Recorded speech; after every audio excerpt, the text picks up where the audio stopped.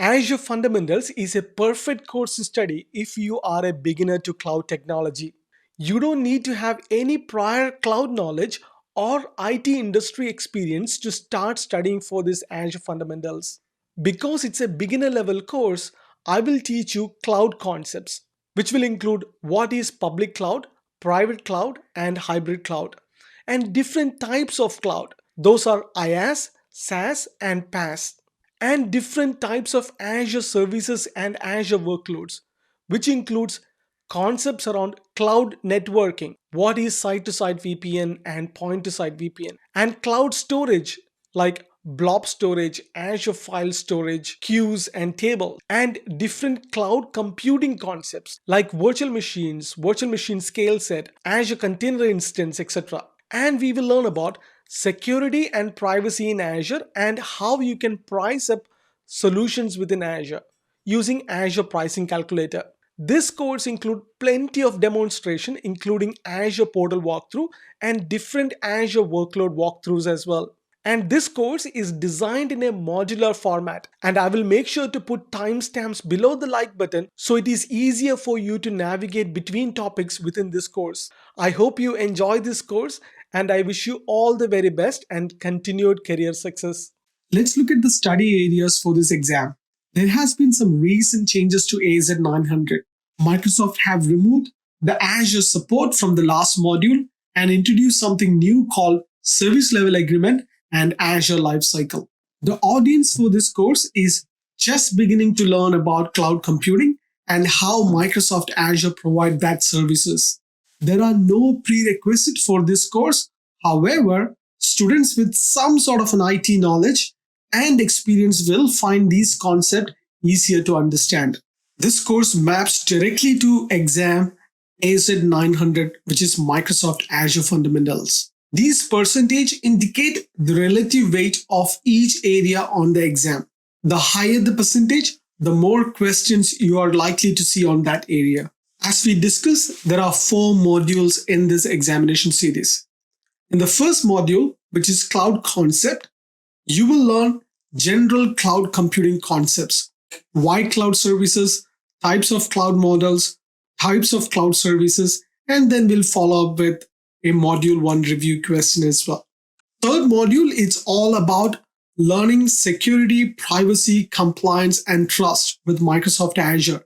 In that module, we will dive deep into how to secure your network connectivity, core Azure identity services, security tools and features, how can you use Azure governance methodologies, how to use Azure monitoring and reporting, privacy, compliance, and data protection standards. In module 2, we will learn about core services available within Microsoft Azure. We will go through core Azure architectural components, identify some of the core Azure services and products, Microsoft Azure solutions, how can you manage Microsoft using various tools available, and again, we will go through some module 2 review questions. And the final module, which is the new module within this whole exam series, some of the learning objectives for this module are Azure subscriptions, planning and managing cost, Azure service level agreements, service lifecycle within Azure, and again, we will go through the module review questions and answers. Some of the exam basics you need to be aware of if you are trying to sit for a Microsoft exam for the first time. When you sit for the exam, you are very likely to get questions between 40 to 60. Some of these questions worth more than 1 point. There is no penalty for guessing, so encourage you to answer all the questions. You can review some of the questions so that you can always go back after you completed a particular section. In total, you would be getting 180 minutes, so plan accordingly, time for answering and then reviewing and commenting and reporting, etc. There are more than just multiple choice questions. Sometimes you have to match the following. Sometimes it can be a hot area. There may be an active screen where you have to drag and drop, etc.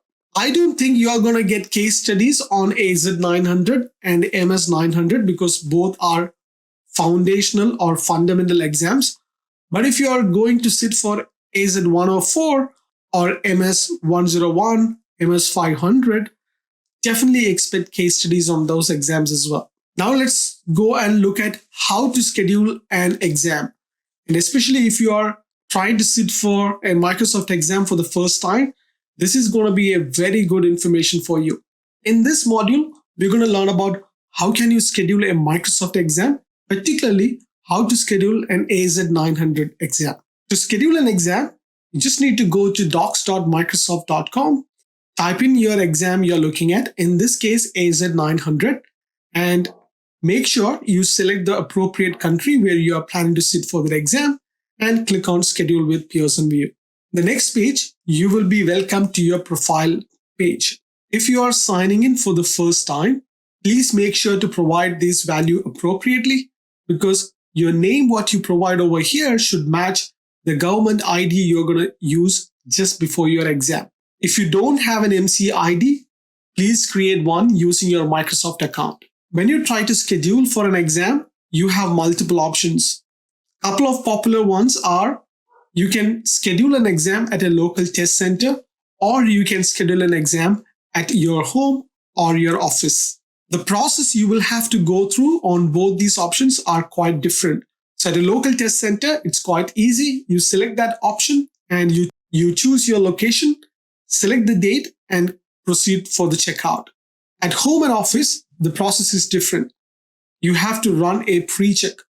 There are three things important here. You need to have a working microphone. You need to have a decent internet speed. You can check the internet speed details over here. And you need to have a working web camera as well. The objective is to get 3 green tick boxes.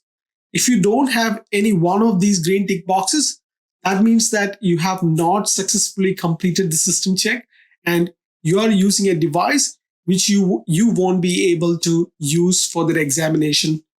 If you don't have 3 tick boxes, that means that you cannot use that device on that examination day. After you successfully completed the pre-check, click Next and go through the agreement policies, especially if you are trying to sit for the first time.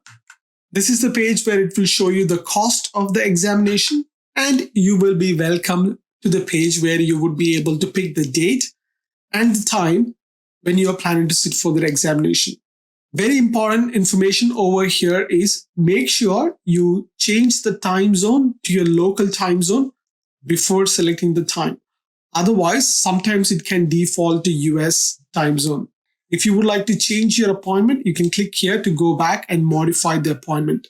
There are some options over here to purchase a practice test or purchasing an ebook. If you're not interested, just ignore those and click on Proceed to Checkout.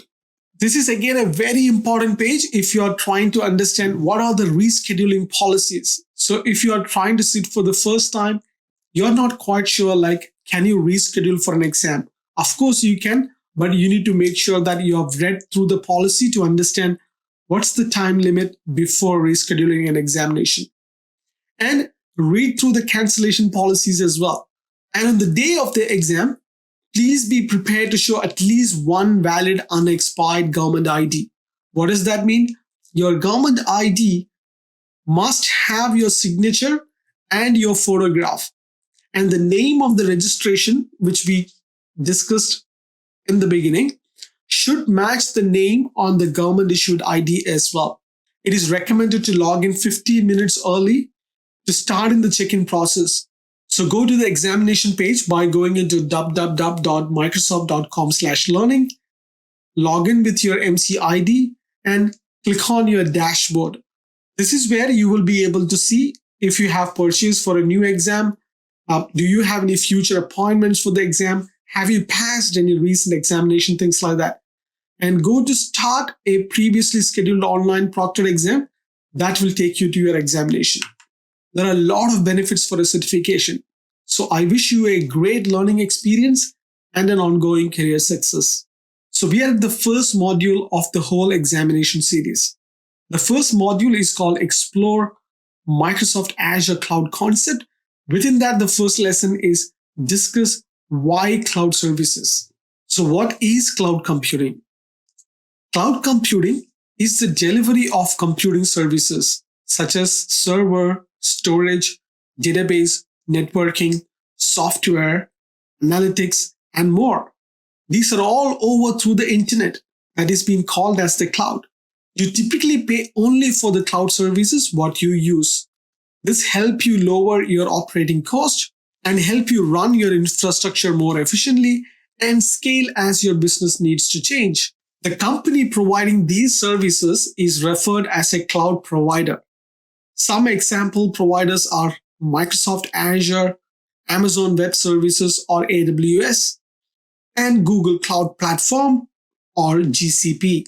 The cloud provider is responsible for physical hardware required to execute your work, in addition to keeping it up to date. Every business is unique and has different needs.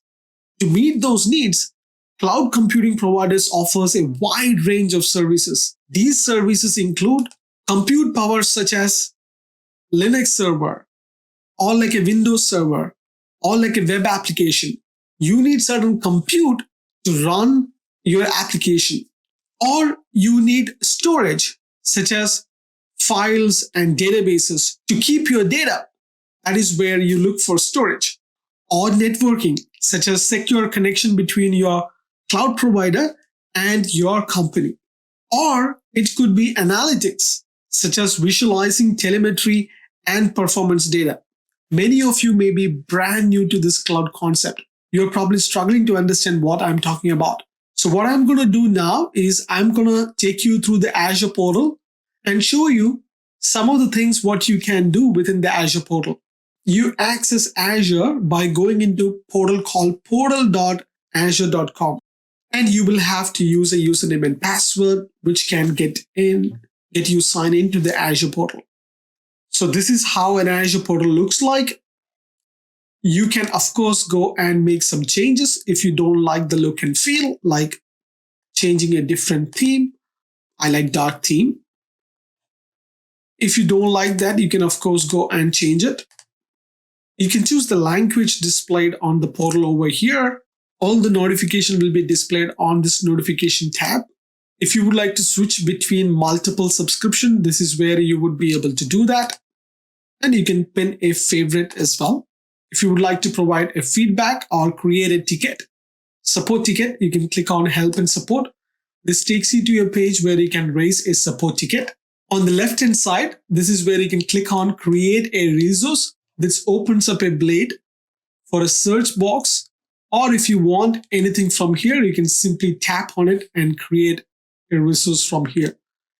Click on all services to view hundreds of Azure services available within this portal. So I'm going to click on all services. This is going to open a high-level view on what are all the services available under storage, under web applications, mobile applications, containers, databases, blockchain services, analytics, AI and machine learning, Internet of Things, etc. So we're going to go through most of these services throughout this course. And if I go to virtual machines, I can see that I have two virtual machines running. One is named as an Active Directory VM. Then there is a virtual desktop VM as well. Both are stopped and deallocated. That means that I stopped this virtual machine. At the same time, I deallocated it. So I'm not going to pay for any of these services. We will learn these tips and tricks as well along the way. And if I go to my dashboard, I can quickly see the resources I pinned over here. I can easily click on any of this widget and I can click on customize. Then I have multiple options. I can resize it. I can move these and rearrange the entire dashboard. Once I completed it, I can click on done customization, and then I can upload a new dashboard, or I can create a brand new dashboard as well. That's a quick high-level overview on Azure portal. We will come back to this portal several times during this course. So we're going to see some key concepts and benefits of cloud computing now. High availability is the ability to keep services up and running for long periods of time with a very little downtime, depending on the service in question. Scalability is the ability to increase or decrease resources for any given workload. You can add additional resources to service a workload, known as scaling out, or add additional capabilities to manage an increase in demand to an existing resource, known as scaling up. Scalability doesn't have to be done automatically. What about elasticity? Elasticity is the ability to automatically or dynamically increase or decrease resources as needed. Elastic resource match the current needs and resources. A distinction between scalability and elasticity is that elasticity is done automatically. Agility is the ability to react quickly. Cloud services can allocate and deallocate resources quickly. So vast amounts of cloud resources can be provisioned in minutes. So there is no manual intervention in provisioning or deprovisioning services. Fault tolerance, for instance, gives you an ability to remain up and running even in an event of a component or a service no longer functioning. Typically, redundancy is built into cloud services architecture. So if one component fails, a backup component takes place. How about disaster recovery?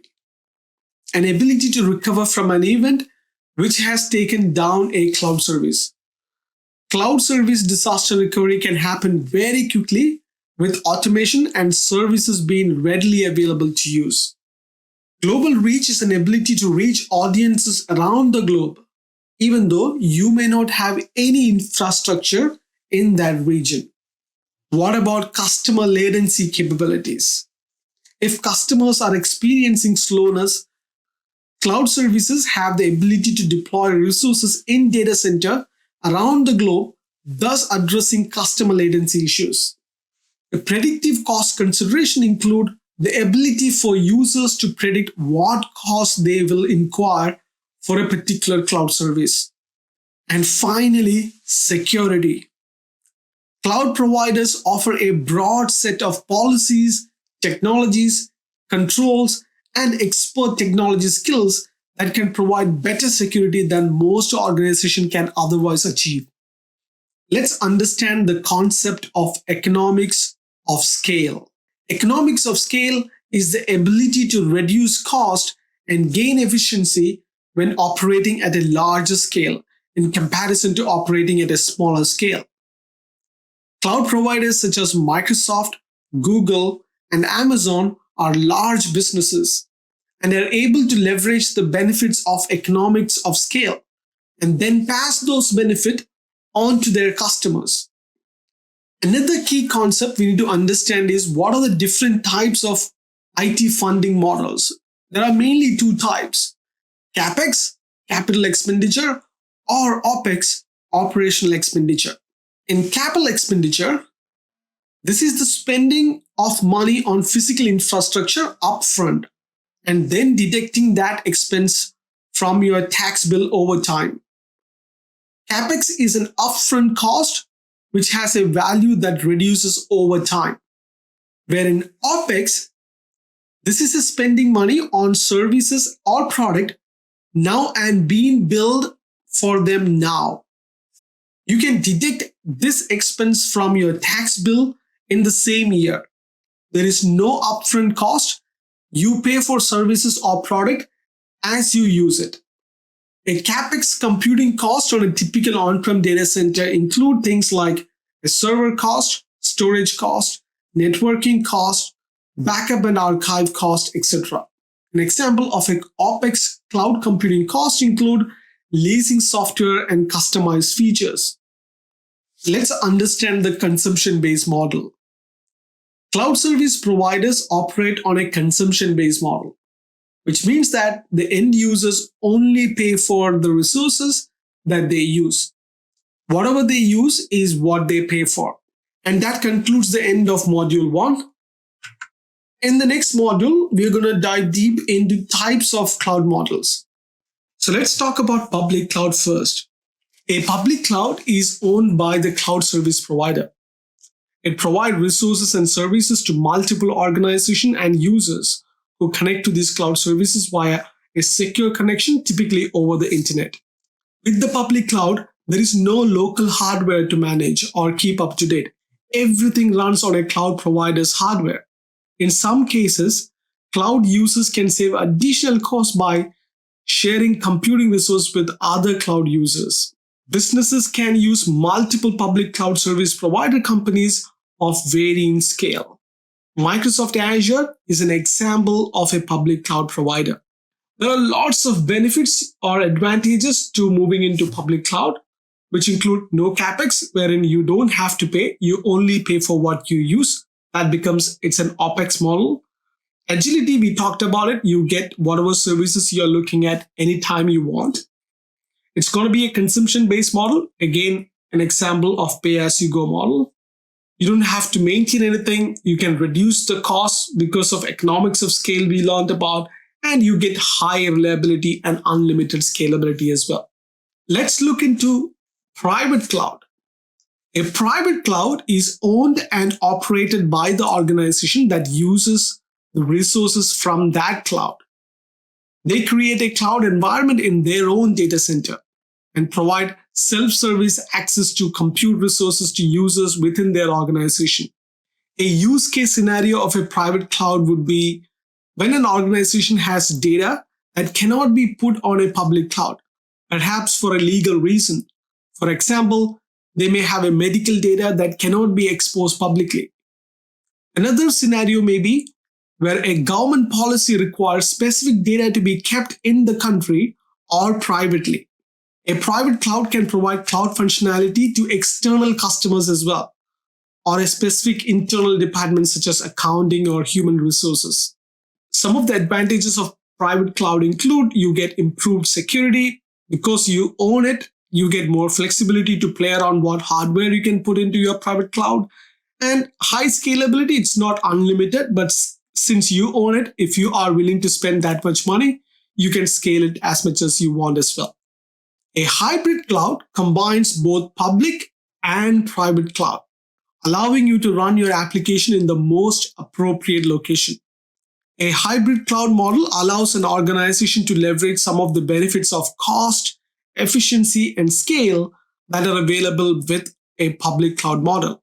An example of a hybrid cloud usage scenario would be hosting a website in the public cloud and linking it to a highly secure database hosted in a private cloud.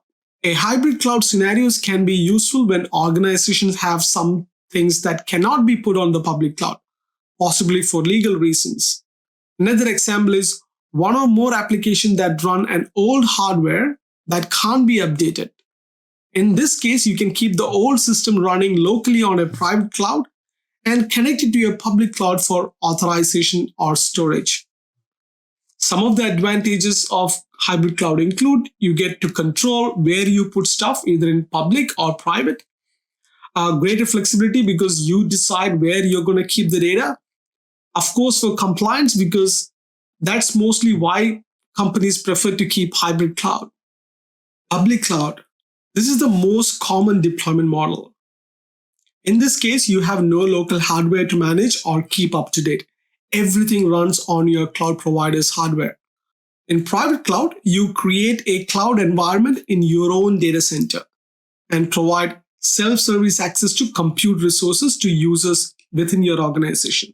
Some of the disadvantages of private cloud include upfront capex, where hardware must be purchased for startup and maintenance. Agility is a problem because private cloud are not as agile as public cloud, because you need to purchase and set up all the underlying infrastructure before they can be leveraged.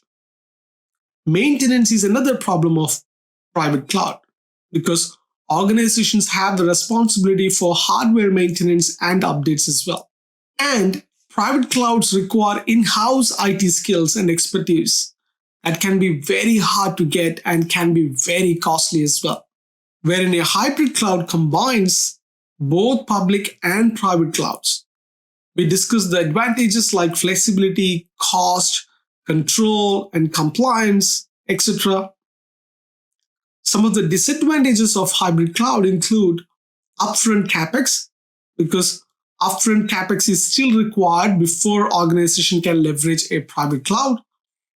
Cost of purchasing and maintaining a private cloud to use alongside your public cloud can be more expensive than selecting a single deployment model.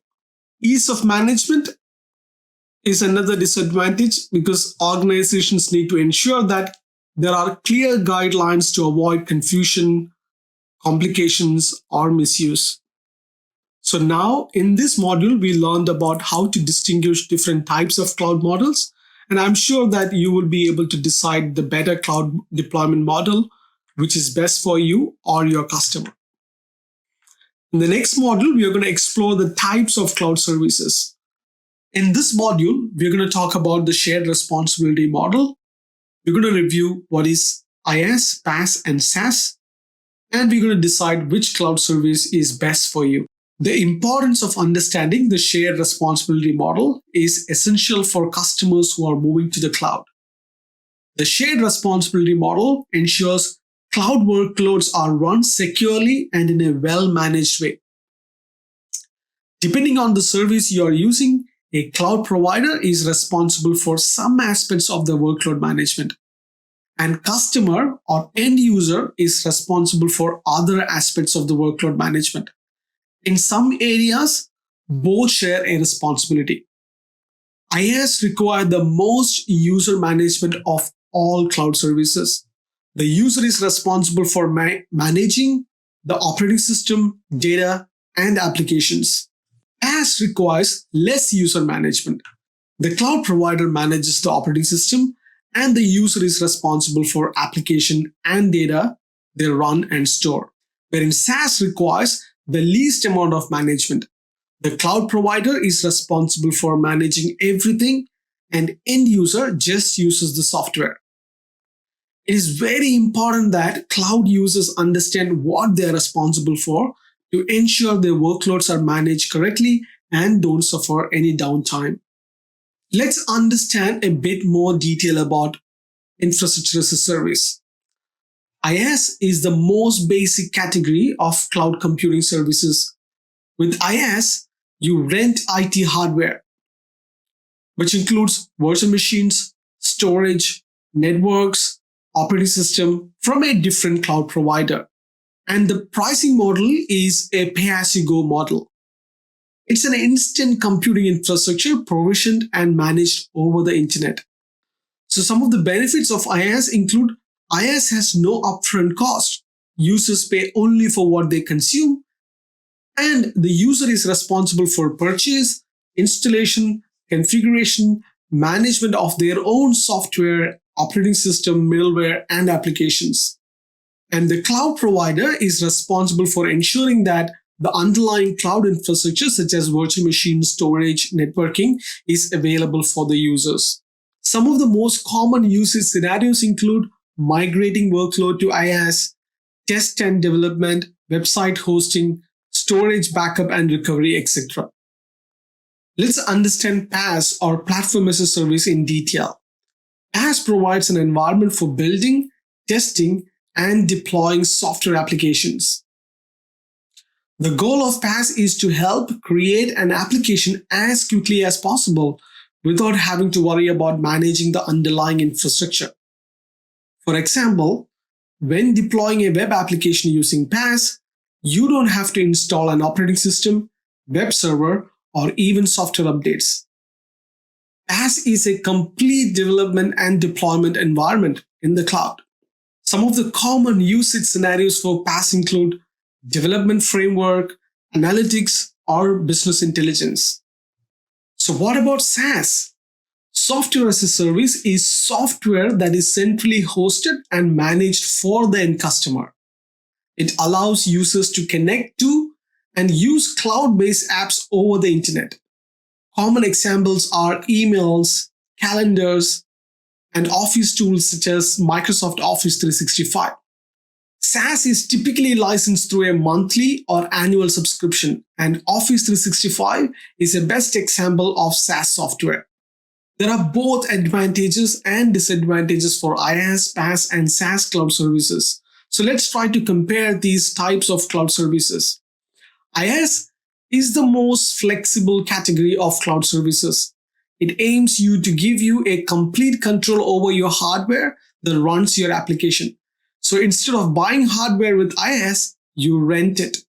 One of the common disadvantages of IaaS is the management, because the shared responsibility model applies here. The user manages and maintains the services they are provisioned, and the cloud provider manages and maintains the cloud infrastructure.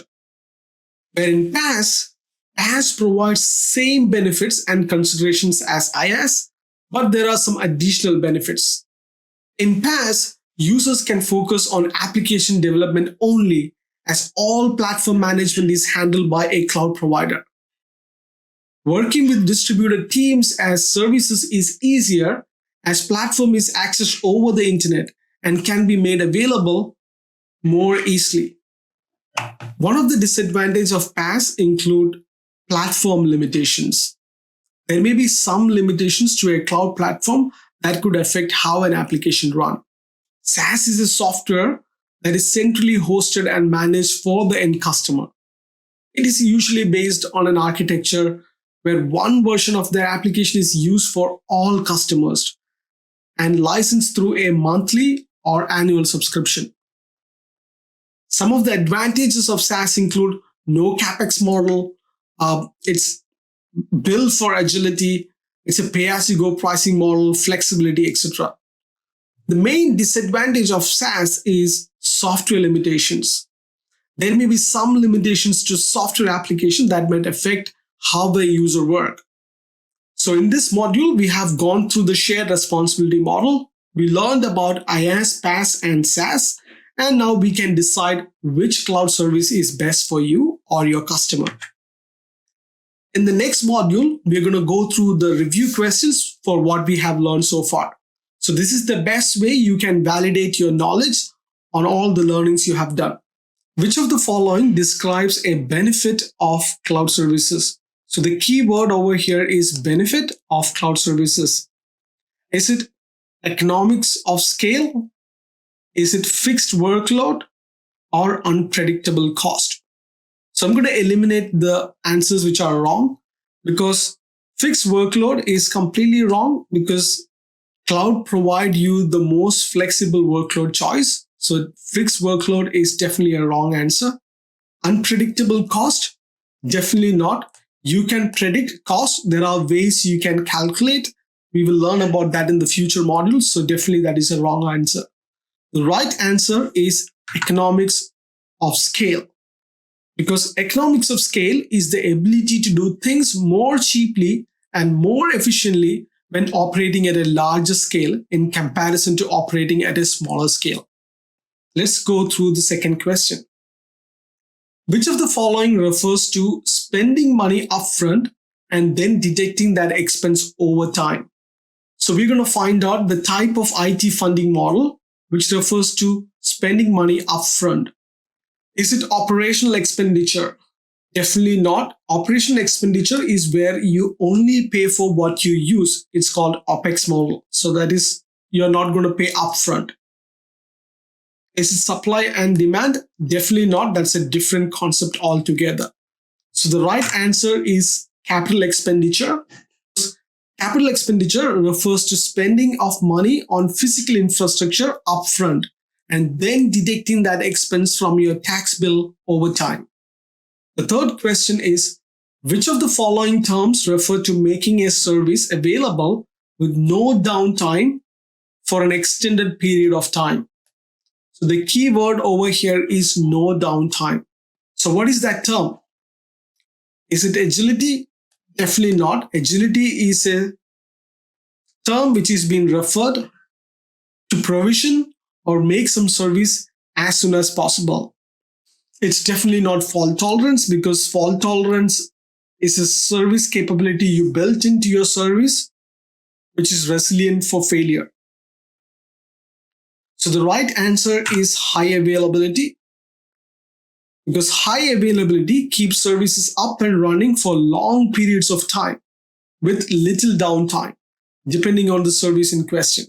Which term from the list below would be viewed as the benefits of using cloud services? The key word over here is benefits of using cloud services. And what is that term? Is it unpredictable cost? Definitely not, because you can predict cost of the cloud services. I'm going to definitely take you through that module, which is the last module, where we're going to learn about the tools like TCO calculator, Azure pricing calculator, etc., to predict the cost of each services. Local reach only? Definitely not, because cloud is global. So you can provision the service anywhere in the world or closer to a user. Is it elasticity? Absolutely right. So elasticity is that term you are looking at this particular question, which is a benefit of using cloud services. So some of the other common benefits include agility, economics of scale, etc., along with elasticity. From the choice below, which is one of the advantages of moving your infrastructure to Azure? So the key word over here is advantages of moving your infrastructure to the cloud, and we have to find one answer from the below option. So let's go through the answer. The move reduces capital expenditure. The first option is right, because public cloud deployments reduce capital expenditure because there is far less infrastructure to buy. You efficiently rent only what you use as you use it. So the CapEx is the right answer. What about the next option? The move reduces operational expenditure or operational expenses? Definitely not. Third option is the move allows for complete control of infrastructure resources, which is wrong as well. So the right answer is the move reduces CapEx. Which cloud model provides the greatest degree of ownership and control? So we're going to find out which one provides the greatest degree of ownership and control. Is it hybrid? No, because hybrid, you work with a private cloud and a public cloud. So you don't have a greatest degree of control in the public cloud space, which is wrong. Is it public cloud? Definitely not, because you are at the end of the day relying upon the services provided by your cloud provider. So the right answer is private cloud. The private cloud provides the greatest degree of ownership and control. Which cloud model provides the greatest degree of flexibility? So here we are going to find out the flexibility options. Is it public? Definitely not, because when you use public cloud, again, you are relying on the services available with public cloud. Sometimes you would have to keep the data which is compliant. So you won't be able to keep that in the public cloud. Is it private cloud? Again, private cloud will not give you great amount of flexibility, because sometimes if you would like to reduce the cost of your hardware, you would like to use public cloud, for instance. So the right answer over here is hybrid cloud. The hybrid cloud model provides the greatest degree of flexibility, as you have the option to choose either public or private depending on your requirement. Which of the following describes a public cloud? So we basically have to read the statement and decide if that statement resonates something about public cloud. So let's read the first one. Is owned and operated by the organization that uses the resources from the cloud? Definitely not, because it is not owned and operated by the organization that uses the resources from the cloud. That term refers to private cloud. So public cloud lets organizations run application in the cloud or on premises. Absolutely wrong, because public cloud will not allow organizations to run application on-prem. It only allows them to run on the cloud. The last statement is public cloud provides resources and services to multiple organizations and users who connect through the secure network connection. Absolutely right. Public cloud provides resources and services to multiple organizations and users who connect through a secure network connection. You have legacy applications that require specialized mainframe hardware, and you have newer shared applications. Which cloud deployment model would be best for you? So the keywords over here is you require specialized mainframe hardware. That's a keyword. And you have a newer shared applications as well.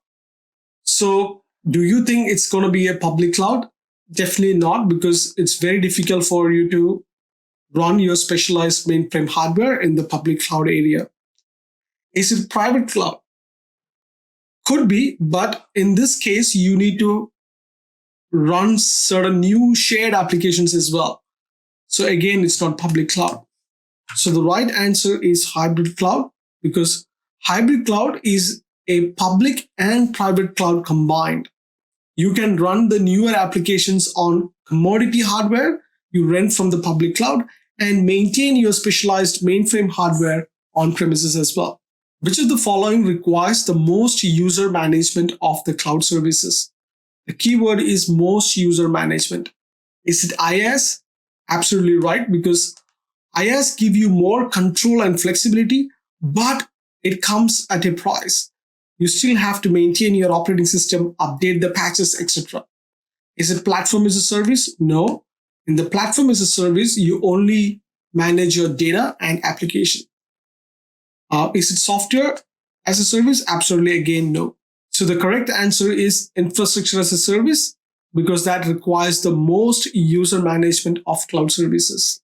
Microsoft Office 365 is an example of, we are trying to find out what type of cloud model is Microsoft Office 365. Is it infrastructure as a service? No. Exchange on-prem is an infrastructure as a service. Is it platform as a service? Again, no. Platform as a service is where you get an application to develop, deploy, test, and validate. So the right answer is software as a service, because SaaS is typically licensed through a monthly or annual subscription, which is how Office 365 is being built. Question number 12. Which of the following describes platform as a service? Again, we need to read through the statement to see which one appropriately matches PaaS. So the first statement is, users are responsible for purchasing, installing, configuring, and managing their own software, which is operating system, middleware, and application. Definitely, it's not the right answer, because in PaaS, you don't have to take care of your operating system, your middleware. You only take care of your application and your data. The second statement is, users create and deploy applications quickly without having to worry about managing the underlying infrastructure. Absolutely right. So this is the correct statement for platform as a service. And the last option is, users pay an annual or monthly subscription. That's an example of a software as a service. So the right answer is the second option, which is PaaS lets users create and deploy applications quickly without having to worry about managing the underlying infrastructure. Which of the following requires the most user management of the cloud services? So we are trying to find out the most user management of the cloud services. So is it infrastructure as a service? Absolutely correct, because infrastructure as a service is where a user have to manage the operating system, the application layer, the data layer, the middleware, etc. Is it platform as a service? Absolutely not. In the platform, you don't have to worry about the underlying infrastructure completely. Is it software as a service? Software as a service is where you will get a service in an annual or a monthly bill subscription model where you don't have to manage anything. So the correct answer is the first option. Infrastructure as a service requires the most user management of cloud services. Let's look at question number 14. You are developing an application and want to focus on building, testing, and deploying. You don't want to worry about managing the underlying hardware or software. Which cloud type is best for you? So the key word over here is you want to focus on building, testing, and deploying. So that means that you don't have to worry about the underlying hardware. So is it infrastructure as a service? Definitely not, because in infrastructure as a service, you will worry about managing the underlying hardware and software. Is it software as a service? Definitely not, because software as a service will not give you ability to focus on building, testing, and deploying your application. So the correct answer is third, which is platform as a service, because platform as a service is the best choice here because PaaS services handle the IT management tasks for you. You are running a virtual machine in a public cloud using IaaS, which model correctly reflects how the resources is being managed. So the key word over here is you're running a VM in public cloud. So running a VM in public cloud is IaaS model, and which model correctly reflect how the resources is being managed. And we learned about in the module 1 about shared responsibility model. If you run an IaaS instance in a VM, there are a lot of shared responsibility which you share with the cloud service provider. So the first answer is right. Second option is cloud user management model. I don't even know what's that about. We never learned about that. And user management model. So that is definitely a private cloud option. So the correct answer is the first option, which is the shared responsibility model. Under the shared responsibility model, management of resource is shared between the cloud provider and the end user. The cloud provider is responsible for the cloud resources, and the end user is being responsible for the service being configured and managed correctly. That concludes the module 1 review question answer. In the next video, we're going to explore the core Azure architectural components. So we just completed the first learning path, and we are entering the second learning path called Exploring Microsoft Azure Core Services. In that, the first module is all about exploring core Azure architectural components. We will start with Azure regions. Microsoft Azure is made up of data centers located around the globe. These data centers are organized and made available to end users by region. A region is a geographical area on the planet containing at least one, but potentially multiple data centers. Azure intelligently assigns and controls the resources within each region to ensure the workloads are appropriately balanced. A few examples of regions are West US, Canada Central, West Europe, Australia East, Japan West. At the time of when I'm delivering this training, Azure has around 60 plus regions worldwide, and it is operating more than 140 available countries as well. There are certain things you need to know about regions. Azure has more global regions than any other cloud provider.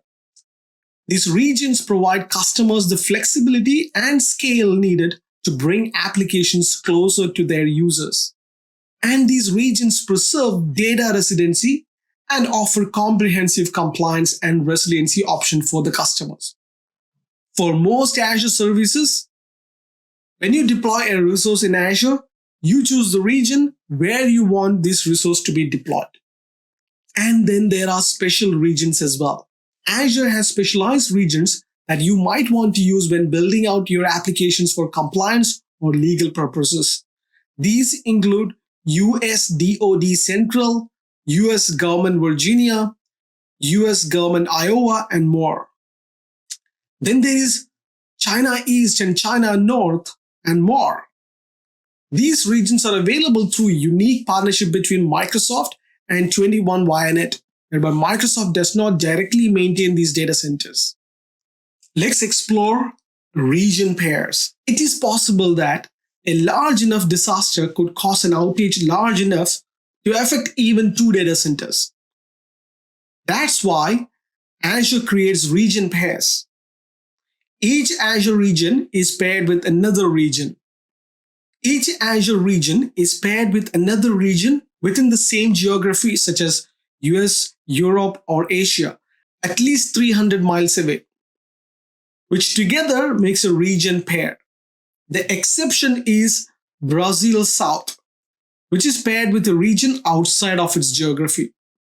Some things you need to know about region pairs are physical isolation.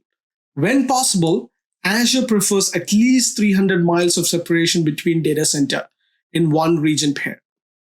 And some of these services, such as geo-redundant storage, provide automatic replication to the paired region. And in an event of a broad outage, recovery of one region is prioritized out of every pair. Let us explore Azure geographies. Azure divides the world into geographies that are defined by geopolitical boundaries or country borders. An Azure geography is a discrete market typically containing two or more regions that preserves data residency and compliance boundaries. This division has several benefits. Geographies allow customers with specific data residency and compliance need to keep their data and applications close. And geographies ensure that data residency, sovereignty, compliance, and resilience requirements are honored within geographical boundaries. And finally, geographies are fault tolerant to withstand complete region failure through their connection to dedicated high-capacity network infrastructure. Let us determine the availability options. First is how to get 99.9% SLA with a premium storage. A single virtual machine with a premium storage has an SLA of 999, which is 99.9%. A single virtual machine with a premium storage has an SLA of 99.9%. You can quickly migrate existing virtual machine to Azure through lift and shift. Lift and shift is a no-code option where each application is migrated as is, providing the benefits of the cloud without the risk or cost of making code changes. Availability sets are a way for you to ensure your application remains online if a high-impact maintenance event is required or hardware failure occurs. Availability set is made up of update domain or fault domain. We will talk about update and fault domain in detail on the next section. Let's find out what is availability zone.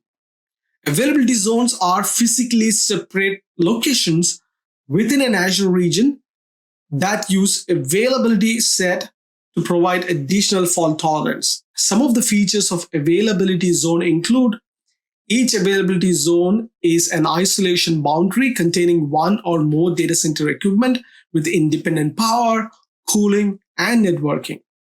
If one availability zone gets down, the other continues working. And the availability zones are typically connected to each other through very fast private fiber optic networks. An availability zone allows customers to run mission-critical applications with high availability and low latency replication. And finally, let's explore multi-region disaster recovery. Since the pair of regions is directly connected and far enough apart to be isolated from regional disasters, you can use them to provide reliable services and data redundancy. Some services offer automatic geo-redundant storage using region pairs. If there is an extensive Azure outage, one region out of every pair is prioritized to make sure at least one is restored as quick as possible for application hosted in that region.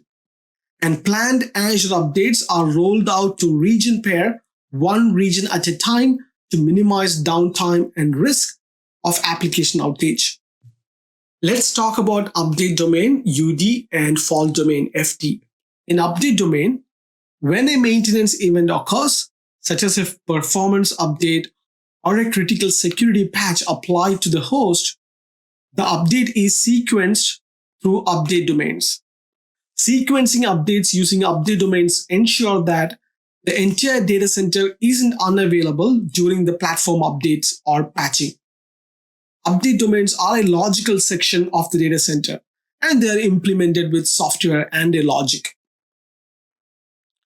Fault domains provide for the physical separation of the workload across different hardware in the data center. This includes power, cooling, and network hardware that supports the physical server located within the server rack. In the event the hardware that support a server rack becomes unavailable, only the rack of servers would be affected by the outage. You can use availability zone to run mission critical applications and build high availability into your application architecture by co-locating your compute, storage, networking, and data resources within a zone and replicating to other zones as well. Keep in mind that there could be a cost to duplicating your services and transferring data between zones. Availability zones are primarily for VMs, managed disk, load balancers, and SQL databases. Azure services that support availability zone fall into two categories: zonal services and zone redundant services. So you can pin the resource to a specific zone, for example, a virtual machine, a managed disk, or IP address. In zone redundant services, platform replicates automatically across zone, for example, zone redundant storage or SQL database. Let's explore resource groups. Resource group is a unit of management for your resources in Azure. You can think of a resource group in a container that allows you to aggregate and manage all the resources required for your application in a single manageable unit.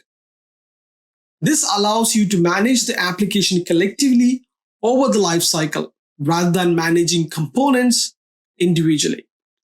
Before any resource can be provisioned, you need a resource group for it to be placed in.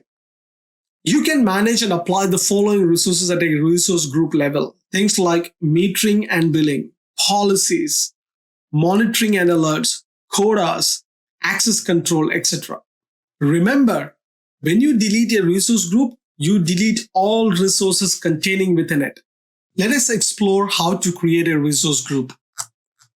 You can click on resource groups to find out all the resource group available within your Azure subscription. You can simply click on add and create a new resource group.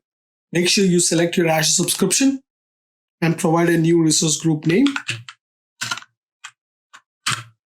I'm going to call it AZ-900. And you can pick the region where you want to keep your resource group as well. So I'm going to go with East US 2 and click on review and create. And when it is been creating, you can see up in the notification window that your resource group has been created, and you can click on go to resource to directly go to your resource group. Right now, your resource group is created and it is empty. When creating and placing resources within a resource group, there are few considerations. Each resource must exist in one and only one resource group. A resource group can contain resources that reside in different regions. You decide how you want to allocate resources to resource group based on what makes the most sense for your organization. You can add or remove resources to resource group at any time. You can move resources from one resource group to another. And finally, resources for an application do not need to exist in the same resource group. However, it is recommended that you keep them in the same resource group for the ease of management. Now that we have learned about resource group, let's go and explore Azure Resource Manager. Azure Resource Manager is a management layer in which resource groups and all the resources within it is created, configured, managed, and deleted. It provides a consistent management layer which allows you to automate the deployment and configuration of these resources using different automation and scripting tools such as PowerShell, Azure CLI, Azure Portal, REST API, or client SDKs. With Azure Resource Manager, you can deploy application and resources. So you can update, manage, and delete all resources within a solution in a single coordinated operation. And with Resource Manager, you can organize resources as well. You can manage your infrastructure through declarative templates rather than scripts. You can view which resources are linked by a dependency, and you can apply tags to resources to categorize them for management tasks such as billing. And finally, using Azure Resource Manager, you can control and access resources. You can control who in your organization can perform actions on the resources. You can manage permissions by defining roles, adding users or groups to the roles, and applying policies at a resource group level. So that concludes the core Azure architectural components. We learned about the different availability options within Azure. We talked about the resource group and the resource manager, and we touched upon what is Azure region and Azure geographies as well. In this module, we're going to talk about core Azure services and products. Azure Compute is an on-demand computing service for running cloud-based applications. It provides computing resources such as disk, processors, memory, networking, and operating system. These resources are available on demand and can typically be made available in minutes or even seconds. You pay only for the resources you use and only for as long as you use them. The two most common services are virtual machines and containers. Let me quickly show you how to find these compute resources in Azure portal. So now I'm in my Azure portal. I can quickly go to virtual machines and I can see that the number of virtual machines available within this subscription. I have 2 virtual machines. I can click on the virtual machine to see what are the details of this virtual machine. I can see the size, which says it is D2V3, which include 2 virtual CPUs and 8 GB of memory. The status is stopped and deallocated. If I want to start the virtual machine, I can click on start. And this is gonna start the virtual machine. Then I would be able to connect to the virtual machine by click on connect. And I have multiple options here: RDP, SSH, and Bastion. On the left hand side, I can see further details like disk, for example. This is where I can see what sort of a disk I have attached to this particular compute. What are the size of this VM? Right now, as I discussed before, it is D2SV3. If I would like to resize this virtual machine, I simply have to select a different compute like B2MS, for example, and click on resize. That is going to actually restart the virtual machine and resize the virtual machine. We're going to go into each of these modules in details in the upcoming sections.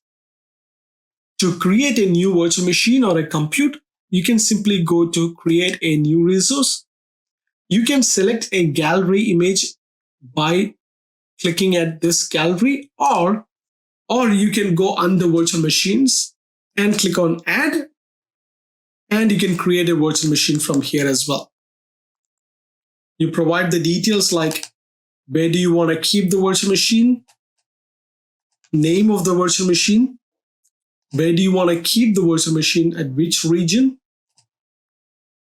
availability options. You remember we talked about availability set and availability zone. If you want to get 99.9 SLA, we have learned that we have to simply attach a premium disk to the virtual machine. That is done on the next step, which is disk. In this disk, I have 3 options: premium, standard, and normal hard disk. If I select premium hard disk, that means that I'm going to get a high performance, low latency disk attached to this VM, and I'm guaranteed to get 99.9% SLA as well. And once you fill out all these details, you can simply click on review and create. That is going to create a virtual machine just like one which we just started. I can see that my virtual machine is completely started. I can go back to the virtual machine, click on connect RDP. So I can connect to the server by just downloading this RDP file, provide the credential to sign into the server as well. And you are good to go. So now you are inside your server. You can pretty much do any activity what you want to do in the server. As you notice, the name of the server is ADVM. That is the VM we have connected. So that's how you log into a compute service. Now we have learned a type of compute service, which is virtual machine. There are other compute services we have to explore. In this one, we are going to explore the other type of computing services. Let's find out what is Azure Virtual Machine. Azure Virtual Machines let you create and use virtual machines in the cloud. It provides IaaS and can be used in a variety of different ways. When you need a total control over an operating system and an environment, Azure VMs are an ideal choice. Just like a physical computer, you are able to customize all the softwares running on the VM. This ability is helpful when you are running custom software or custom hosting configurations. So what is virtual machine scale set or VM scale sets? Virtual machine scale sets are an Azure compute resource that you can use to deploy and manage a set of identical VMs. All VMs are configured the same within Azure Virtual Machine scale set. VM scale sets are designed to support a true auto scale. No pre-provisioning of VMs are required. Makes easier to build large-scale servers targeting big compute, big data, and containerized workloads. So as demand goes up, more virtual machine instances can be added. And as demand goes down, virtual machine instances can be removed as well. This process can be manual, automated, or a combination of both. So what is app services? With app services, you can quickly build, deploy, and scale enterprise-grade web and mobile applications. You can create API apps running on any platform as well. You can meet rigorous performance, scalability, security, and compliance requirement while using a fully managed platform. App services is a platform as a service offering. And finally, let's learn what are Azure functions. Azure functions are ideal when you're concerned only about the code running your service and not the underlying platform or infrastructure. They are commonly used when you need to perform work in response to an event, often via a REST request, a timer, or a message from another Azure service. When that work can be completed quickly within seconds or less. Now we have learned about Azure VMs, VM scale set, app services, and Azure functions. In this walkthrough, we are going to create a virtual machine. After creating the virtual machine, I will teach you how to connect to your virtual machine in Azure. And then within that virtual machine, we are going to install a web server role and we're going to test the functionality of that VM. So let's go and find out how that is being done. So now we are in our Azure portal. To access the Azure portal is super simple. You go to portal.azure.com and you sign in with your Azure credentials. Once you are inside the Azure portal, you can go to your all services and you can type in virtual machine. That will take you into the place where you can create virtual machine. As you can see that I have a couple of virtual machines already. If you would like to create a new one, just add a new virtual machine. Make sure to select the subscription. If you have multiple subscription, that can be tricky. And create a new resource group or select an existing resource group. So I'm going to use AZ-900 as the resource group for the entire walkthrough so that I can delete the resources after we create that. And provide the name for your virtual machine and select the region where you would like to host this virtual machine as well. We learned about the availability options. So let's not pick any availability right now. You have multiple options for image type. You can have a Linux machine or a Windows machine. I chose a Windows Server 2019. And you have different type of size or VM family size as well. So I'm going to stick to the default recommended VM series, which is D2S V3, which gives me 2 core and 8 GB RAM. And by default, it gave me a username. If you want, you can leave at that username, or you can modify the username by giving something what you like. And provide a strong password so that you can use this password and username to log in to your virtual machine. By default, there are a couple of ports which is allowed, but if you don't want any other port to be connected to your Azure, then you can disable that. In this walkthrough, we need to open the HTTP port to test the web server, and we need the RDP port as well, because RDP is how we are going to connect to this VM. If you happen to have software assurance, you can enable that. By default, there won't be any disk, but you can always come to the next page and add a disk. Options like standard and premium disk are available. So I'm going to use a standard SSD, which is not going to be super expensive. I'm going to leave the rest of the rest of the options by default, because when you create a virtual machine, by default, the network are created for you. So you don't have to worry about creating a VNet, creating a subnet, creating a public IP, etc. So I'm going to leave rest of the details as it is, because it is not that important for us to learn all of that in the Azure Fundamentals course. Azure Fundamentals course expect you to have a high level understanding about what these services are, how to create that, etc. If you would like to pursue further and dive deep into it, there are other courses for you. Things like examination course like AZ-104, AZ-500 is where you dive deep into it. So now submit the deployment. When you create a virtual machine, it might take some time, probably a minute or two is what it required to create your first virtual machine. Because under the hood, what is happening at the moment is based on the information what you have given. If you remember, you have given the resource group, you have given the details like where you would like to host the virtual machine, the location, the type of the family of the virtual machine, and you would like to activate the RDP port and enable the HTTP port as well. So this ARM template has captured all this information in a template form.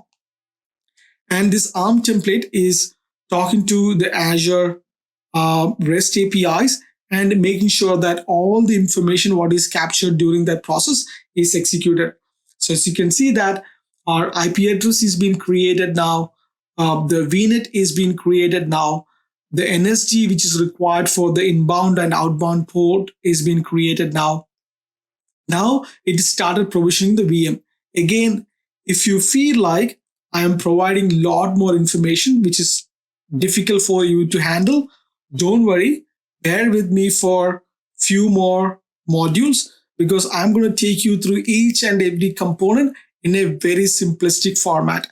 So you will be able to understand why IP address is required, what is a VNet, what is a subnet, and why you need the compute to be created in this format.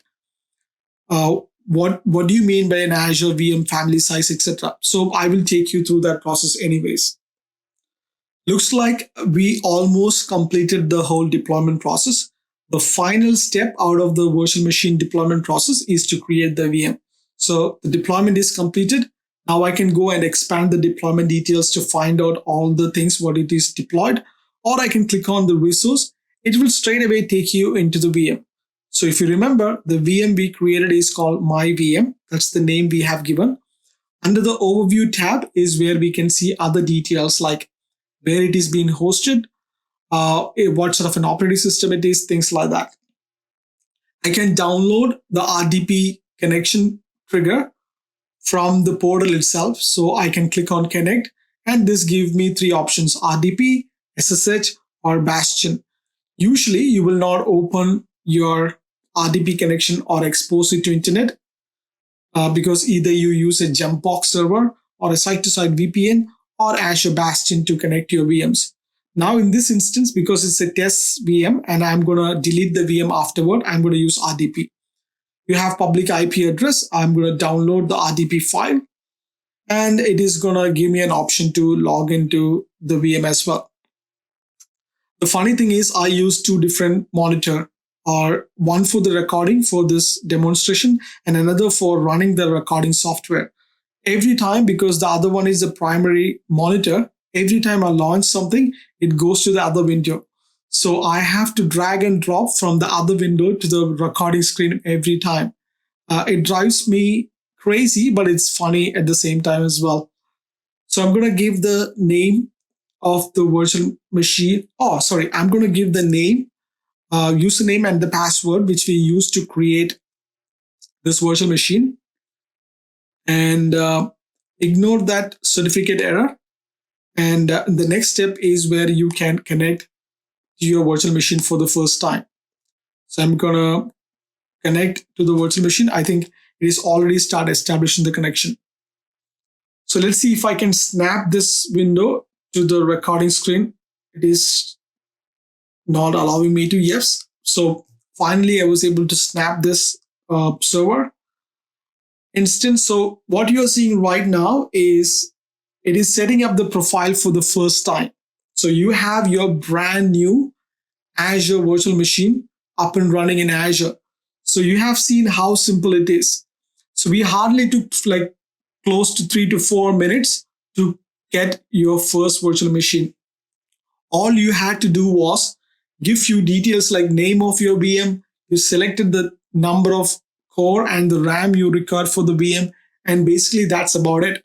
And once you given that, then you prepared all the details in a template and you deployed the submission. And the whole deployment process took approximately maybe 1 to 2 minutes. Within that 1 to 2 minutes, you got a brand new VM. And in that VM, now you can perform any sort of task what you like to perform within the VM. So I can go and install an application, or I can go and install a web role, etc. So for this task, what we are going to do now is we are going to install a web server role, and we're going to test that is working or not. So anyway, you learned about the Azure virtual machine creation part. So I'm going to launch the Azure PowerShell. Let's see if I can open it in an administrative privilege or credential. So I'm going to type in PowerShell, and I'm going to launch as run as administrator. Then once I am inside the Azure PowerShell module, I'm going to install the web server feature for the virtual machine by running a command. If you're wondering what sort of a command I'm using, I'm going to write a blog which will give you all the details like what's the command like, and you can follow the exercise as well. But again, you don't have to. That's the beautiful thing about AZ-900. If you don't like to try it yourself, you just ignore this part, just look at this walkthrough. That will give you plenty enough information about what it is been happening under the hood. You just need to know the high level knowledge for this AZ-900 course. You don't have to dive deep into it. If you would like to go deeper, then you just need to learn AZ-104. So I'm going to execute this command.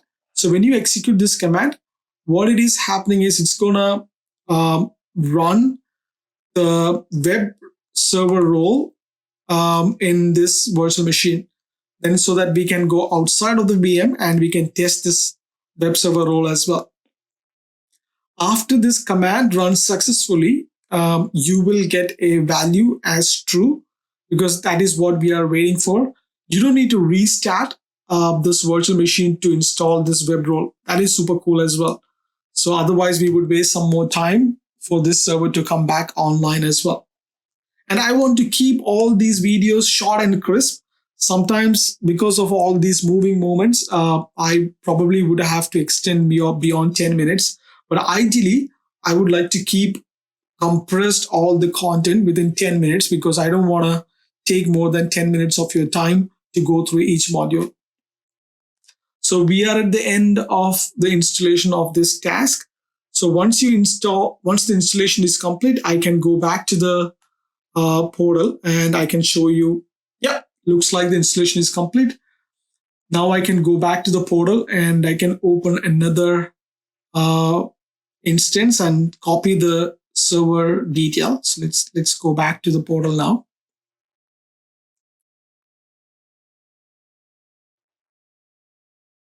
And within this portal, I'm going to try to find out the public IP address or the FQDN or the DNS name for the server. So I copied the public IP address. And let's go to a tab and see if we can connect to the web server from this public IP address. Voila. So now you have learned how to create a virtual machine and how to create a web server role within the server. And now we have a web server role running in the server, and you are connecting to that server from your on premises as well. So that's how you create a virtual machine and connect to your virtual machine and then install your own applications. In this instance, we learned about installing a web server role and we tested as well. In this module, we're going to learn about container services. If you wish to run multiple instances of an application on a single host machine, containers are an excellent choice. The container orchestrator can start, stop, and scale out application instances as needed. Containers are a virtualization environment. Unlike virtual machine, you do not manage the operating system. Containers are lightweight and are designed to be created, scaled out, and stopped dynamically. Azure support Docker containers as well. There are mainly two ways to manage both Docker and Microsoft-based containers in Azure. The first one is called Azure Container Instances. Azure Container Instances offers the fastest and simplest way to run a container in Azure without having to manage any virtual machine or adopt any additional services. It's a PaaS offering that allows you to upload your containers, which it will run for you. The second option is Azure Kubernetes Service. The task of automating, managing, and interacting with large number of containers is known as orchestration. Azure Kubernetes Service, or AKS, is a complete orchestration service for containers with distributed architectures and large volume of containers. Orchestration is the task of automating and managing a large number of containers and how they interact with it. So let's learn about how to use containers in your solutions. Containers are often used to create solutions using microservice architecture. This architecture is where you break solution into smaller independent pieces. For example, you may split a website into container by hosting your front end, another hosting your back end, and the third for your storage. This split allows you to create a different portion of your application into logical sections that it can be maintained, scaled, and updated independently. If you want to know about how to migrate your application to containers, you can move your existing application to containers and run them within AKS, which is Azure Kubernetes Services.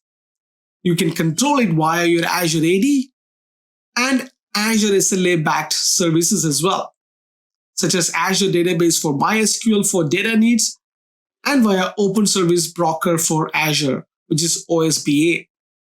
Now that we learned on a high-level basis on what container instance is, let's head back to the Azure portal and learn how to create a container instance and deploy a container and test it. So like we talked about in this walkthrough, we are going to create, configure, and deploy a Docker container using Azure ACS. ACI. So ACI is nothing but Azure Container Instance. So you can go to all services and search for containers, or on the left-hand side, you can find the container instance as well. To create a sample container to display a static HTML is super simple. You create a new ACI, give a resource group, and provide a name for your container, and select the appropriate region where you would like to host this container instance. You have multiple options as your image source. You can either select your Docker Hub or other registry. So we're going to select the Docker Hub, and we're going to select the image type as public and give the name for your image. So I'm going to call it as Microsoft ACI Hello World because it's a static Hello World or a display HTML. So it's nothing fancy over there. And once you give that name, then you have options like what sort of an operating system where you would like to host this container instance. Do you want to keep it in a Linux operating system or a Windows one? And finally, you can go ahead and check the size of the container instance you're running as well. So once you're comfortable with the options like size, the operating system image, of the location, and the name of the container, you can basically leave the rest of the values to the default.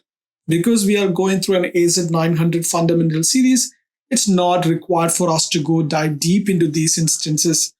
If you are sitting for an AZ-204 or AZ-104, definitely you would like to learn by going into these details. So I will leave the rest of the details to the default, and don't break your head into trying to learn those things, because if you are quite new to Azure, it's very important to take Azure step by step. So don't get overwhelmed with the options available within Azure. You could get into that trap, because I got into that trap, because there is so much. But you could only do, or you could only learn step by step. So make sure to take one step at a time.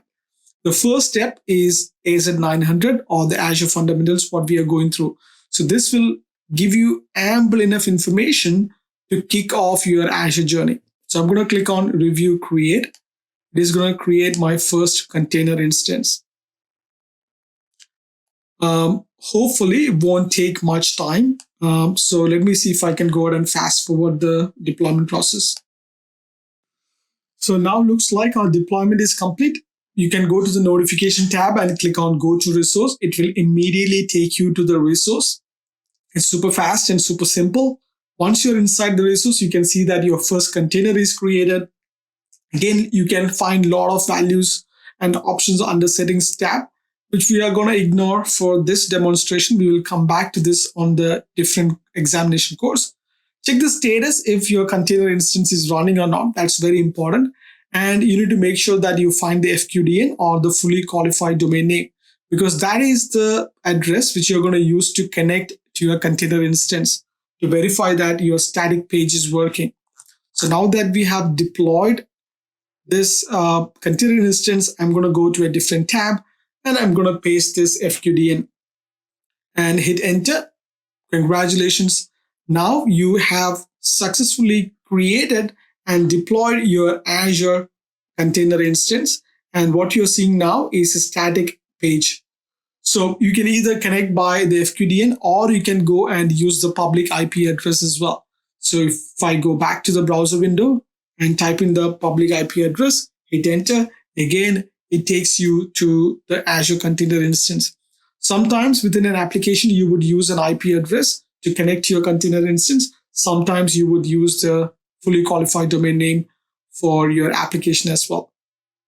So I hope the information provided was super helpful. And in this walkthrough, we have seen how to create a container instance and how to create and test as well. In this module, we're going to explore Azure networking services. Azure networking allows you to connect cloud and on-prem infrastructure and services to provide your customers and users the best possible experience. Once the resources move to Azure, they require same networking functionalities as an on-prem deployment. In specific scenarios, they may even require some level of network isolation as well. Azure networking components offer a range of functionality and services that can help organizations design and build cloud infrastructure that meet their requirements. Some of the most common Azure networking services are, which I'm going to discuss now. Azure Virtual Network. Azure Virtual Network enables many types of Azure resources such as Azure VMs to securely communicate with each other through internet and on-prem networks as well. A virtual network is scoped to a single region. However, multiple virtual networks from different regions can be connected using virtual network peering. With Azure Virtual Network, you can provide isolation, segmentation, communication with on-prem and cloud resources, routing, and filtering of network traffic. Azure Load Balancer can provide scale for your application and create high availability for your services. Load balancers support inbound and outbound scenarios. This provides low latency and high throughput and scales to millions of flows of TCP and UDP applications. You can use load balancer with incoming internet traffic internal traffic across Azure services, port forwarding for specific traffic, or outbound connectivity for VMs in your virtual network as well. A VPN gateway is a specific type of virtual network gateway that is used to send encrypted traffic between Azure Virtual Network and an on-premises location over public internet. It provides a more secure connection from on-premises to Azure over to internet. Azure Application Gateway is a web traffic load balancer. This enables you to manage traffic to your web applications. It is the connection through which users connect to your application. With Application Gateway, you can route traffic based on source IP address and port to destination IP address and port. You also can help protect a web application with a web application firewall, redirection, session affinity to keep your users on the same server, and many more configurable options. And finally, Content Delivery Network or CDN. CDN is a distributed network of servers that can effectively deliver web content to users. It is a way to get content to users in their local region to minimize latency. CDN can be hosted in Azure or any other location. You can cache content at a strategically placed physical node across the world and provide better performance to end users. Typical usage scenario include web applications containing multimedia content, a product launch event in a region, or any event where you can expect a high bandwidth requirement in a region. Now that we have learned about the different types of networking options and solutions available within Azure, in this walkthrough, we're going to go through creating a virtual network and create two different virtual machines in both of these networks, and we're going to test the connection between them. So without wasting any more time, let's go and find out how to do that. So now I'm in my Azure portal.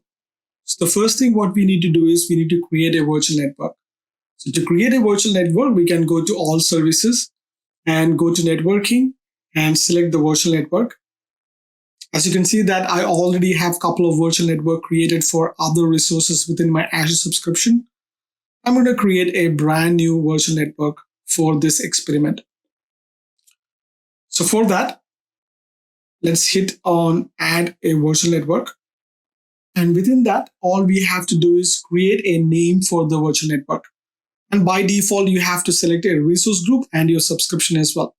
Make sure you select a region where you are trying to keep your virtual machine as well.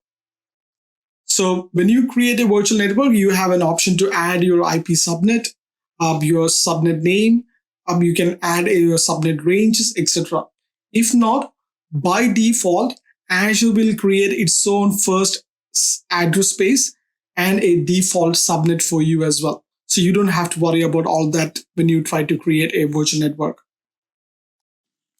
So you can click on the subnet details if you would like to modify the details, or if you would like to add a new subnet, you can always add a new subnet, give a name for your subnet, and you can create that as well.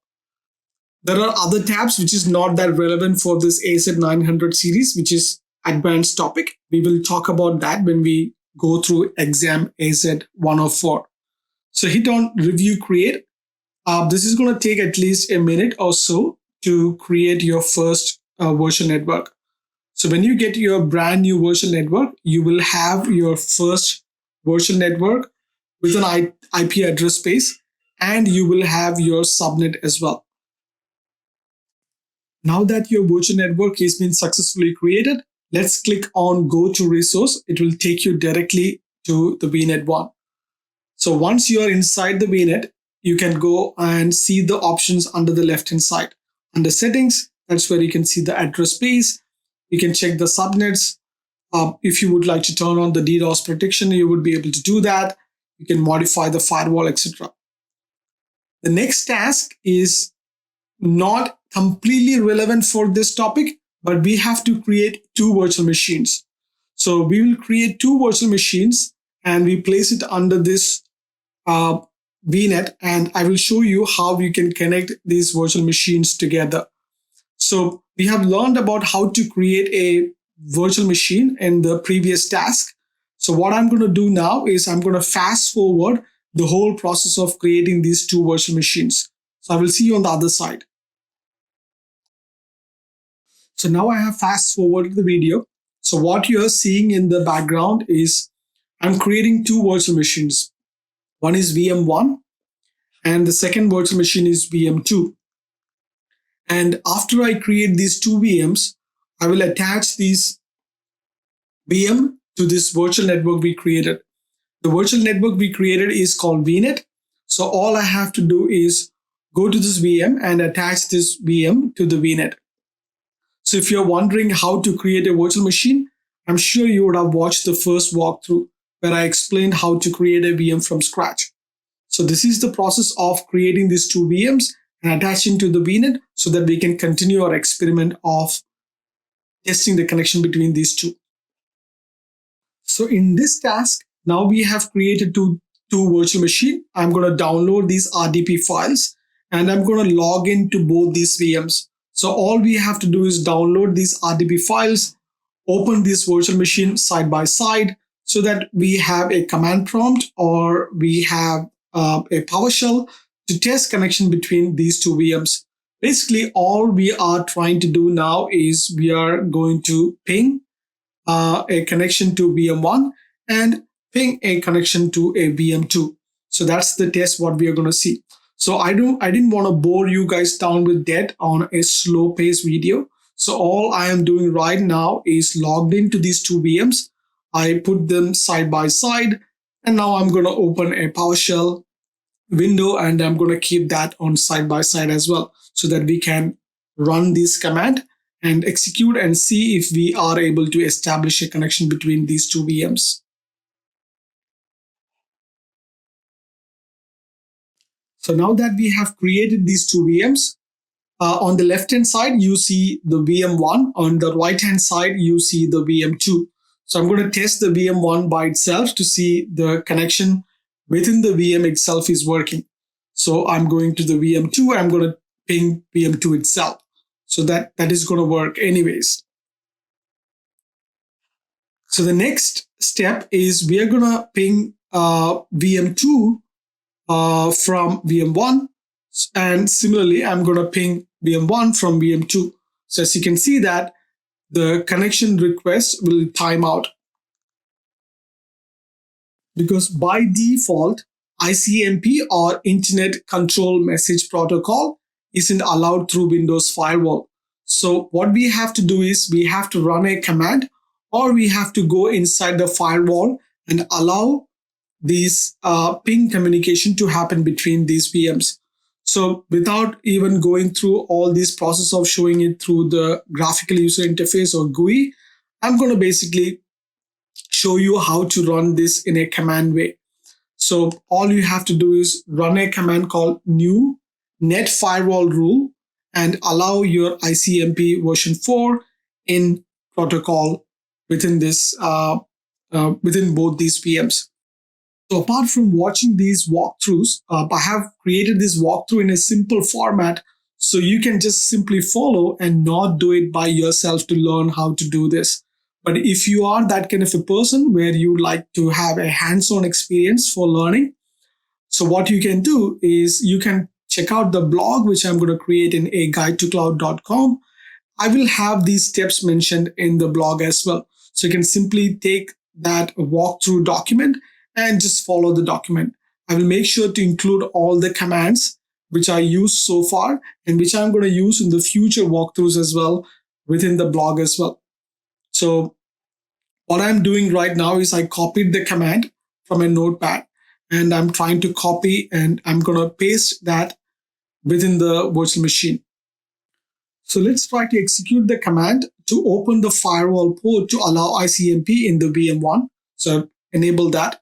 And basically, I'm going to do the same thing in VM2 as well. So let's go and copy that command and let's go and execute that command within VM2 as well. So once you execute this command, you can see that One of the action within that is you can see that it is enabled, it's true, and the inbound action is being allowed as well. So now if I go back to these VMs, and I can go and simply execute the command by pinging the VM2 from VM1 and doing the vice versa from the other VM as well. So you can see that I'm able to successfully ping between these VMs. So congratulations. To avoid additional costs, you need to learn to remove these resources from the resource group. So I'll show you how to remove this. So I'm going to go back to my Azure portal. Let's go to resource group. And we'll be using AZ-900 as the resource group for pretty much deploying all the services. So virtual machine and the disk is the one which is going to cost you a lot of money. So I'm going to filter by virtual machine. I'm going to pick VM1 and VM2 we just deployed. And I'm going to click on. And I'm going to click on delete. It is asking, do you want to delete these VM1 and VM2? I'd say yes. And click on delete. So when you delete the virtual machine, another tip is it doesn't remove the disk. So you have to go back to the disk and you have to delete the disk as well. So you can find the disk, which is VM1 and VM2. And I can go and delete those as well. So I've already initiated these two. So I'm going to select yes. So just going to take a couple of minutes to complete the whole process. So it is deleting the virtual machine and deleting the disk as well. So now we have successfully completed the test and I have deleted these resources. So I don't have those two VMs. And if I go to disk, I don't have disk for VM1 and VM2 as well. In this lesson, we're going to learn about Azure storage services. When you think about data categories, you can generally think of data as structured data, semi-structured, and unstructured data. A structured data is a data that adheres to a schema. So all the data has the same field or properties. Structured data can be stored in a database table with rows and columns. The structured data relies on keys to indicate how one row in a table relates to data in another row of another table. The structured data is also known as relational data. And structured data is easier to enter, query, and analyze because all of the data flows in the same format. The structured data is easier to enter, query, and analyze because all the data follows the same format. Example of a structured data include a sensor data or a financial data. A semi-structured data is less organized than a structured data.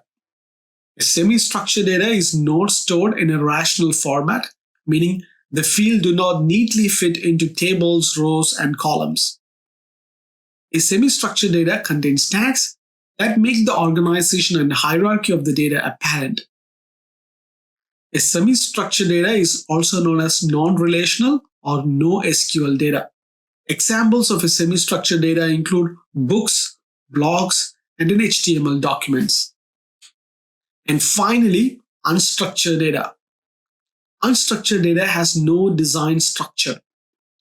Unstructured data can hold any kind of data. Unstructured data is becoming more prominent as business try to tap into new data sources. Examples of an unstructured data include PDF document, JPEG image, a JSON file, and a video content. Let's explore different Azure storage products to support each different data type. Azure Storage is a service that you can use to store files, messages, tables, and other types of information. You can use Azure Storage on its own, for example, as a file share, but developers also often use it to store their working data. Such stores can be used by websites, mobile apps, desktop applications, and many other custom solutions. Azure Storage is also used by IaaS virtual machine and PaaS cloud offerings as well. Some of the most common Azure storage types in Azure are disk, files, objects, queues, and tables. So let's dive deep into it. First, disk. A disk storage provides disks for virtual machines, applications, and other services to access and use as they need, similar to how they would use in an on-premises scenario. A disk storage allows data to be persistently stored and accessed from an attached virtual hard disk. A disk can be managed or unmanaged by Azure, therefore managed and configured by the user. These disks come in many different sizes and performance levels, such as solid state drives, which is SSDs, to traditional spinning hard drives, which is HDDs, and varying performance abilities. Details on pricing are available on Managed Disk pricing page. The next type is Azure Files. Azure Files enables you to set up a highly available network file share that can be accessed by using the SMB protocol. That means that multiple VMs can share the same files with both read and write access. One thing that distinguishes Azure Files from files on a corporate file share is that you can access the files from anywhere in the world using URL. Some of the most common scenarios where you can use Azure Files are many on-prem applications use file shares. This feature makes it easier to migrate those applications to the shared data to Azure. Another scenario is you can use Azure Files for storing the diagnostic logs, metrics, and crash dumps. Another kind of Azure storage service is blobs or containers. Azure Blob Storage is Microsoft object storage solution for the cloud. Blob storage is optimized for storing massive amount of unstructured data such as text or binary data. This blob storage is ideal for serving images or documents directly to a browser, storing files for distributed access, streaming video or audio, storing data for backup and restore, disaster recovery and archiving, storing data for analysis by an on-premises or an Azure hosted services. Another kind of storage services available in Azure PaaS is Azure Tables. Azure Table Storage stores large amount of structured data. Azure Tables are ideal for storing structured, non-relational data. Common use of table storage include storing TBs of structured data capable of serving web scale applications, storing data set that doesn't require complex joins. You can use table storage to store and query huge sets of structured and non-relational data, and your tables will scale as demand increases. And finally, the last type of Azure storage service is queues. Azure Queue Service is used to store and retrieve messages. Queue messages can be held up to 64 KB in size, and queue can contain millions of messages. Wow, that's a lot of information. Now that we have learned about Azure storage services, let's go and create a blob container. In this walkthrough, we're going to learn about how to create a blob storage, how to create a storage account, and how to monitor a storage account. So without wasting any more time, let's head back to the Azure portal. So now I'm in my Azure portal. You can click on storage accounts, or you can go to all services and go under storage and select a storage account to create your brand new storage account. As you can see that I already have one storage account created for something else. So basic information is all you need to provide to create a storage account. Make sure you select your right subscription, create or select an existing Azure resource group, because that is super important. And to create a storage account, one thing you need to note is you need to have a unique name for a storage account to be created, because most of the names are taken, and without a unique name, Microsoft Azure won't let you proceed further. So to find a unique name is quite challenging most of the time. So I randomly give some number, because that is not super important how I name the storage account. All I need is a storage container so that I can do my task. So looks like it is accepted. So I just give a random number to make sure that no other fancy error is going to pop up. Select a location where you want to keep your storage account. You have two performance layer. One is standard and premium. Premium will give you solid state performance with low latency, high availability. And then we have account kinds like cool and hot, which you don't need to worry about at the moment because that is not going to be relevant for Azure AZ-900 Azure Fundamentals course. We will learn more about Azure storage, about the types of storage account and the kind in the AZ-104 examination series. So if you're interested, please check that examination course. So now the deployment is underway. To create a storage account, it hardly takes probably 30 to 40 seconds.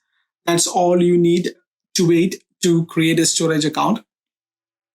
And to check the status of the deployment, you can go to the bell icon and click on the notification tab to find out all the deployment process which is happening under the hood.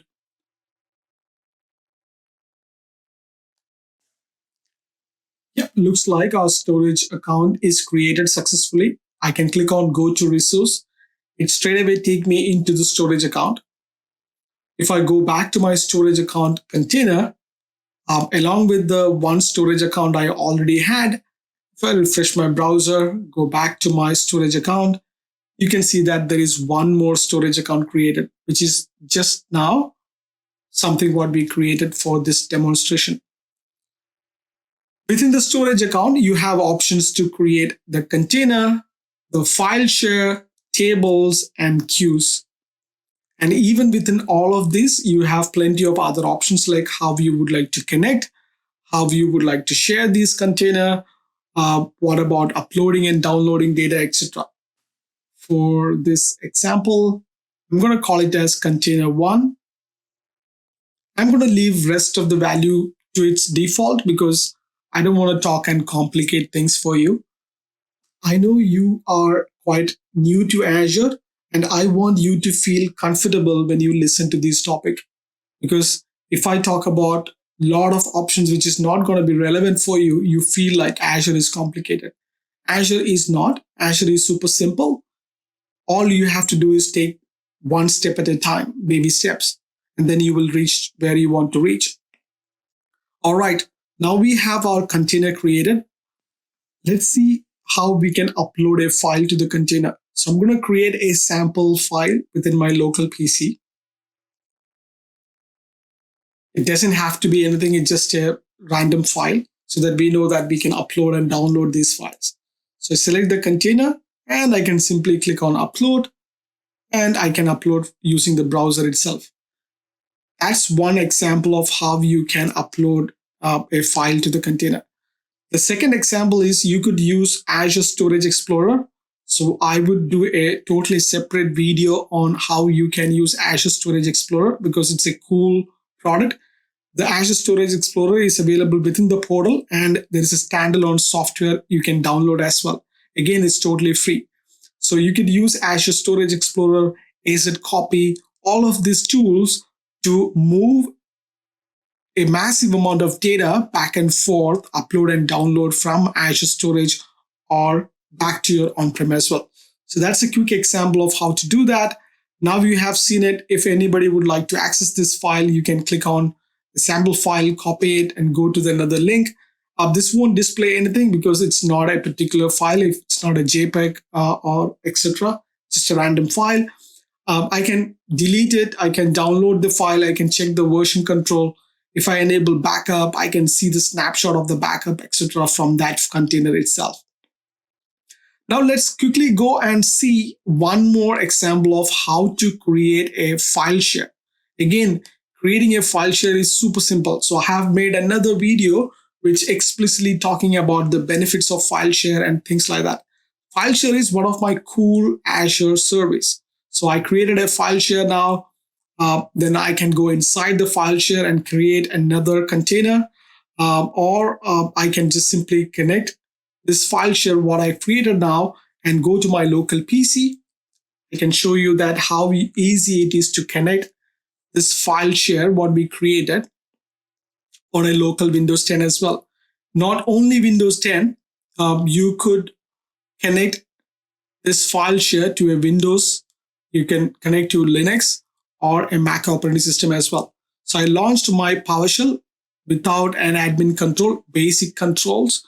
If I go back to my PC, you can see that there is only one network drive which is mounted already, which is called work files, which is not related to this. So I'm going to execute this command, and once you hit enter, you would see that this file share is automatically connected to my local PC as well. So now the command is being run successfully. If you notice, I can see that there is a new file share connected to my local PC. Now I can go inside this file share, and I can just use it as like any other network file. So I can drop in files, I can download files, I can upload files, etc. It's super cool. So I'm gonna create a file within the storage folder or the assembly drive itself. I'm gonna call it as a sample doc, and we're gonna see that if I can access these files in the browser. So I created this file. Let's get rid of that, minimize that, go back to the Azure file share container, hit refresh. Yeah. So anything what you create in the local drive, because even though it is local file, it's still an Azure container. So I'm going to upload a file in the Storage Explorer. If I go back to my local folder, you get the whole idea, right? Now I can see that over there as well. So it is super powerful and super effective thing.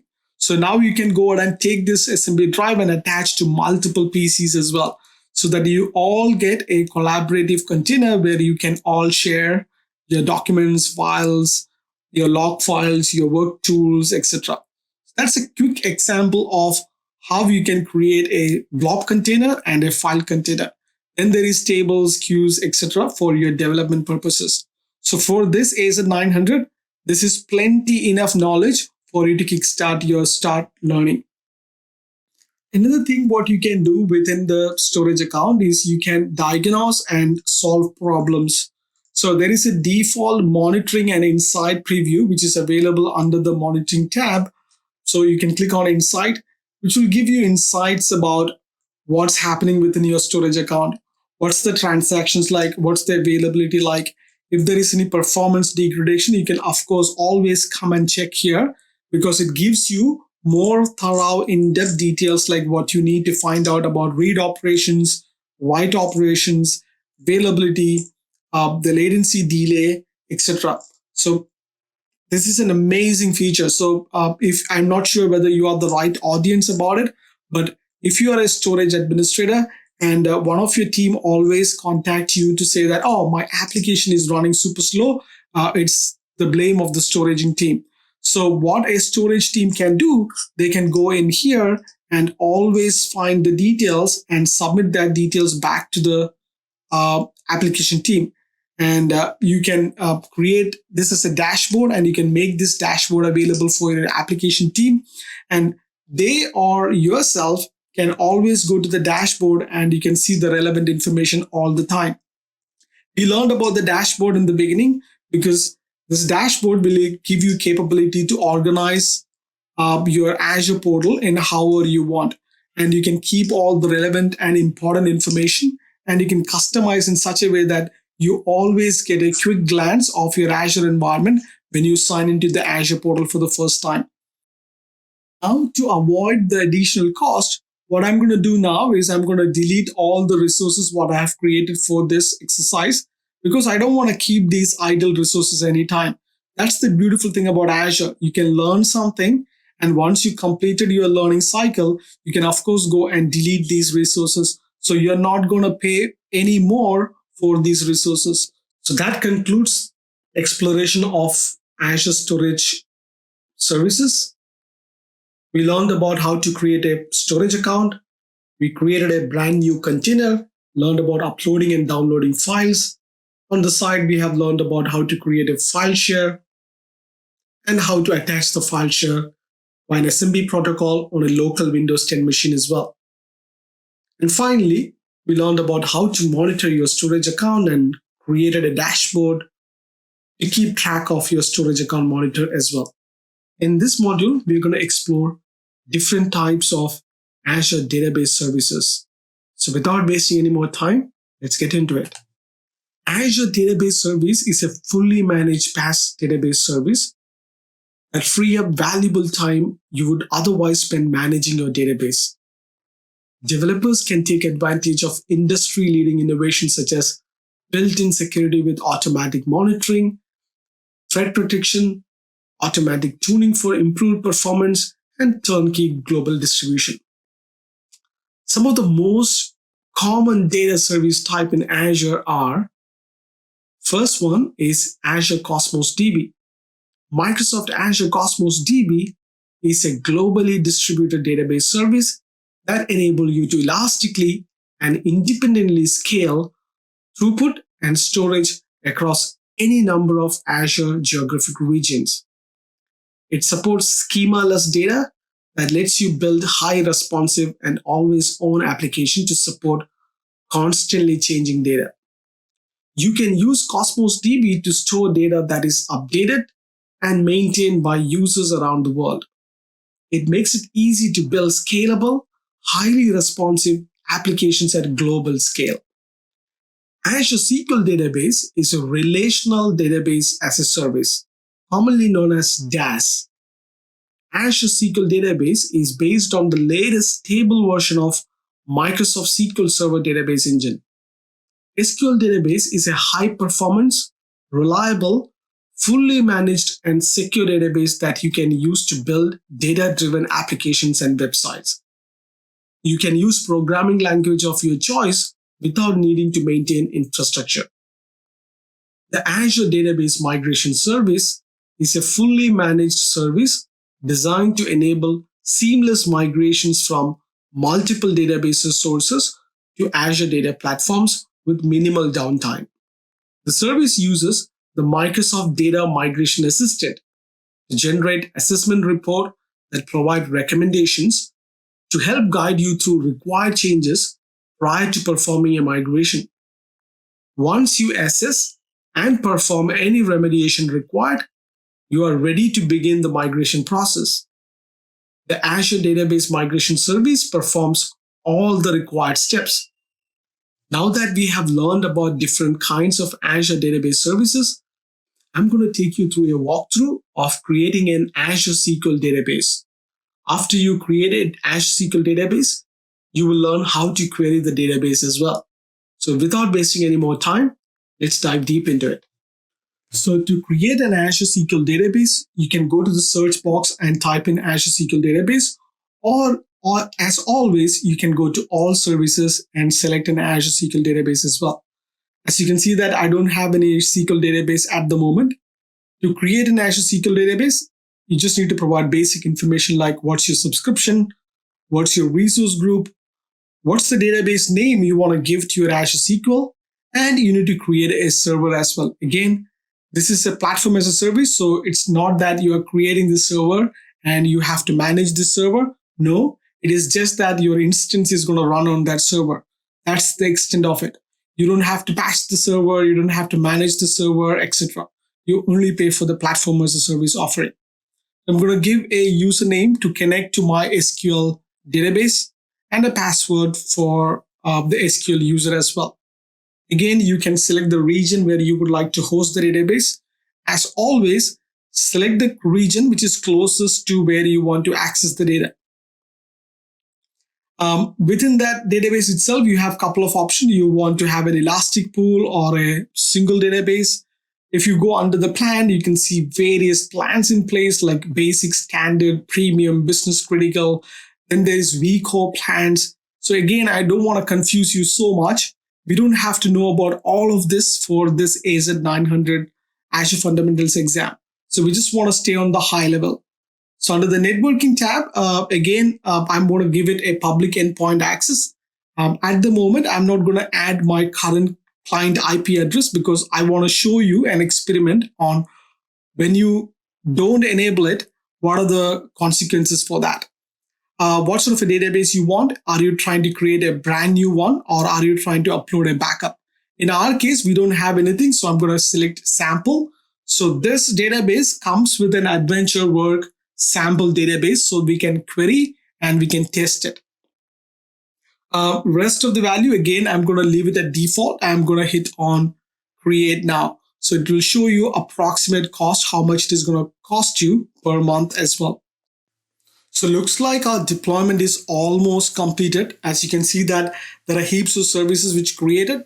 I can click on go to resource to straight away. It will take me to the DB1 database we created. On the top of the overview pane, that is where you can see the server name. That's very important because that's the information you are going to use it to connect to your database. If you're going to use it as an application or you're going to use the SQL Server Management Studio, you connect that link to connect back to your services. Now that we have successfully created an Azure SQL database, the next task is to test the database. To test the database, all we need to do is go back into the database what we created, and we need to find the query editor. So the query editor is something which will help us connect and talk to these databases within Azure. This is one way to do it. This is again a super simple way to do it. Another way is to connect to your database using your SQL Management Studio. So I'm going to go to the query editor. Just as you can see that within the query editor, you can either connect to it using your Azure AD authentication. You just simply click on the continue as Rick. Or you remember when we created the server, we created an SQL user and a password for that user. So what we're going to do is we are going to put that details into this query editor. This is again super simple and super powerful. So all you need is a browser or an internet access to this Azure portal. And then you can pretty much do a lot of tasks within this browser itself. So these are the new additions which Microsoft recently added. The storage explorer within the portal, the cloud shell we are going to see in the later walkthrough, the query editor, etc. So put in your password and hit on OK. This will give you connection back into your database.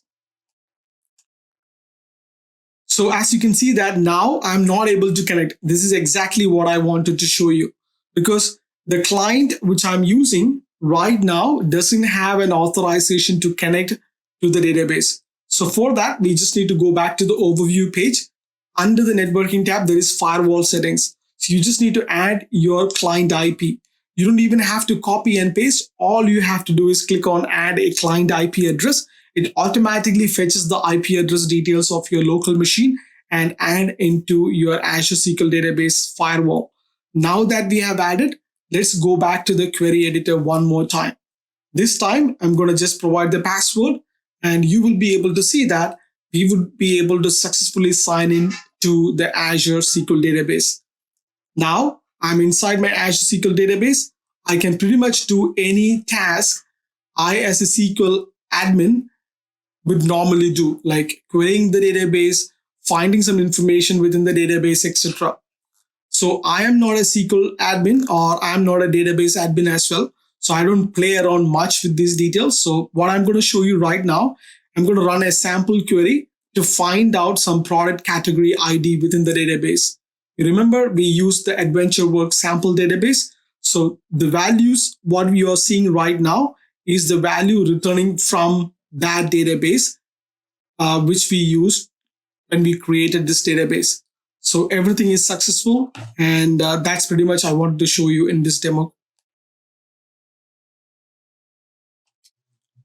Congratulations! Now you learned how to create an SQL storage database. Just like any other exercise, I'm going to go back to my resource group, AZ-900, and this is where I kept all the resources what we created just now. I'm going to select everything and delete it. So that way, I am not going to be charged anymore for these services. In the next module, we are going to explore Azure Marketplace. Azure Marketplace is a service on Azure that helps connect end users with Microsoft partners. ISVs are independent software vendors and startups that are offering their solutions and services which are optimized to run on Azure. Azure Marketplace allows customers, mostly IT professionals and cloud developers, to find, try, purchase, and provision applications and services from hundreds of leading service providers, all certified to run on Azure. So let's jump back into the Azure portal and see how the Azure Marketplace looks like. So now I am in my Azure portal. I can simply go to the search bar and type in Marketplace and select Marketplace. This is where you can find solutions from ISVs, Microsoft partners, other startups who is offering solutions and services. These services are optimized for Microsoft Azure. These solution catalog, which spans several industry catalogs, including but not limited to open source container platforms, virtual machine images, databases, application build, and deployment software. Using Azure Marketplace, you can provision end-to-end solution quickly and reliably. At the time of the training, it includes more than 8,000 listings. While the Azure Marketplace is designed for IT professionals and cloud developers interested in commercial and IT software, Microsoft partners also use it as a launch point for all joint go-to-market activities. I can further narrow down these search results by going into security, where I can find security solutions from different vendors other than Microsoft. I can go to storage solutions, where I can easily select any of these solutions and immediately deploy it to my Azure subscription. Let's suppose if I would like to deploy this NetApp Cloud Volumes, I select the service and I can select the option and click on Create. And basically it asks you for some basic details before deploying this package solution. That's how you can select a marketplace solution and deploy it within your Azure subscription. That's a quick walkthrough of Azure Marketplace. That concludes this module. In the next module, we're going to talk about Internet of Things, especially related to Azure Internet of Things. People can access more information than ever before. It began with personal digital assistants, then morphed into smartphones. Now there are smartwatches, smart thermostats, even smart refrigerators. Personal computers used to be the norm. Now the internet allows any item that is online capable to access valuable information. The Internet of Things is the ability for devices to garner and then relay information for data analysis. So let's look at IoT Central. Azure IoT Central is a fully managed global IoT software as a service solution that makes it easier to connect, monitor, and manage your IoT assets at scale. No cloud expertise is required to use IoT Central. As a result, you can bring your connected product to market faster while staying focused on your customers. Azure IoT Hub, for instance, is a managed service hosted in the cloud that acts as a central message hub for bidirectional communication between your IoT application and the devices it manages. You can use IoT Hub to build IoT solutions with reliable and secure communication between millions of IoT devices and a cloud-hosted solutions backend. You can connect virtually any device to your IoT Hub. IoT Hub supports communication both from the device to the cloud and from the cloud to the device as well. It also supports multiple messaging patterns such as device to cloud telemetry, file upload from devices, and request relay methods to control your devices from the cloud. IoT Hub monitoring helps you maintain the health of your solution by tracking events such as device creation, device failures, and device connections.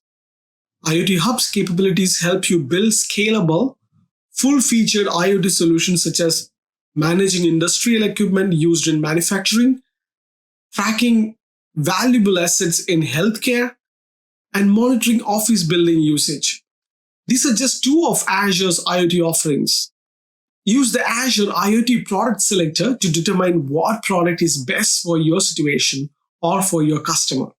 Now that we have learned about Azure IoT Central and Azure IoT Hub, let's go and look at the walkthrough of how to create an IoT Hub and how to add devices and then test that device as well. That's pretty exciting stuff. So now we are in our Azure portal. Let's go to all services and find IoT Hub. So you can just go to IoT Hub by just searching or typing in IoT Hub, or you can click on Internet of Things, and along with all other Internet of Things services, you can find IoT Hub as well.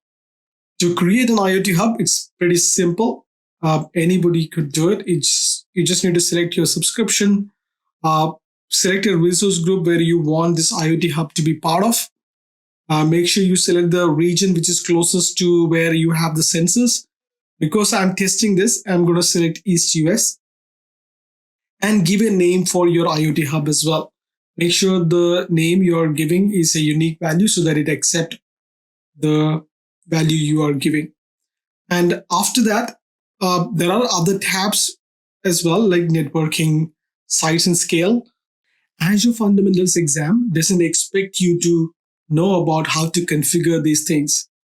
Azure Fundamentals exam test and validate your knowledge on the high level areas about Azure services.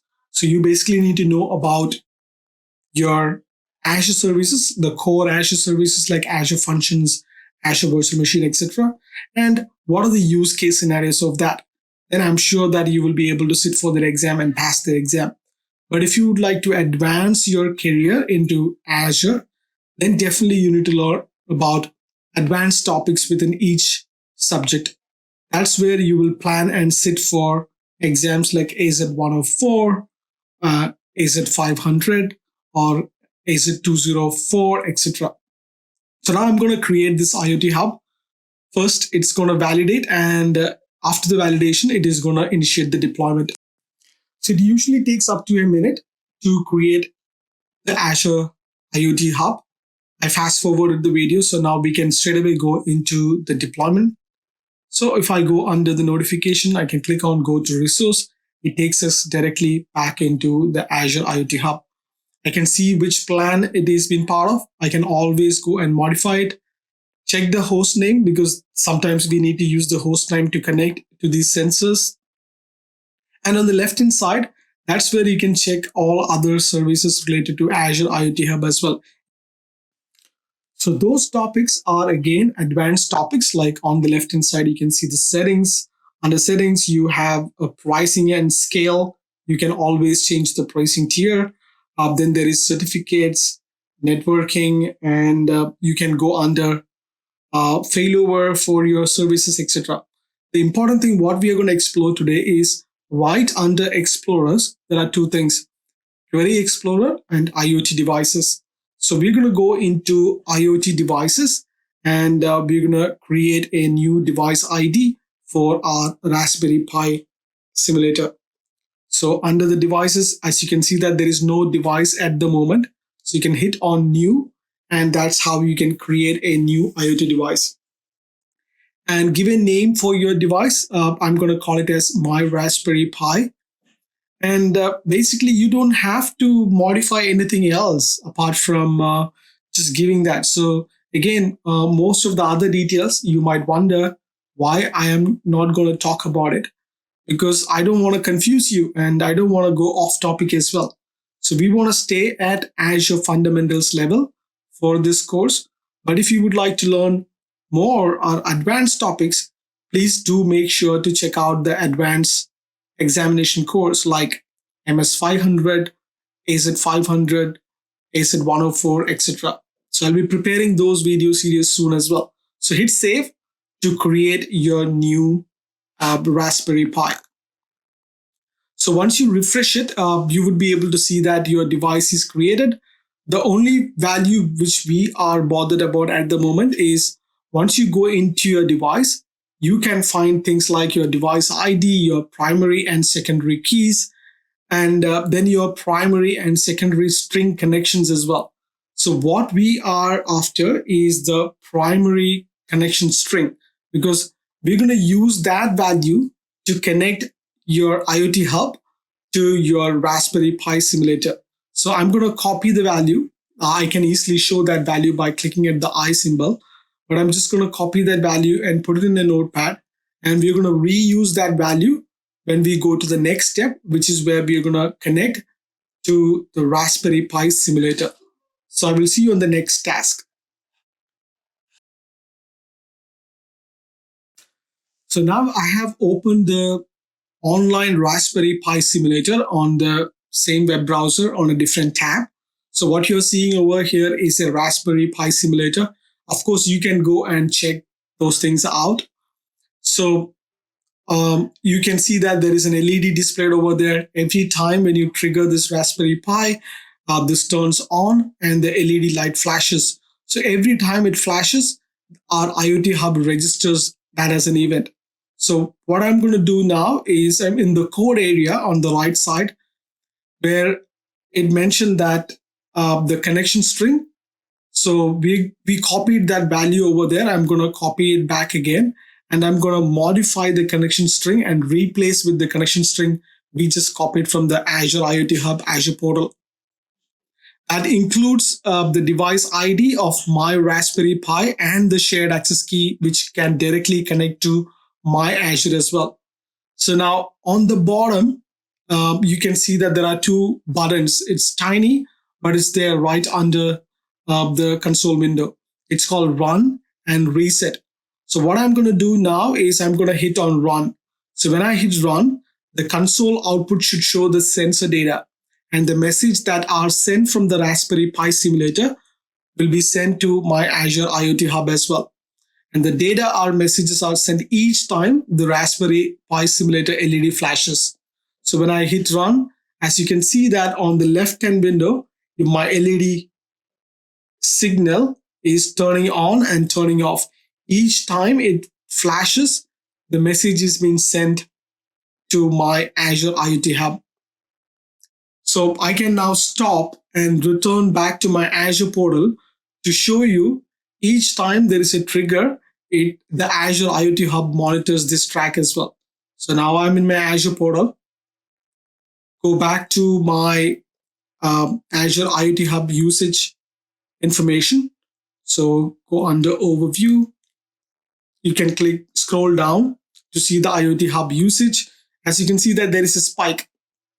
That spike means that there is a trigger which actually collected from the simulator. So if I click on that value, I can go in detail analysis on what's happening, things like that. We don't have much data to play around, but you get the idea, right? So every time my simulator triggers something, it is going to pull that trigger back into the Azure simulator. So to avoid additional cost, now I'm going to go and remove all the resources we created just now.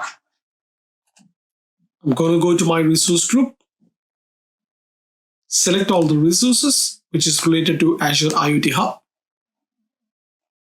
and I'm going to delete it. Confirmation. Yes. That was a cool demo. So we learned about how to create an IoT Hub. We learned about how to simulate a Raspberry Pi, and we successfully connected the Raspberry Pi simulator to the Azure IoT Hub as well. In this lesson, we're going to explore Azure Big Data and Analytics. We're going to explore Azure AI and define Azure Serverless Computing. Data comes in all types of forms and formats. When we talk about big data, we are referring to large volumes of data. Data from weather systems, communication systems, imaging platforms, and many other scenarios generate large amounts of data. This amount of data becomes increasingly hard to make sense of and make decisions around. The volumes are so large that traditional forms of processing and analysis are no longer appropriate. Azure Synapse Analytics, formerly known as Azure SQL Data Warehouse, is a limitless analytics service that brings together enterprise data warehousing and big data analytics. Azure HD Insight is a fully managed open source analytics service for enterprises. It is a cloud service that makes it easier, faster, and more cost effective to process massive amounts of data. HD Insight allows you to run popular open source frameworks and create cluster types such as Apache Spark, Apache Hadoop, Apache Kafka, Apache HBase, Apache Storm, and machine learning services. HD Insight also supports a broad range of scenarios such as extraction, transformation, loading, data warehousing, machine learning, and IoT. Azure Data Lake Analytics is an on-demand analytics job service that simplifies big data. Instead of deploying, configuring, tuning hardware, you write queries to transform your data and extract valuable insights. The analytics service can handle jobs of any scale instantly by setting the dial for how much power you need. You only pay for your job when it is running, making it more cost-effective than other services. Let's explore Azure Artificial Intelligence. Artificial intelligence, in the context of cloud computing, is based around a broad range of services, the core of which is machine learning. Machine learning is a data science technique that allows computers to use existing data to forecast future behaviors, outcomes, and trends. Using machine learning, computers learn without being explicitly programmed. So what is Azure Machine Learning Service? The Azure Machine Learning Service provides a cloud-based environment you can use to develop, train, test, deploy, manage, and track machine learning models. It fully supports open source technologies, so you can use tens of thousands of open source Python packages with machine learning components such as TransFlow and Skint-learn. Azure Machine Learning Service also includes features that automate model generation and tuning to help you create models with ease, efficiency, and accuracy. The Azure Machine Learning Service can auto-generate a model and auto-tune it for you as well. Let's find out what is Azure Machine Learning Studio. Azure Machine Learning Studio is a collaborative drag-and-drop visual workspace where you can build, test, and deploy machine learning solutions without needing to write a code. It uses pre-built and pre-configured machine learning algorithms and data handling models. Use Machine Learning Studio when you want to experiment with machine learning models quickly and easily. And the built-in machine learning algorithms are enough for your solutions. It does not provide as much control over machine learning algorithms as machine learning services we discussed earlier. Again, a further note, a full list of artificial intelligence and machine learning services are available, so you should check out those lists before selecting the right solution for you. Now we understood the big data solutions and the machine learning algorithms and AI. Let's dive deep into what is serverless computing. A serverless computing is a cloud-hosted execution environment that runs your code but abstracts the underlying hosting environment. You create an instance of a service and you add your code. No infrastructure configuration or maintenance is required or even allowed. You configure your serverless app to respond to events. An event could be a REST endpoint, a periodic timer, or even a message received from another Azure service. The serverless app runs only when it's triggered by an event. So what is Azure Functions? So we're going to go and see Azure Functions in detail on the next walkthrough. But before that, Azure Functions are ideal when you are only concerned with the code running your service and not the underlying platform or infrastructure. Azure Functions are commonly used when you need to perform work in response to an event, often via REST request, timer, or a message, or from an Azure service. Azure functions scale automatically, and changes happen only when the function is triggered.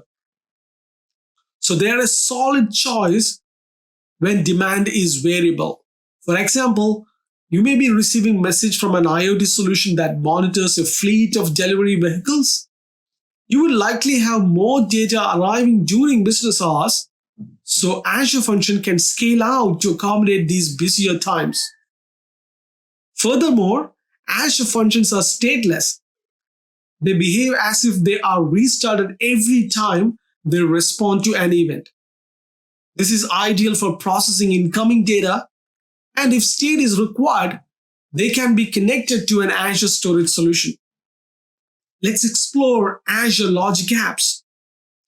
Logic Apps is a cloud service that helps you automate and orchestrate tasks, business process, and workflows when you need to integrate apps, data, systems, and services across enterprises or organizations. Logic Apps simplifies how you design and build scalable solutions, whether in the cloud, on-prem, or both. Logic Apps are designed in a web-based designer and can execute logic triggered in Azure services without writing any code. To build enterprise integration solutions with Azure Logic Apps, you can choose from a growing gallery of over 200 connectors. These include services such as Salesforce, SAP, Oracle DB, and file shares. And finally, what is Azure Event Grid? Event Grid allows you to easily build applications with event-based architectures. It's a fully managed intelligent event routing service that uses a publish subscriber model for uniform event consumption. Event Grid has built-in support for events coming from Azure services such as storage blob and resource groups. You can use Event Grid to support your own non-Azure-based events in near real time. Using custom topics, you can use filters to route specific events to different endpoints as well and ensure your events are reliably delivered. So that's the end of the big data, AI, and serverless function module. In this walkthrough, we're going to go through how to implement Azure functions. So we're going to create an Azure function, and then we are going to create an HTTP triggered event function and test it. So to create a function app, all you have to do is either search for function app in the search box, or you can go to the all services menu, and then you can find the function app over there as well. So we've been using all services for quite a long. So let's search for this function app in the search box. Select the function app. As you can see that I don't have any function app at the moment. You can simply tap on add to create a new function app. And basically the information what we have to give is where you have to keep your function app, what subscription, what resource group, the name for the instance of the function app you're going to create. So make sure you provide a unique name. Most of the names are taken, so you need to provide a unique name to get your first function app get going. And then you have a couple of options, either to publish as a code or a Docker container. Then make sure you select a runtime stack as .NET Core, and you can leave it at the default region, or you can select a different region as well. Within the .NET Core, you can select the version as well. So I'm not going to go through other details like hosting, monitoring, tags, etc., because we will go through those topic as a separate one in the future walkthroughs. So for this examination, all we have to know is what is function app and how to create a function app. And once you create the function app, how these functions looks like. Let's go ahead and create this function app. So the first process is the validation process. The ARM template is going to validate all the information what you provided is sufficient for creating a function app. After that, this will go ahead and start the deployment process. So right now, if you go into the notification tab, it is initializing the deployment. It would take probably like good 30 to 40 seconds to create the function app. So I'm going to fast forward the video and I will see you when we complete the deployment. So it looks like our deployment is completed. I can see that all the things what is required for the function is being created. Now we are inside our function app.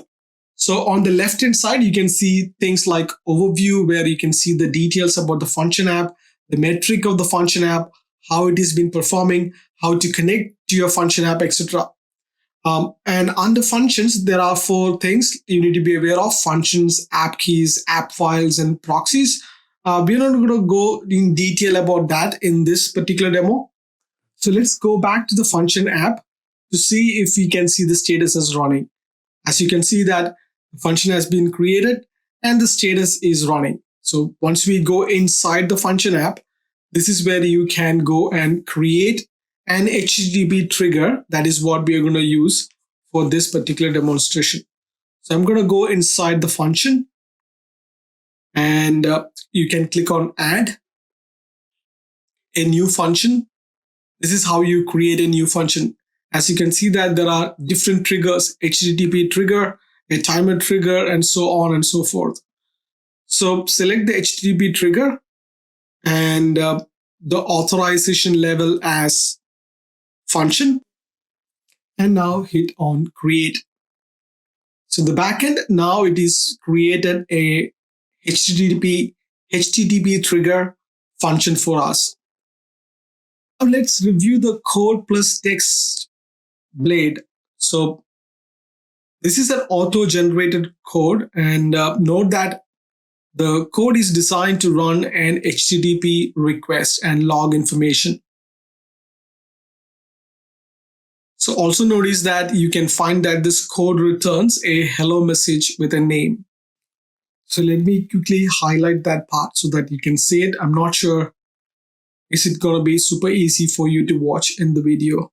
So whatever I'm highlighting is when you successfully run this trigger, this returns a hello message string. And you can see that this is how you can access the URL for the function. You can simply copy that and you can go to another browser and you can run this to see how the message is going to return for you. So I copied the function value or the URL to access this trigger. Let's go to a new browser or open up another tab and we're going to paste the URL for the function.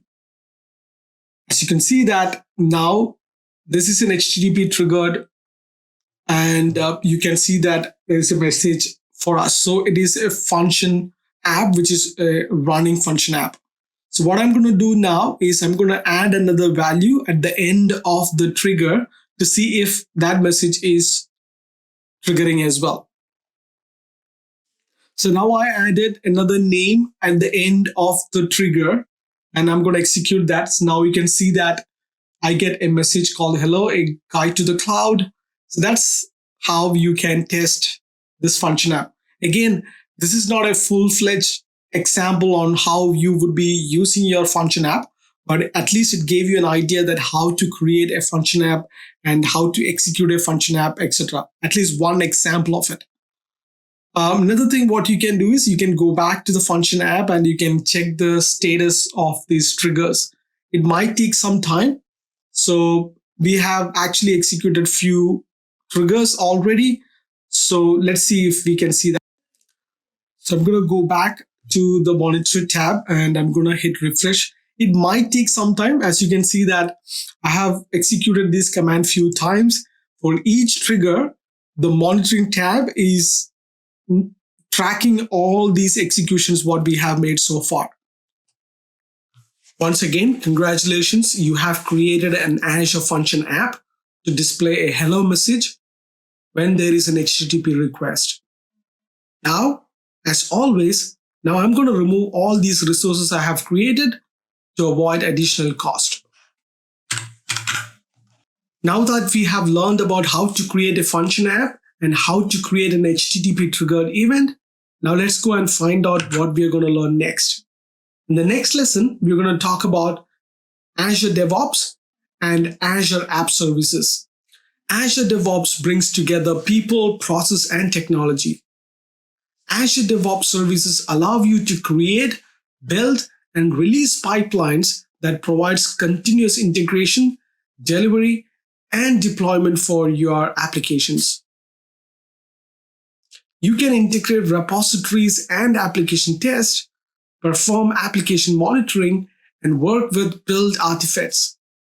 You can also work with and backlog items for tracking, automate infrastructure deployment, and integrate a range of third-party tools and services such as Jenkins and Chef.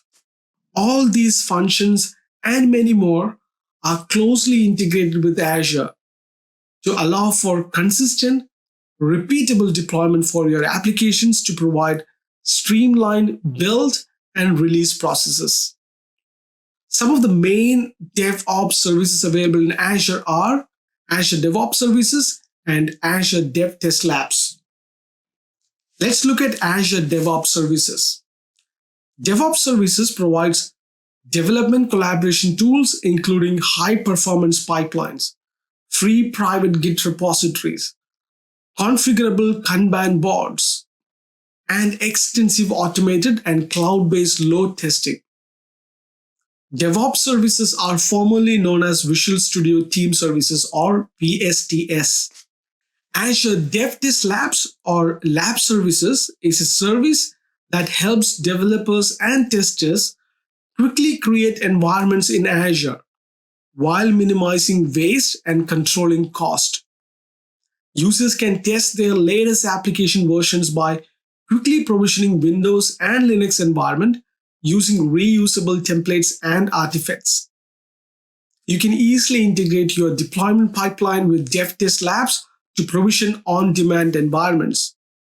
With Dev Test Labs, you can scale up your load testing by provisioning multiple test agents and create pre-provisioned environment for training and demos. Lab services are formerly known as DevOps Test. Let's explore about Azure App Service. With Azure App Service, you can quickly and easily build web and mobile app for any platform or any device. Azure App Service enable you to build and host web apps, mobile backends, and RESTful APIs in programming language of your choice without managing infrastructure. It offers auto-scaling and high availability, supports both Windows and Linux, and enables automated deployment from GitHub, Azure DevOps, or any other Git repositories. Some of the key features of Azure App Service are multiple languages and frameworks. App Service has first-class support for ASP.NET, ASP.NET Core, Java, Ruby, Node.js, PHP, or Python. You can also run PowerShells and other scripts or executables as background services. Global scale and high availability. Scale up or out manually or automatically. Host your apps anywhere in Microsoft Global Data Center infrastructure. And App Service SLAs promise high availability. When you talk about security and compliance, App Service is ISO, SOC, and PCI compliant. Authenticate users with Azure Active Directory or with social login sign-ins like Google, Facebook, Twitter, and Microsoft. And you can create IP address restrictions and manage service identities. And finally, Visual Studio integration. Dedicated tools in Visual Studio streamline the work of creating, deploying, and debugging. Now that we understood what is Azure App Service, let's go and create a web app using a Docker image. And we're going to test that web app as well. So now we are in our Azure portal. So just to give you an idea, Azure App Service is actually a collection of 4 services, all of which are built to help you host and run web application. The 4 services are web apps, mobile apps, API apps, and logical apps or logic apps. They all look different, but in the end, they all operate in a very similar ways. Web apps are the most commonly used of all 4 services, and this is the service that we'll be using for this particular lab. So I'm going to create a new web app, basically provide all the basic details we've been giving so far on all the walkthrough, like selecting your subscription, choosing the resource group because resource group is important for all sort of a deployment, and give a name for your instance. So this time you are creating an instance for your web app. So I'm going to give a name called my Docker web app, some number. Choose the container. So I'm going to choose the Docker container. The operating system as Linux. You could go with Windows as well. And select the region where you would like to host this container instance. Of course, you can come and change the plan. So by default, I choose to keep it in the premium tier because anyway, I'm going to go back and delete all the resources right after the exercise to save the cost or to avoid any additional cost to my subscription. You can go back to the next page and see what are the Docker information. Is it like a single container instance or other? Image source location, you can see that I choose Docker Hub. You can select the access type as public. And you can give a name and tag for the Docker container image as well. So I'm going to call it as Microsoft ACI Hello World. Then you have other options as well, like monitoring, tagging, etc. I'm going to skip all of that because it's not relevant for this topic. And before you create any resource, the ARM template will go for a validation process to make sure that you have given all the appropriate information needed for this. And once you have that, it straight away go and deploy these resources. So let's go ahead and create these resources. So it looks like our deployment is in progress. The beautiful thing about Azure ARM or Azure portal is during the deployment phase, you can go to the notification and click on the deployment state, and it exactly tell you what are the components which is being creating in the backend for this particular resource. As you can see that it is already created or provisioned the ASP web app service, which is required for this container instance. And if this is a virtual machine, you would see that before deploying the virtual machine, this would ideally should deploy the public IP, then NSG, etc. So you can see that this resource only needed one instance to be deployed. So our deployment is completed. So I can go back to the resource group or the resource itself to see what it has been created.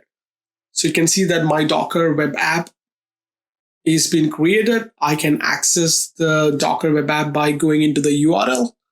I can simply copy the URL and connect to it. You can do additional tasks by going into the quick start to see the details. You can check the deployment credentials. You can modify the configuration of the container. If you would like to change the settings, you can do that. But again, that's not for this examination. That's for AZ-203 or AZ-204. That's where you will go deep and learn about these concepts. For this examination, we just have to stay high level and learn the basic facts on how these things are created and how you can access these and what is Azure Container all about. That's all we need to know.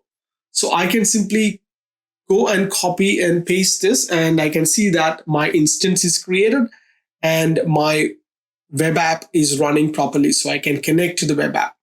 So this is a test on how you would be able to create a brand new web app and how you would be able to connect to a web app. So I hope the information provided was useful. So I will congratulations. Now you have learned how to create an Azure web app. Now to avoid additional cost, I'm going to remove all the resources we have created for this demo.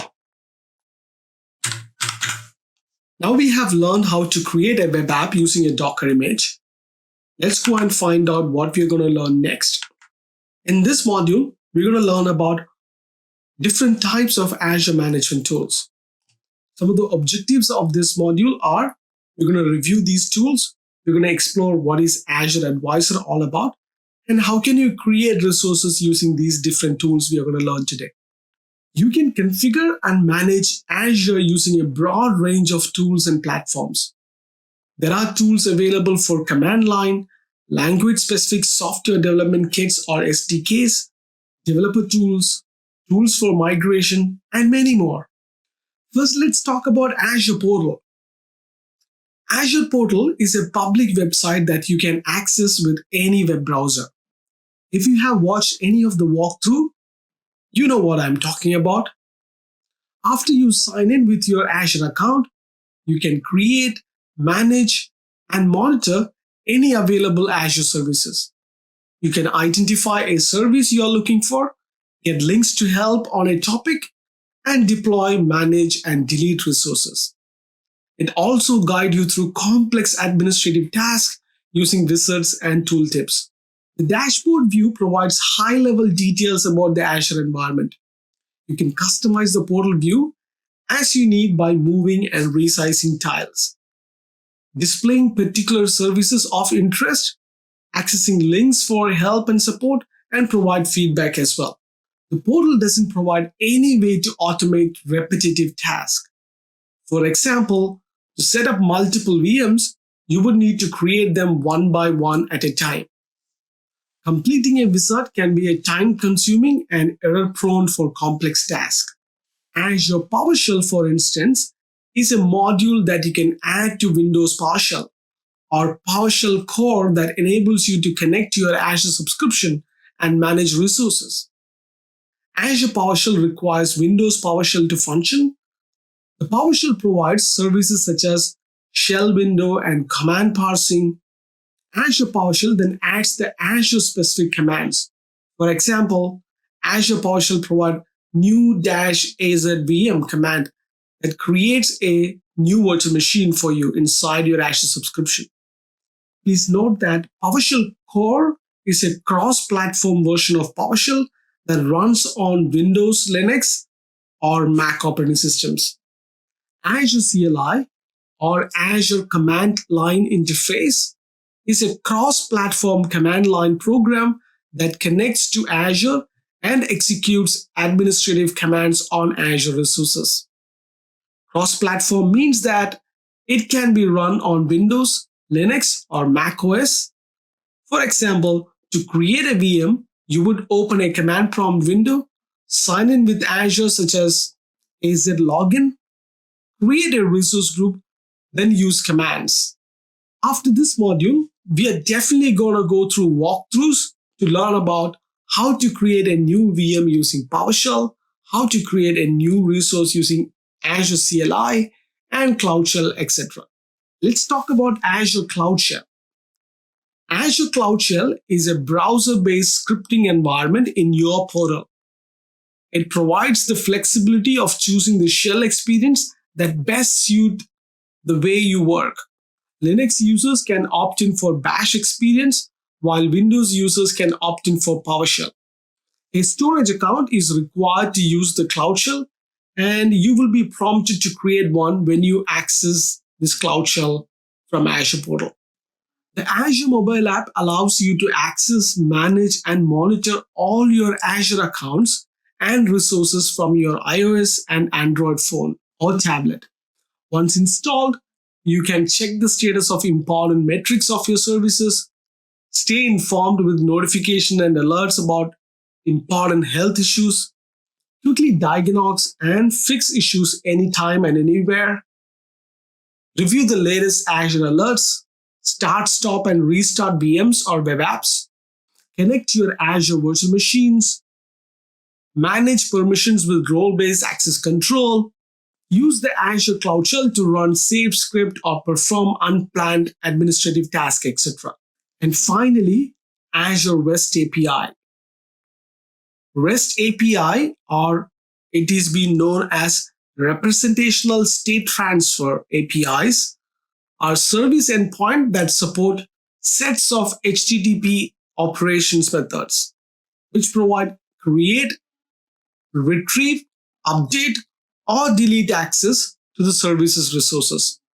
A REST API defines a set of functions which developers can perform, request, and receive responses via HTTP protocols such as GET and POST. Now let's review the Azure Advisor. Azure Advisor is a free service built into Azure that provides recommendation on high availability, security, performance, and cost. Advisor analyzes your deployed services and looks for ways to improve your environment across different areas. You can access Azure Advisor through Azure Portal. After you sign into the portal, either select Advisor from the navigation menu or search for it in the All Services menu. With Advisor, you can get proactive, actionable, and personalized best practices recommendations. Improve the performance, security, and high availability with your resources as you identify opportunities to reduce the overall Azure cost. And finally, get recommendations with proposed action in line as well. Then you can download these reports in a CSV format or a PDF as well. Finally, you would be able to share this report with your security team or the person who is in charge of looking after these recommendations. Now that we have learned how Azure Advisor work and different types of Azure management tool, let's go and explore how to create a gallery image using an ARM template. And after the deployment, we are going to verify if the virtual machine deployment has been successful or not. To access the Quick Start Templates gallery, let's head back to the browser and type in Azure Quick Start Template Gallery. So that should take us to the page where we can access the Quick Start templates. So this is the page where Microsoft dedicated for publishing the templates, or we as a user can always go to the gallery and we can browse through all the options available here. So there are heaps of templates for different purposes. Because we are quite new and we are not quite sure about what template is, let me give you a quick example. These templates, what it does is it can automate a lot of tasks for you. Let's suppose you would like to create a 3-server architecture with a couple of server and one front end, one back end, and one middleware. And then you don't have to sit and do all this configuration. All you have to do is go and select a template and you can deploy it from there and basically provide few details. So what we are going to do now is we're going to find a template called deploy a simple Windows VM. We can of course do this task via the Azure portal as well. But what I'm trying to do is I'm going to show you an example of how you can find a template for your custom need, so you don't have to spend a lot of time sitting in front of the portal and do it all over again. So we found the template called deploy a simple Windows VM. Of course, you can go and try this out yourself. It's from Brian Moore. So the best thing about this is once you find the template, you can read through the documentation and click on deploy to Azure right from the web page itself. So either you can browse through the GitHub and find more details like what are the network diagram, what are the README things you need to know before it. Or you can just click on the deploy to Azure. This straight away take you into an Azure portal and display the template for you. So because I've been logged into the same browser, I didn't have to authenticate again. But if not, I would have to sign into my Azure portal with my username and password. So once you're inside the template, of course, you can modify the template on however you want. I'm basically showing you all the parameters which is part of this template. Let's go and see if we can find out the VM name. So instead of deploying the same template, I'm going to do a little customization. So of course, this template comes with a name for the VM as well. So we are trying to see if we can find that parameter and modify the name of the virtual machine according to our needs so that we are customizing the template what we are getting. So you're learning two things here. One, deploying a template as it is and finding the template and deploying it from the portal. Next thing is you're learning that you don't have to deploy the template as it is. Once you get the construct, you can append more information to the template, or you can delete few part of the template, or you can customize certain values within the template as well. So once you do that, you get to know the power, what you can get out of this template deployment. So let's go and find out where I can see the name of the virtual machine.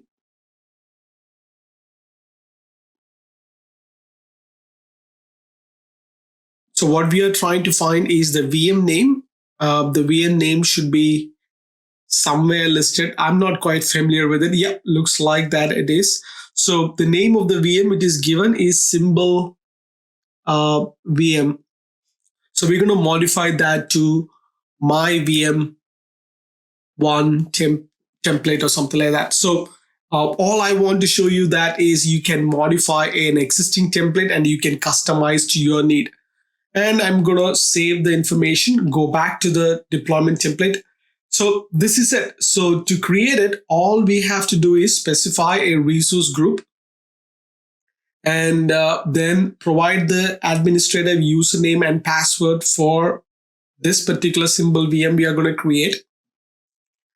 A DNS prefix if you would like to connect to the VM through a public IP or a DNS.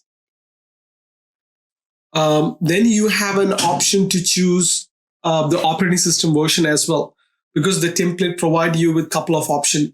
It defaulted it into 2016 data center, but of course you would be able to go and modify and select a 29 data center as well. So I'm going to select a 2019 data center. If you know the family name and the VM series, you can of course put that and change the family name as well. Right now it is defaulted into D2V3. So make the purchase and validate your deployment. And it's going to take maybe like 10 seconds or so for the validation. And then it is going to start the deployment process. So I can go back to the notification page and see the progress of the deployment. So looks like our deployment has been completed. I can click on go to resource group. Just straight away it takes me to the resource group. Or I can go to the virtual machine and refresh to see if I can see the new template VM we created is successful. You can see that the VM is running and the name of the VM is the name we have given, which is my VM template. I can hit on connect, which gives me an option to connect to the VM via RDP. I can download the RDP file. Every time I do this, I do have a couple of monitor. One I'm using for the recording and another one is to run the recording program. So default it back into the primary monitor. So I have to drag and drop all the notification back to the recording window. It's super funny. Right, so I'm going to give the name which we have provisioned in the template, Azure user. And now we are trying to connect to the VM. Looks like I'm able to connect. So I'm going to ignore the notification. And this is trying to establish a connection to the virtual machine. Yep. So right now, I got a prompt to connect to the virtual machine. Let me see if I can expand this to show. Unfortunately, I'm not able to snap it, but let's see what I can do. Maybe I can maximize it to snap it. Yep. It snapped. Now, because this VM is provisioning for the first time, it takes a couple more extra seconds than normal to provision the profile. It's a brand new virtual machine within Azure. So you get to go through the page. But again, compared to on-prem, it's super simple, right? We hardly spend like 2 seconds, or I mean like 2 minutes to execute a command. And then now we have a brand spanking new virtual machine as well. Now I can go inside the virtual machine and do any sort of task which I am planning to do with this virtual machine. Install an application or create as a web server or whatever. If I come back to the portal, there is a monitoring tab where I can go and see the averages, things like that. I can check the status of the VM by looking into the CPU average, the performance of the network in and out, the data which goes in and out of the disk, etc. What's the IOPS like? So you get to know a few details within the portal itself. And we have options like automatically shut down the VM, changing the size of the VM. All can be done within the portal itself. So the portal again is super powerful. So again, for this AZ-900 or Azure Fundamentals, we just need to know only this much. If you are planning to sit for other examination like AZ-104, then you probably would like to learn a bit more. I know that you guys are brand new to Azure and I don't want to complicate things. So this is plenty enough knowledge for you to understand how you can use a template and how you can deploy it. And once you deploy it, how can you access this VM within the PowerShell, within the Azure portal, etc. So I hope the information provided so far has been useful and you get to know that how to use the template and how to access the VM from the portal. To avoid cost, I'm going to remove all the resources we have created just now. Right. So now we have learned about the quick start gallery template deployment. Let's find out what we are going to learn next. In this walkthrough, we are going to learn how to create a virtual machine using PowerShell. So let's head back to the Azure portal to access the Cloud Shell. So either you can use the install version of PowerShell on your local computer. So the best way you can access is if you have access to the Cloud Shell and just log into the Cloud Shell. And if you're using for the first time, you might have to create a storage account. It's again super fast. It's all built in, so you don't have to know about how to create a storage account to access the Cloud Shell. So select your subscription and create the storage account. So in the back end, what's happening now is the Cloud Shell is creating a storage account within your Azure subscriptions to keep the repos, things like that, which is required for the PowerShell and the Bash shell to run. So looks like our Cloud Shell and the PowerShell storage account is being created. Now you can see that your account is being provisioned. So within a couple of seconds, you would be able to start using the terminal to run commands to access your Azure resources. So you have two options. Like I said, you can always go on top of the Cloud Shell and you can switch from either PowerShell to Bash or Bash to PowerShell as well. So this is super cool. So now what I'm going to do now is I'm going to run a Cloud Shell command, which is actually a PowerShell command to create a new resource group within your Azure subscriptions. So when I go back to my Azure resource group, I do happen to have few Azure resource groups available. As you can see, there is AZ-900, etc., which we've been using for the whole demonstration. So I'm going to copy the command, which is going to help us create a new resource group. I'm going to modify the resource group to AZ-900RG. So that means that it is going to be created in East US. And I'm going to simply copy paste and see how long it takes to execute this command.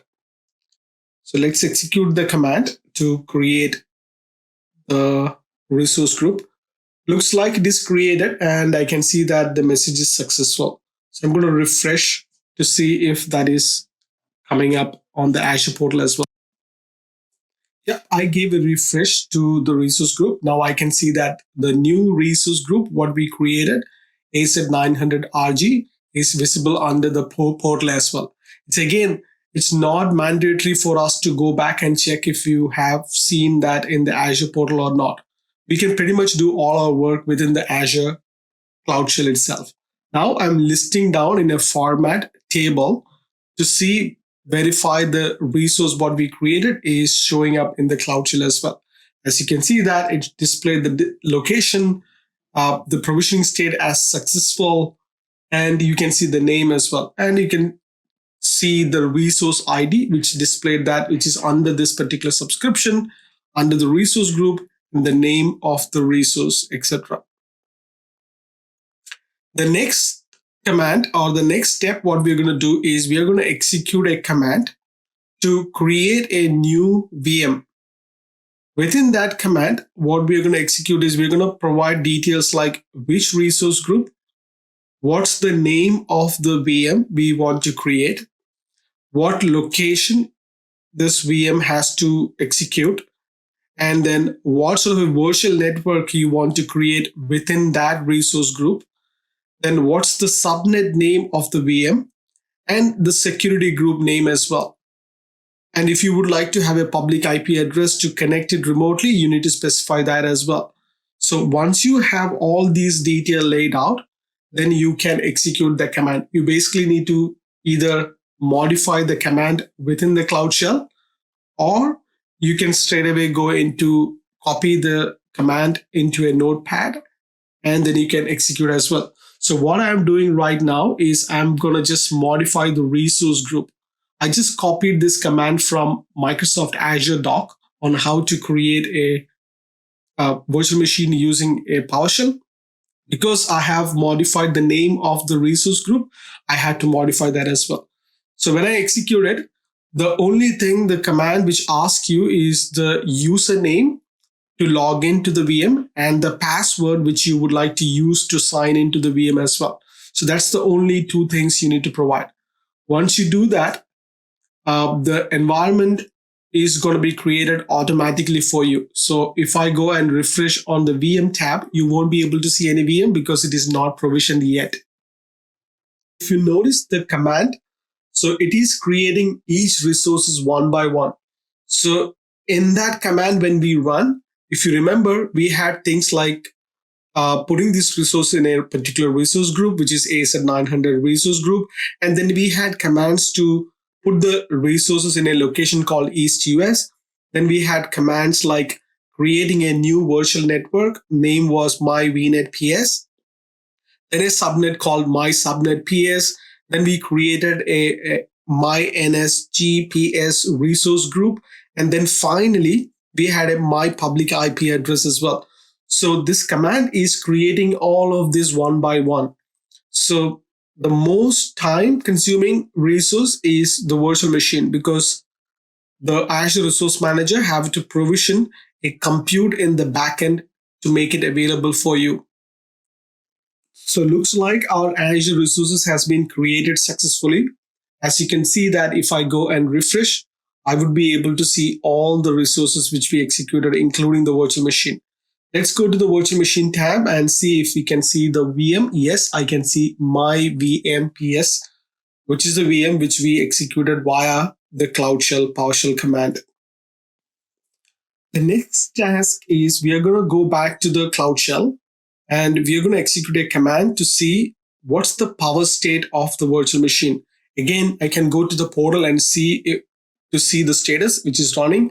But when you run the command, you can pretty much get all the details within the Cloud Shell itself. So if you're an expert engineer, or if you would like to play with the command line interface or a PowerShell to execute all of this, you can basically do all of this and much more within the command line itself. So the next task, what I'm going to do is I'm going to execute a command to deallocate the VM. So what do you mean by deallocation? So there is two states. The first state is running. That means that your compute resources are allocated for you to work. Deallocate is when you deprovision the compute from your subscription. So you will not be charged for the compute resource. So every time when your VM is stopped, you're still paying Microsoft for keeping the resource active for you, just in case if you would like to use it. But when you deallocate, you stop paying for that compute to Microsoft. The only thing what you would be paying to Microsoft is the cost of the disk. Because the disk is already provisioned and allocated for that VM, so you would be paying for the storage. But other than that, you won't be paying for anything. So I'm going to execute a command again to deallocate the VM. It's again going to take time, just like how it created, because it has to shut down the VM and then it has to deallocate the VM as well. Again, you can pretty much do all of this activity by accessing the Cloud Shell. You know how to access the Cloud Shell, right? You can click on the icon in the top right of the Azure portal. It looks like a terminal. So when you click that, it opens the Cloud Shell for you. From there, you would be able to access everything what I have shown so far. So looks like our command is successfully executed. Now I can refresh the page to see if we can see the same thing in the portal as well. Yes, as you can see that the VM, my VM PS is being stopped, and more importantly, it is deallocated as well. So I won't be able to pay for the compute anymore to Microsoft. So let's run a command to see what's the status look like.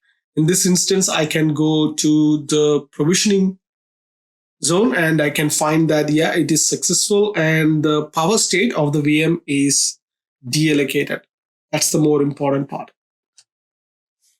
Congratulations. Now you have configured the Cloud Shell and created a virtual machine using PowerShell.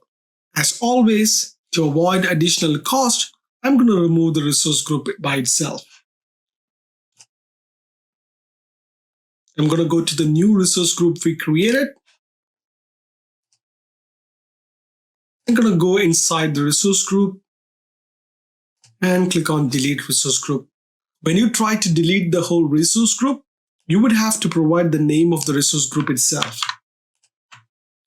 I'm going to provide that and click on delete, and that is going to delete all the resources which is part of this resource group. Now that we have learned how to create a VM using Cloud Shell, which is using PowerShell, let's head back to the next module to see what we are going to learn now. In this walkthrough, we're going to learn how to create a VM using Azure CLI, which is Azure Command Line Interface, and use CLI to create the resource group and the virtual machine and execute commands in the Azure Cloud Shell as well. So to access the Azure Cloud Shell or Azure CLI in the portal, you just need to go to the Azure portal.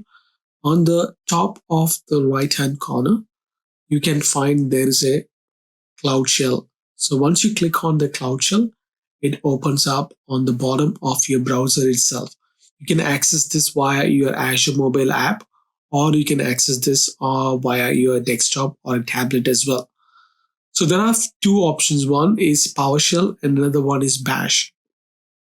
In this version, we are going to use Bash. That's where we can execute the Cloud Shell.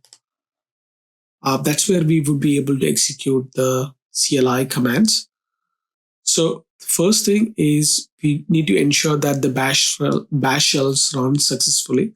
So if you are running for the first time, what's going to happen is it is going to create a storage account.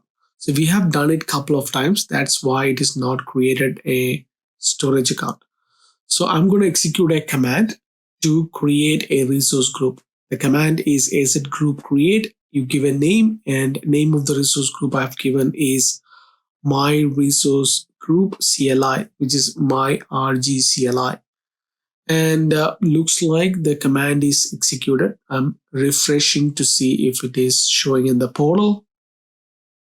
Maybe it takes a couple of seconds extra to show up in the portal, but in the bash script, it shows that it is being executed successfully. So let's refresh and wait for some time. Yeah, looks like my resource group is created and the location is East US. In the second command, what we are going to do is I'm going to list, which is AZ group list output table. So that is going to display all the resource group within my subscription in a table format. I can see that within the command line interface itself, I can see that my RGCLI resource group is created under location East US and it's successful. The next command, what I'm going to run is to create a virtual machine inside this particular subscription and this resource group. So I'm going to copy and paste the command to execute and create a new VM. And those who are listening, and if you're wondering, you want to do the same thing, I will make sure to put all these details in my blog in a step-by-step article. So if you wish to try it out yourself, you can go through this step-by-step document to execute these commands by yourself and try it out. So the best place to start your learning is to create a free Azure subscription. And you have learned how to create a free Azure subscription. If not, please go and check the module which I specifically talk about Azure subscription. And within that, one topic is how to create a free Azure subscription. So create a free Azure subscription. It gives you around 250 US dollars, which is plenty enough to try out all the exercises which I talked about or showing to you already. But one more thing, for Azure fundamentals, if you're a sales professional and you're not trying to pursue your career into advanced Azure technologies, you don't have to try these out. Just by looking at this walkthrough, you will get a fair bit of an idea about how these things function. And that sort of a knowledge is more than enough for you to sit for the exam. You just need a conceptual level of knowledge and an understanding about how these things relate to. When you talk about Cloud Shell, you know that it's a Cloud Shell available within the Azure portal. So it looks like our command is being executed successfully. I can already see that there are few resources created within the resource group. There is a virtual machine there. I can see a disk. I can see a network security group, etc. So all of this part is being done. Now, next thing what I can do is I can go back to the Azure portal and execute the command to see if this virtual machine is running or not, things like that.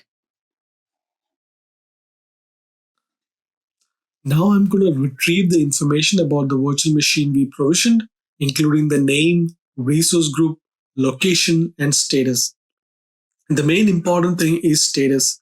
So in the status, we are trying to find out if the VM is running or not. So if it is stopped, that means that the VM is stopped.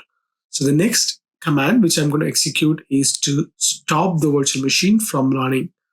So that is going to probably take some time because in the backend, it is already in talk with the Azure Resource Manager, and the Azure Resource Manager is talking with the Azure Service Fabric, and it is making all the necessary changes to deallocate or stop the VM from accessing. Now that our VM is stopped, now let's run one more command to check the status of the VM. In this instance, we're going to find out if the status of the VM is being stopped compared to before it was running. So it is successfully completed. So I hope the information provided was useful. Thank you. Congratulations. Now you have learned how to deploy a VM using Azure Portal. You know how to deploy a VM using Azure ARM template. Just now you learned about how to deploy a VM using Azure CLI. Just before you learned about how to deploy a VM using Azure PowerShell as well. This is amazing. As always, after the experiment, I'm going to remove or delete all the resources I just created to avoid additional cost. So the new resource group is my RGCLI. I'm going to go inside that resource group and delete the resource group. It's going to ask for the name of the resource group. I'm going to select the name, paste that over here, and delete. While that is happening, Let's go and check what we have learned today. So what we have learned is how to use Azure CLI commands. Instead of using CLI locally, we used Azure Cloud Shell to run those Azure CLI commands. In this module, we're going to go through the review questions for the previous module, what we have learned so far. Which of the following ensures data residency and compliance need are met for customers who need to keep their data and applications close? The key word over here is data residency and compliance. So what are the options? We have geographies, regions, and zones. I definitely know it's not regions and it's not zones.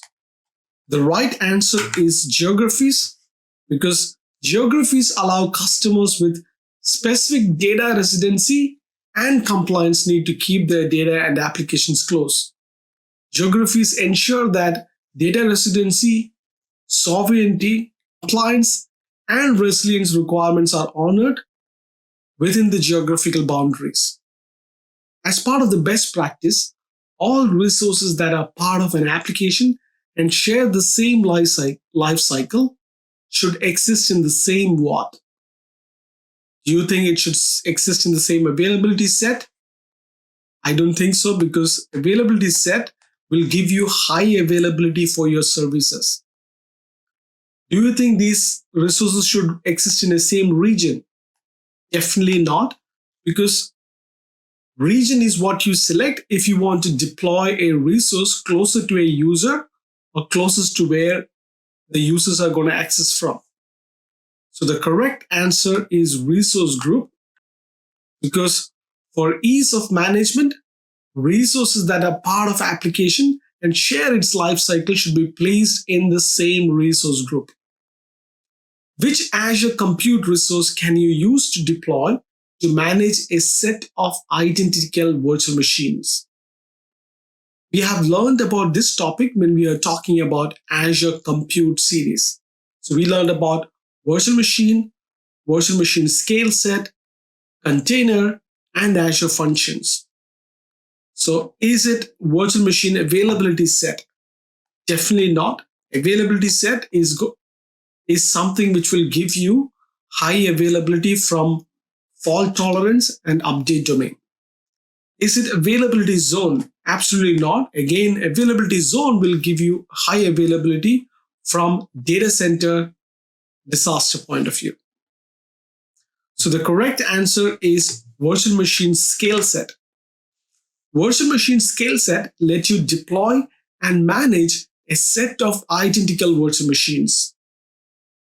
Which of the following should you use when you are concerned only about code running your service and not the underlying platform or infrastructure? Again, this is something we learned about the types of Azure compute services. So is it Azure App Service?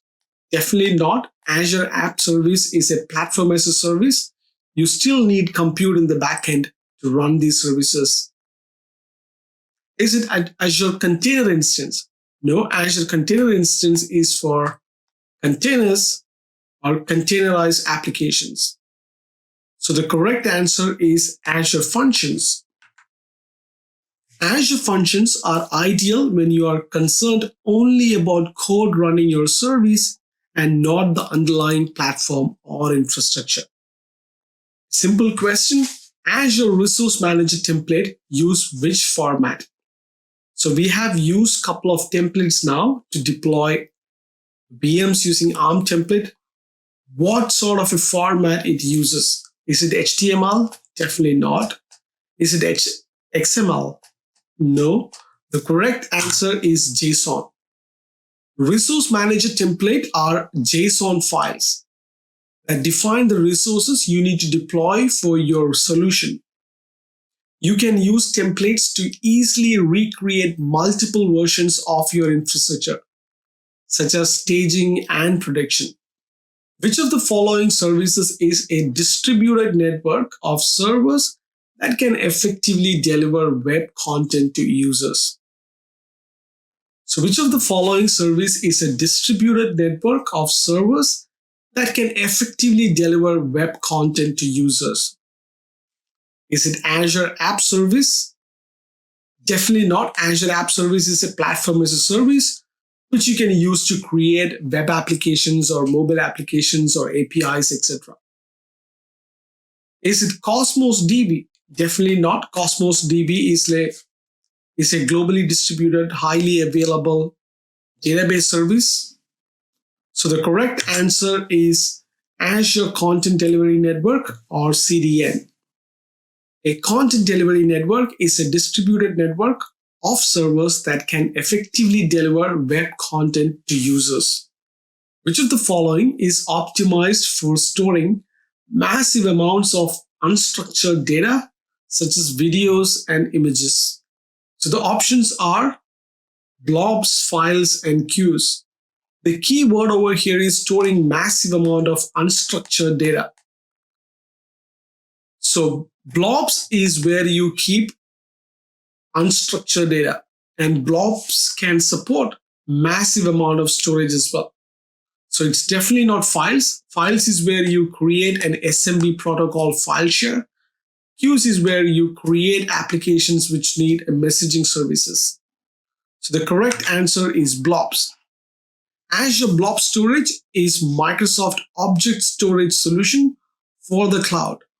Blob storage is optimized for storing massive amounts of unstructured data, such as text or binary data. Which of the following is part of an Azure Artificial Intelligence service? So we learned about different types of Azure AI services. Which one in the below is going to be the part of that AI service? Is it HD Insight? No, that is part of Azure Database Services. Is it Azure Machine Learning Service? Absolutely yes. Is it Azure Dev Test Labs? No, that is part of Azure DevOps Services. So the correct answer is option 2, which is Azure Machine Learning Service. Machine Learning Service provide a cloud-based environment that you can use to develop, train, test, deploy, manage, and track machine learning models. Which of the following cloud services provide development collaboration tools, including high-performance pipelines, free private Git repositories, and configurable Kanban boards? So we are looking at a development collaboration tool which support the high-performance pipeline and free private Git repositories. It's definitely not HD Insights. It's not even Grid as well. That's a Git service. The correct answer is Azure DevOps Services. Because Azure DevOps Service include development collaboration tools, including high-performance pipeline, free private Git repositories, and configurable Kanban boards. Microsoft Azure data centers are organized and made available by. Is it geographies? No. Is it zones? No. The correct answer is regions. Microsoft Azure data centers are organized and made available by regions. Which of the following is used to ensure availability during maintenance events?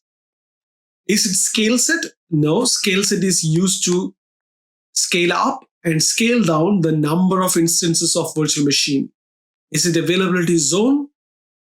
No, because availability zone will give you high availability during a failure in terms of a data center. So the correct answer is availability set, because availability set provides a VM redundancy and availability. This configuration within a data center ensures that during either a planned or unplanned maintenance event, at least one virtual machine is available and meets the 99.95 Azure SLA. Which statement below is going to be true about Azure Load Balancer? We basically have to read out the entire statement to see if that is going to be relevant for Azure Load Balancer. You must use Azure Load Balancer if you want to distribute traffic among your virtual machines running in Azure. No, you don't. It's not a must to use load balancer if you want to distribute your traffic among virtual machines running in Azure. Another option is Azure Load Balancer work with internet facing traffic only. Definitely not. You can use Azure Load Balancer for internal and external traffic share. Internal or external traffic load balancing. Another option is Azure Load Azure Load Balancer distribute traffic among similar systems, making your service more highly available. Absolutely correct. If one system is unavailable, Azure Load Balancer stops sending traffic to it and then directs traffic to one of the responsive servers. You are managing one of your Azure services remotely from your Android phone. Which management tools would best allow you to do manage remotely from your Android phone with the least amount of administrative effort? Is it PowerShell? Definitely not. Is it Azure Portal? Yep, technically you can use Azure Portal in your browser on your phone, but that is not the right answer. Is it Azure CLI? Absolutely right. Even though you can use the Azure Portal in your browser, it is not a better option than using a mobile app which uses Azure CLI or Azure Cloud Shell. All right, so that concludes Learning Path 2. In the next lesson, we're going to talk about Microsoft Azure Security, Privacy, Compliance, and Trust. And the first lesson out of that learning path is securing your network connectivity. Now we are officially entering the third learning path, which is examine Microsoft Azure Security, Privacy, Compliance, and Trust. My name is Sushant Satish, and I'm your instructor for this Azure Fundamentals examination course. In this module, we're going to talk about how to secure network connectivity within Azure. Within this module, we're going to talk about the security responsibility, which is shared between you and the cloud service provider, which is Microsoft. And we will learn about how to identify management providers protection even outside of your network, and learn about the encryption capabilities built into Azure that can protect your data as well. Let's explore defense in depth. Defense in depth is a strategy that employs a series of mechanisms to slow the advance of an attack aimed at acquiring unauthorized access to data. The objective of defense in depth is to protect and prevent information from being stolen by individuals not authorized to access it. The common principles used to define a security posture are confidentiality, integrity, and availability, known collectively as CIA. This defense in depth can be visualized as a set of layers, with the data to be secure at the center. Each layer provides protection so that if one layer is breached, a subsequent layer is already in place to prevent further exposure. This approach removes reliance on any single layer of protection and acts to slow down an attack and provide alert telemetry that can be acted upon, either automatically or manually. Let's talk about physical security. Physical security is the first line of defense to protect computing hardware in the data center. Identity and access controls access to infrastructure and change control. Perimeter layer uses DDoS protection to filter large-scale attacks before they can cause any denial of service for end users. Networking layer limits communication between resources through segmentation and access controls. Compute layer secures access to virtual machines. Application layer ensures that applications are secure and free of vulnerabilities. And finally, in almost all cases, attackers are after the data, which is stored in a database or stored on a disk inside the virtual machine or stored in a SaaS application such as Office 365 or stored in a cloud storage. It's the responsibility of those storing and controlling access to the data to ensure that it's properly secured. Often, there are regulatory requirements that dictates the commands and process that must be in place to ensure the confidentiality, integrity, and availability of the data. Organizations face many challenges with securing their data centers, including recruiting and keeping security experts, using many security tools, and keeping pace with the volume and complexity of threats. As cloud computing moved from customer controlled data center to the cloud, the responsibility of security also shifts. Security of the operational environment is now a concern shared by both cloud providers and customers. By shifting these responsibility to a cloud service like Azure, organization can reduce focus on activities that aren't core business competencies. Depending on the specific technology choices, some security protections will be built into the particular service, while addressing others will remain in the customer's responsibility. To ensure that proper security controls are provided, a careful evaluation of these services and technology choices becomes necessary. So as you can see in the diagram, SaaS required less involvement from a customer point of view, wherein on-prem required more involvement from a customer point of view. And there are some shared responsibility models shared between the customer and Microsoft in terms of PaaS and SaaS as well. Let's explore Azure Firewall. A firewall is a service that grants server access based on the originating IP address of each request. You create firewall rules that specify ranges of IP addresses.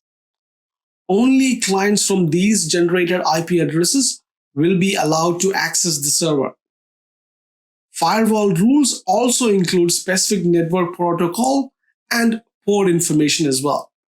Azure Firewall is a managed cloud-based network security service that protects your Azure Virtual Network resources. It is a fully stateful firewall as a service with built-in high availability and unrestricted cloud scalability. You can create, enforce, and log applications and network connectivity policies across subscriptions. Azure Firewall uses a static public IP address for your virtual network resources, which allows outside firewalls to identify traffic originating from your virtual network. The service is fully integrated with Azure Monitor for logging and analytics. Azure Firewall provides many features including built-in high availability, unrestricted cloud scalability, inbound and outbound filtering rules, and Azure monitoring logging as well. With Azure Firewall, you can configure application rules that define FQDNs, network rules that define source address, protocol, destination port, and destination address as well. Azure Application Gateway also provides a firewall called Web Application Firewall or WAF. This Web Application Firewall provides centralized inbound protection for your web applications against common exploits and vulnerabilities. Let's explore Azure Distributed Denial of Service or DDoS protection. DDoS attacks attempt to overwhelm and exhaust an application resources, making the application slow or unresponsive to legitimate users. DDoS attacks can be targeted at any endpoint that is publicly reachable through the internet. Thus, any resource exposed to the internet, such as a website, is potentially at risk from DDoS attack. When you combine Azure DDoS protection with application design best practices, you help provide defense against DDoS attacks. This diagram shows network traffic flowing into Azure from both customer and an attacker. Azure DDoS protection identifies the attacker's attempt to overwhelm the network and blocks further traffic from reaching the Azure services. Legitimate traffic from customers still flows into Azure without any interruption of services. Azure DDoS protection provides different tiers, basic and standard. The basic service tier is automatically enabled as part of the Azure platform. Always on traffic monitoring and real time mitigation of common network level attacks provide the same defenses that Microsoft Online Services use. Wherein the standard service tier provides additional mitigation capabilities that are tuned specifically to Microsoft Azure Virtual Network resources. DDoS protection standard is simple to enable and requires no application changes. Protection policies are tuned through dedicated traffic monitoring and machine learning algorithms. Policies are applied to public IP addresses which are associated with resources deployed in virtual network such as Azure Load Balancer and Application Gateway. Let's understand network security groups or NSGs. Network security groups allow you to filter network traffic to and from Azure resources in an Azure virtual network. An NSG can contain multiple inbound and outbound security rules that enable you to filter traffic to and from resources by source and destination IP address, port, and protocol. An NSG can contain multiple inbound and outbound security rules that enable you to filter traffic to and from resources by source and destination IP addresses, port, and protocol. Wherein application security groups enable you to configure network security as a natural extension of an application structure, allowing you to group virtual machines and define network security policies based on those groups. This feature allows you to reuse your security policy at scale without manual maintenance or explicit IP addresses. The platform handles the security of explicit IP addresses and multiple rule sets, allowing you to focus on your business logic. So when considering Azure's security solution, consider all the elements of defense in depth. Perimeter layer. The network perimeter layer is about protecting organizations from network-based attack against your resources. Identifying these attacks, alerting, and eliminating their impact is important to keep your network secure. Networking layer. At this layer, the focus is on limiting network connectivity across all your resources to only allow what is required. Segment your resources and use network level controls to restrict communication to only what is needed. By restricting connectivity, you reduce the risk of lateral movement throughout your network. In this module, we learned about defense in depth and various Microsoft Azure network security solutions. In this walk, we're going to create a custom template to create a virtual machine. Then we are going to implement a network security group or NSG. We're going to create a couple of rules, one inbound rule to allow RDP and one outbound rule to deny the internet access. So without wasting any more time, let's go and see how to do that. Now we are in our Azure portal. So the first step is we are going to create a Windows Server 2019 data center virtual machine. So for that, I'm going to go inside the virtual machine, or you can directly go to all services and type in virtual machine to get here as well. So first, select your subscription, and you need to have a resource group before creating any resource within Azure. We talked about it many times. In this instance, I chose the existing Azure resource group, which I've been using it for the whole exercise. Name your virtual machine. I named it as simple Windows VM. Choose a region, and we talked about availability systems and availability option. Ignore that. In the image, select a Windows Server 2019 and give a username and password to log into your Windows Server. So Azure user is the username I chose, and you need to give a strong password before signing in. By default, there are a lot of options where you can configure to allow or not allow any ports within your VM. In this instance, because we are trying to secure the network and test it, I'm not going to allow any inbound port. That means that there is not going to be any connection to and from the virtual machine when you start creating this virtual machine from the get-go. One additional step, what we're going to do is we're going to go under the networking tab and we're going to disable or not have any network security group created by default. Because if you don't select that option, by default, a basic network security group will be created and internet access will be provided based on that. So we choose no and we validate all the settings. This is one more chance you can do that, and then hit on create to create your virtual machine. Now that our deployment is underway, I have fast forwarded this video to make it pretty fast. So what is happening under the hood is it is creating the virtual machine. Before that, it is creating a brand new VNet and a default subnet to place this virtual machine, and a NIC and a public IP for connecting to the VM as well. So now our deployment is completed. We can click on go to resource to straight away take you into the virtual machine.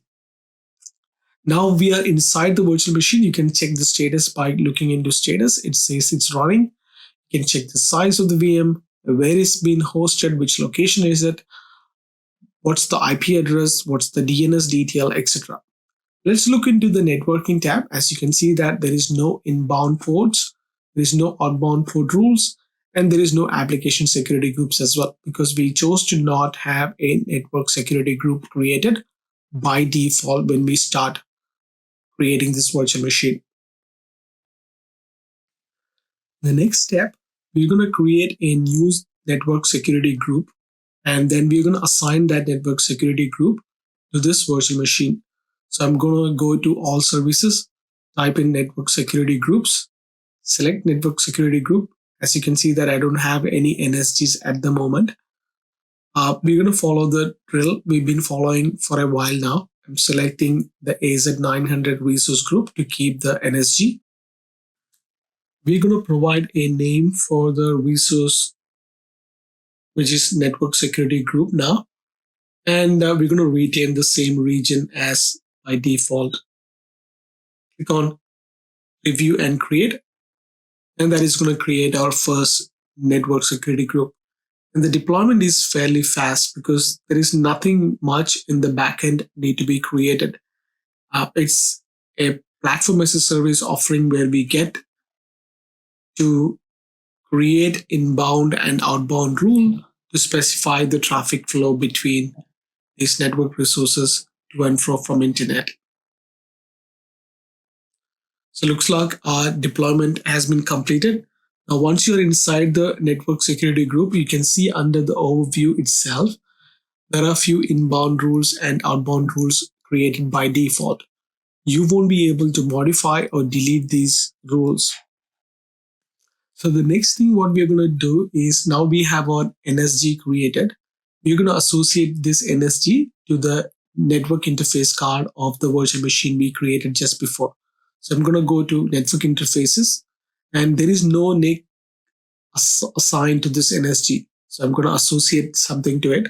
So I'm going to select the simple VM NIC, which is the network interface card for the virtual machine we just created. And now you can see that this NSG will be associated to that VM. As you can see that already the NIC is being associated to the NSG. Now if I go back to my virtual machine, select the simple VM. If I go under networking, as you can see that all these inbound and outbound policies, which was part of that NSG, is being now part of this simple VM as well. The next task, what we're going to go and do is we are going to connect to the VM, and we are going to see that if we are able to connect to the simple VM using RDP. So I downloaded the RDP file. I'm going to connect to the VM. This is going to check if I'm allowed to connect to the VM via RDP port. So my RDP connection is trying to establish a connection to the public IP of the Azure VM. Looks like it is still retraining. I can see that it's still not connected. So it says that remote desktop is unable to connect to the session. So that means that there is no RDP acceptable port which is accepting the connection. Let us go and modify the inbound and outbound rule to allow the RDP connection and to allow the internet connection to the virtual machine. So as you can see that these port is being blocked, we won't be able to modify the default port. So the only way we can do is we can add a new RDP port. So for that, we're gonna create a new inbound rule. We're gonna select source any, source port ranges asterisk, destination any, and destination port 3389 for RDP. Protocol is TCP, action allow, and we're gonna select a lower priority so that lower priority pins or lower priority take precedence of all the other numbers. So I'm going to put a number 300 and name. I'm going to give a name for this rule called allow RDP. So that's how simple it is to create a new inbound rule to allow an RDP on a VM with a simple step. It's quite simple, right? So you just go inside a network security group and you basically create a rule. And once the rule is created, it's fairly quick as well. You can refresh and see that the rule is being applied. Now, if we go back to the VM and try to establish the connection, you would be able to connect to the VM via RDP. So we can test that. So I'm going to go back to the VM again, download the RDP file.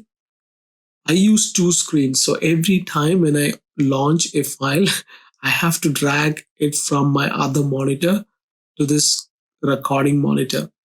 So I can't make this one primary because it has to change a lot of things. So I'm going to give the username and password to connect to the VM. As you can already see that it started establishing connection to the VM, which is hosted in Azure. So let's skip the certificate error and click on S. And as you can see that it is already connecting to the Azure VM. Every time I have to go back to the other window and drag and drop back to the recording window. This is so funny. Right. So right now it is connecting. So that means that our test for connecting the inbound port worked. So we simply created an inbound rule and it allowed us to connect to the VM, which is fantastic. Now that we have successfully completed task one, the task two of this particular task is to configure an outbound security rule to deny internet traffic. So for that, what I'm going to do right now is to log into the VM and to show you that we have by default internet access from this VM. So I'm going to launch an internet browser, Internet Explorer, and we're going to go to bing.com or microsoft.com to see if we can connect to the domain. And after the test, we'll go back to our Azure portal. And this time we're going to modify an outbound rule, which is going to block any sort of internet traffic outside from this VM. So as you can see that I can go outside to the internet to any website from within this VM. So now I'm back into my Azure portal. I'm going to go back to the VM and I'm going to go back to networking, and this time I want to go back to the outbound rule. So in this scenario, as you can see that I have 3 outbound rules created already. These are all default rules. I won't be able to modify anything. So it says that allow internet outbound access, any is allowed. So that's default. But if you look at the priority, it's a high number. So the only thing what I need to do is create one more deny rule to internet and provide a lower priority to take that into effect. So I won't be able to delete it. So as you can see that if I created these rules, I would be able to delete it. So in this instance, I'm going to create a new rule, source any, source port star or asterisk, Destination service tag. Destination service tag is internet. So you just need to type in internet to get the internet, and destination port range as asterisk as well. Protocol is TCP and action is DNA. And this time, let's select the protocol as TCP and the action is DNA because we want to block the internet traffic.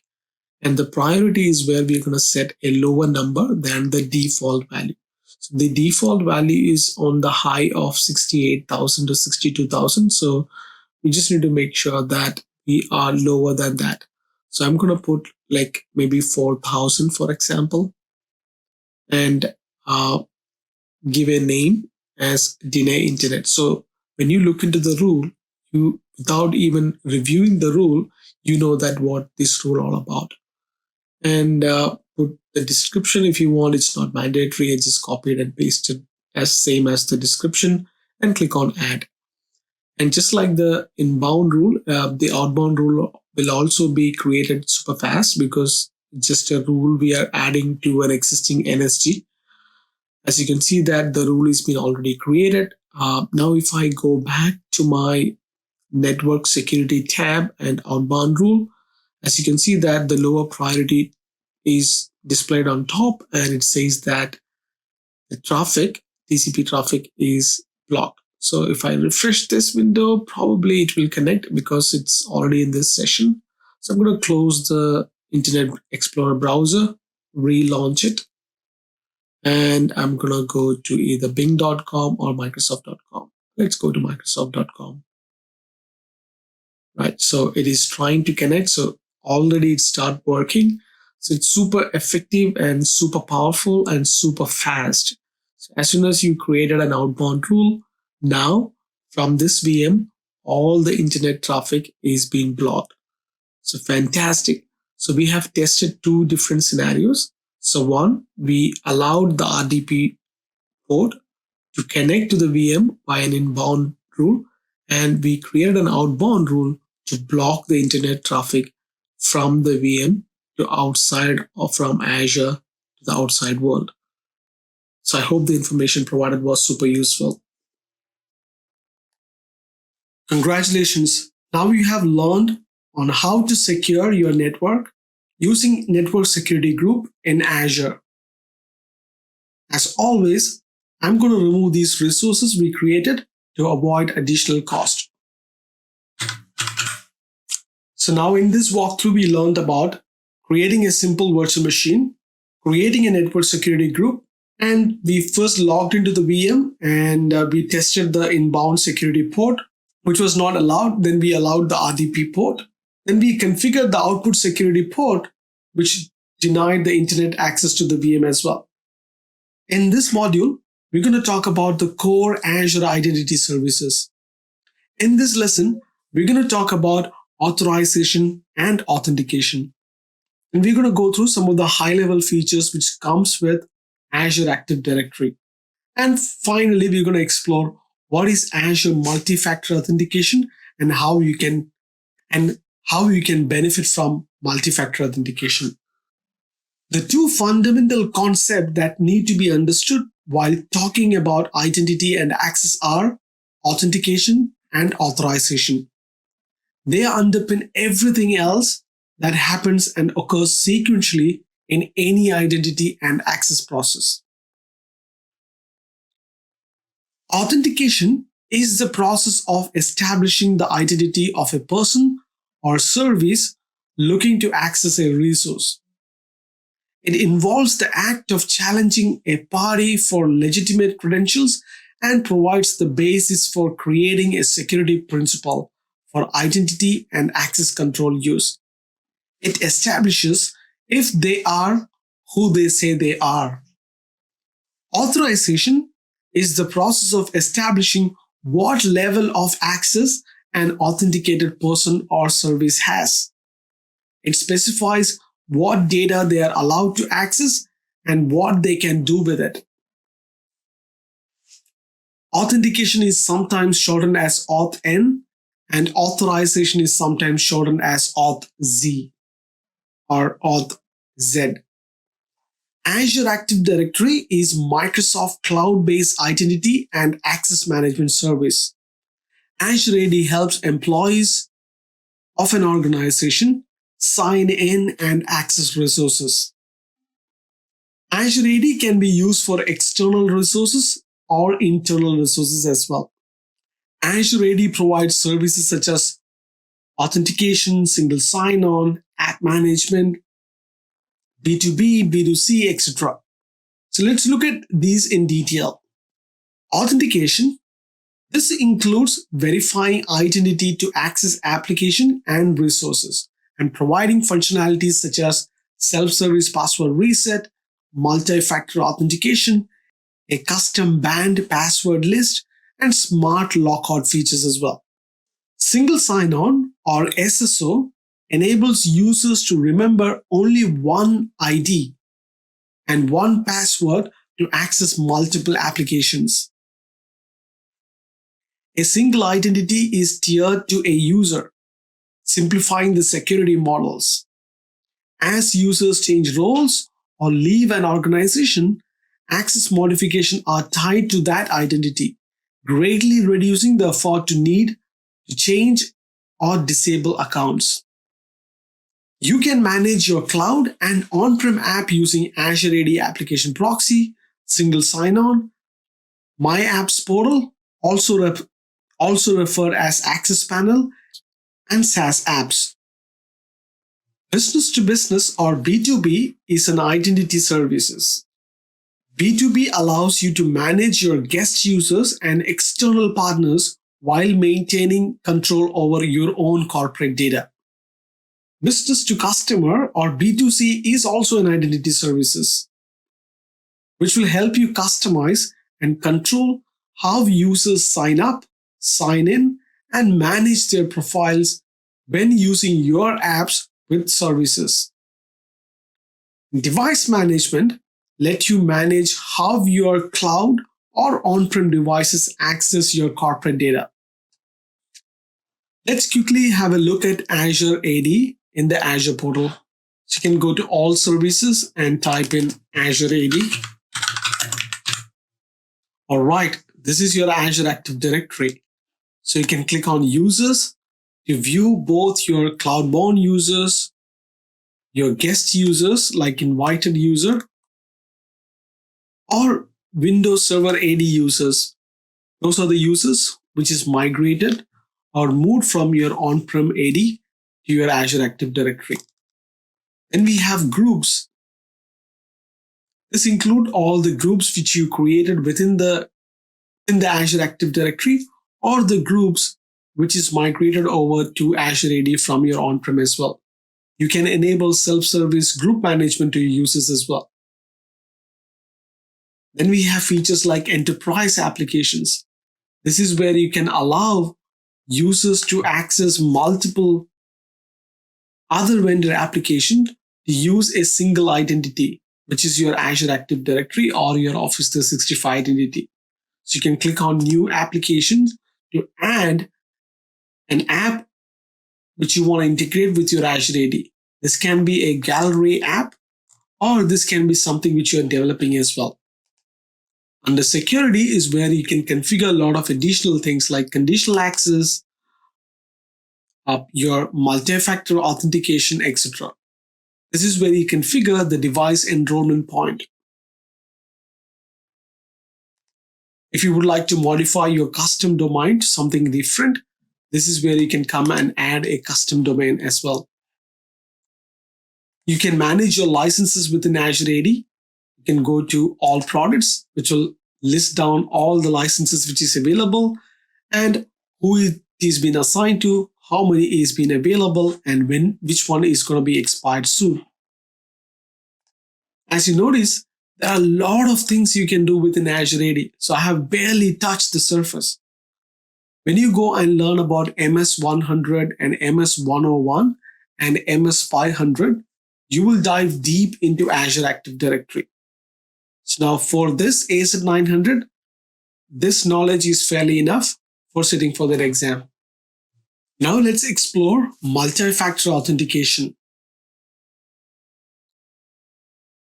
Azure multi-factor authentication provides additional security for your identities by requiring two or more elements for full authentication. These elements fall into three categories: something you know, something you possess, and something you are. Something you know could be a password or the answer to a security question. Something you possess might be a mobile app that receives a notification or token generating device. Something you are is typically some sort of a biometric property, such as a fingerprint or a face scan used by many mobile devices.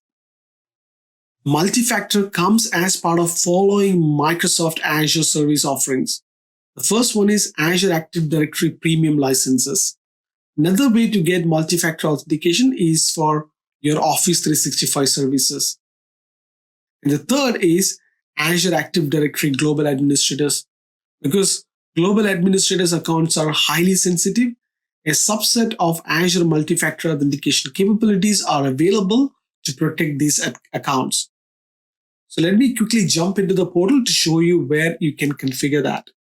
So now I'm in my Azure AD portal. I can go to Users, and there is another tab over here which you can click to go to multi-factor authentication.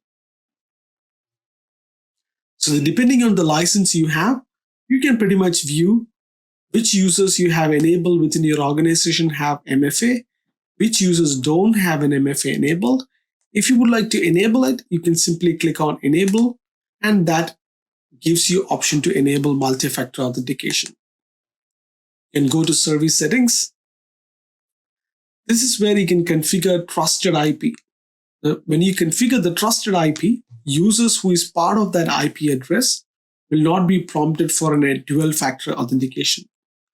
You can come over here to configure the verification method. You can pick and choose how many verification method you want to choose. Do you want to give a call to a user, or a text phone, or a notification to your phone, notification to an app as well? And this is where you can configure, remember the multi-factor authentication for how many number of days.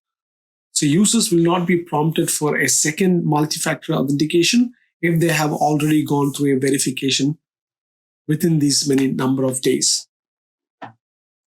Once you made the necessary changes, you can click on this Save. I'm not going to do that now. I'm going to simply close this tab. That's a quick view on how to configure the multi-factor authentication. In this module, we're going to learn about two very important concepts and lessons for security. The first one is AIP, which is Azure Information Protection. The second one is ATP, which is Azure Advanced Threat Protection, or Azure ATP. Along with that, we're going to talk about Azure Security Center and the capabilities of Azure Key Vault as well. Azure Information Protection, or AIP, is a cloud-based solution that helps organizations classify and protect its documents and emails by applying labels. Labels can be applied automatically, manually, or with the combination of both. The following screen capture is an example of Microsoft Azure Information Protection. In this example, the administrator has configured a label with rules that detect sensitive data. When the user saves a Microsoft Word document containing a credit card number, a custom tooltip is displayed. The tooltip recommends labeling the file as confidential, all employees, etc. You can purchase the AIP either as a standalone solution or through one of the following Microsoft licensing suite, like Enterprise Mobility Plus Security or Microsoft 365 Enterprise. Azure Advanced Threat Protection is a cloud-based security solution that identifies, detects, and helps you investigate advanced threats, compromised identities, and malicious insider actions directed at your organizations. Azure ATP is capable of detecting known malicious attacks and techniques, security issues, and risk against your network. Some of the Azure ATP components include Azure ATP Portal, Azure ATP Sensor, and Azure ATP Cloud Service as well. Azure ATP has its own portal. through which you can monitor and respond to suspicious activity. This Azure ATP portal allows you to create your Azure ATP instance and view the data received from Azure ATP sensors. You can also use this portal to monitor, manage, and investigate threat in your network environment. Azure ATP sensors are installed directly on your domain controller. The sensor monitors domain controller traffic without requiring a dedicated server or configuring port mirroring. And finally, Azure ATP Cloud Service. The ATP Cloud Service runs on Azure infrastructure and is currently deployed in United States, Europe, and Asia. The Azure ATP Cloud Service is connected to Microsoft Intelligent Security Graph. So now that you have understood Azure ATP and AIP, in this lesson, we're going to talk about what is Azure Security Center and what are some of the benefits of using Azure Security Center. Azure Security Center is a monitoring service that provides threat protection across all your services, both in Azure and on premises. Some of the things what Security Center can do is Security Center can provide you security recommendations based on your configuration, resources, and networks. In the next walkthrough, I'm going to take you through the Security Center portal on a high level. So till then, you can listen to all the benefits on this particular video. Security Center can monitor security settings across on-prem and cloud workloads and automatically apply required security to new services as they come online. Security Center can continuously monitor all your services and perform automatic security assessments to identify potential vulnerabilities before they can be exploited. Security Center uses machine learning to detect and block malware from being installed on a virtual machine and services. You can also define a list of allowed applications to ensure that only the apps you validate can execute. Security Center can analyze and identify potential inbound attacks and help to investigate threats and any post-breach activity that might have occurred. Security Center can provide just-in-time access control for ports, reducing your attack surface by ensuring the network only allows traffic that you require. Now that we have gone through the features of Security Center, let's go and see how Security Center looks like and where can you access Security Center. Azure Security Center is a monitoring service that provides threat protection across all your services, both in on-prem and in Azure as well. So let's go and see the Security Center in an Azure portal. So I'm in my Azure portal. You can access Security Center by going in here and searching for Security Center, or you can go to all services and you can find your Security Center over here, or you can search over here as well. So I'm going to go back to my home. I'm going to click on Security Center. Another tip is when you come to a particular service, if this is something you are going to frequently access, if you hover your mouse on top of the icon, you can see a star icon over here. If you press on star, this will feature on your control plane on the left hand side. So you don't have to search for this option every time. You can come over to your control plane and you can click on Security Center. That takes you directly to the Security Center overview. Once you are inside the Security Center, on the overview page, Security Center provides you recommendations based on your configurations, resources, and networks. And Security Center can continuously monitor all your services and perform automatic security assessments to identify potential vulnerabilities before they can be exploited. And Security Center uses machine learning to detect and block malware from being installed on your virtual machine and services. You can also define a list of allowed applications to ensure that only the apps you validate can execute here. If you look at the recommendations, you can see the score. And this throws in few recommendations like you can enable multi-factor authentication, how to do that. If you do that, how much points you will gain, things like that. If you want to know what are the plans which you can get Security Center, there are two tiers. The first one is free tier and the second one is called standard tier. Azure Security Center free tier is available as part of your Azure subscription. This tier is limited to assessments and recommendation of your Azure resources only. But the Azure Security Center standard tier provides a full suite of security-related services, including continuous monitoring, threat detection, just-in-time access control for ports, and more. And to access the full suite of Azure Security Center services, you need to upgrade to a standard tier subscription. You can access the 30-day free trial from within your Security Center dashboard in the Azure portal. As you can see that I have already used my trial and I have expired this standard free trial. So now you have seen on a high level what Azure Security Center is and what it can do. Let's jump back to see what we are going to learn next. In this lesson, we're going to talk about Azure Key Vault. Azure Key Vault is a centralized cloud service for storing your application secrets. Key Vault helps you control your application secret by keeping them in a single central location and by providing secure access, permission control, and access logging capabilities. Some of the usage scenarios of Azure Key Vault are secret management, key management, certificate management, and storing secret backed by HSMs. So let's give you a high-level overview on what these are.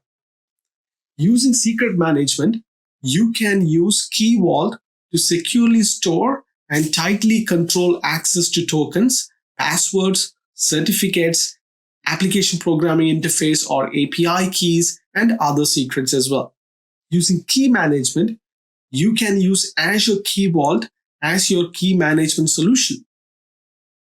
Key Vault makes it easier to create and control the encryption keys used to encrypt your data. Certificate management lets you provision, manage, and deploy your public and private SSL and TLS certificates for your Azure and internally connected resources more easily.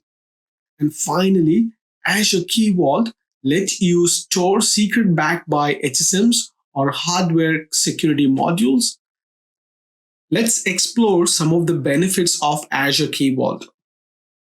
Centralizing storage for application secrets allows you to control their distribution and reduces the chance that secrets may be accidentally leaked. Azure uses industry standard algorithms, key lengths, and HSMs, and access require proper authentication and authorization. That's how it can securely store secrets and keys. Using Key Vault, you can monitor and control access to your company secrets. Azure Key Vault makes it easier to enroll and renew certificates from public certificate authorities like CAs. And you can also scale up and replicate content within region and use standard certificate management tools. And finally, you can integrate Key Vault with storage accounts, container registries, event hubs, and many more Azure services. We just finished talking about Azure Key Vault and the benefits of Azure Key Vault. To give you a summary, Azure Key Vault is a centralized cloud service for storing your application secrets. The Key Vault helps you control your application secrets by keeping them in a single central location by providing secure access, permission control, and access logging capabilities. In this walkthrough, we will create an Azure Key Vault and then create a password secret within the Key Vault, providing a securely stored, centrally managed password for use with these applications. So without wasting any more time, let's go and find out how to do that. Now we are in our Azure portal.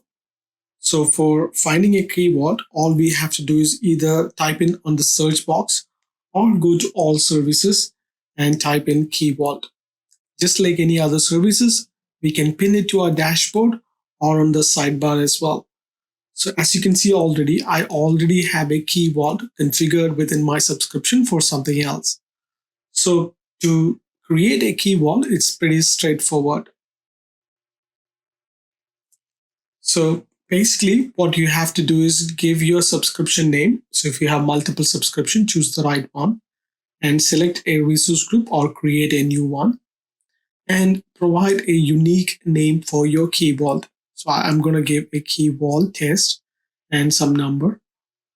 And next is region. So where would you like to keep your key vault?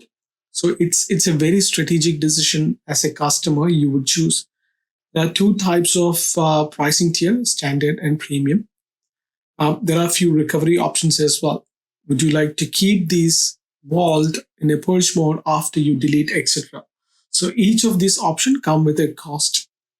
Then there are a few other options which I'm not going to go in detail because it's not relevant for AZ-900 fundamentals exam series. Once you go into AZ-104, that's where we will dive deep into Azure Key Vault other options. So hit on create to create a key vault. So looks like our key vault is created. I can click on go to resource. It takes me directly to the key vault. I can see the basic details on the overview tab, like where is the location, what's the subscription like, what's the DNS name which is allocated for this particular key vault. Sometimes you may have to use the DNS name when you attach this key vault services to an application to authenticate to the secrets what we stored inside. So on the left hand side under settings, that's where you can see keys, secrets, certificates, access policies, networking, etc. And the keys is where you can see all the keys you have stored here.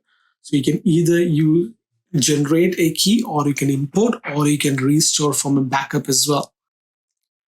And the certificates is where you can generate a new certificate or you can import and store your existing certificate for other authentication. Similarly, we have access policies where you would be able to see who's got access to your vault. You can provide other Azure services to allow or not allow access to your key vault. For a user, what sort of a control you want to have in your key vault, what sort of a key permissions, secret permissions, certificate permissions, etc. You can narrow down and you can filter it out and give a least privilege for a user to access your key vault as well. So the task what we are going to do now is we are going to add a secret to your key vault. So let's manually create a secret. So within your key vault, you can click on key and then secret, select manual, give a name for your secret. In this case, I'm going to put an example password and make sure you provide a value as well. The value is secret.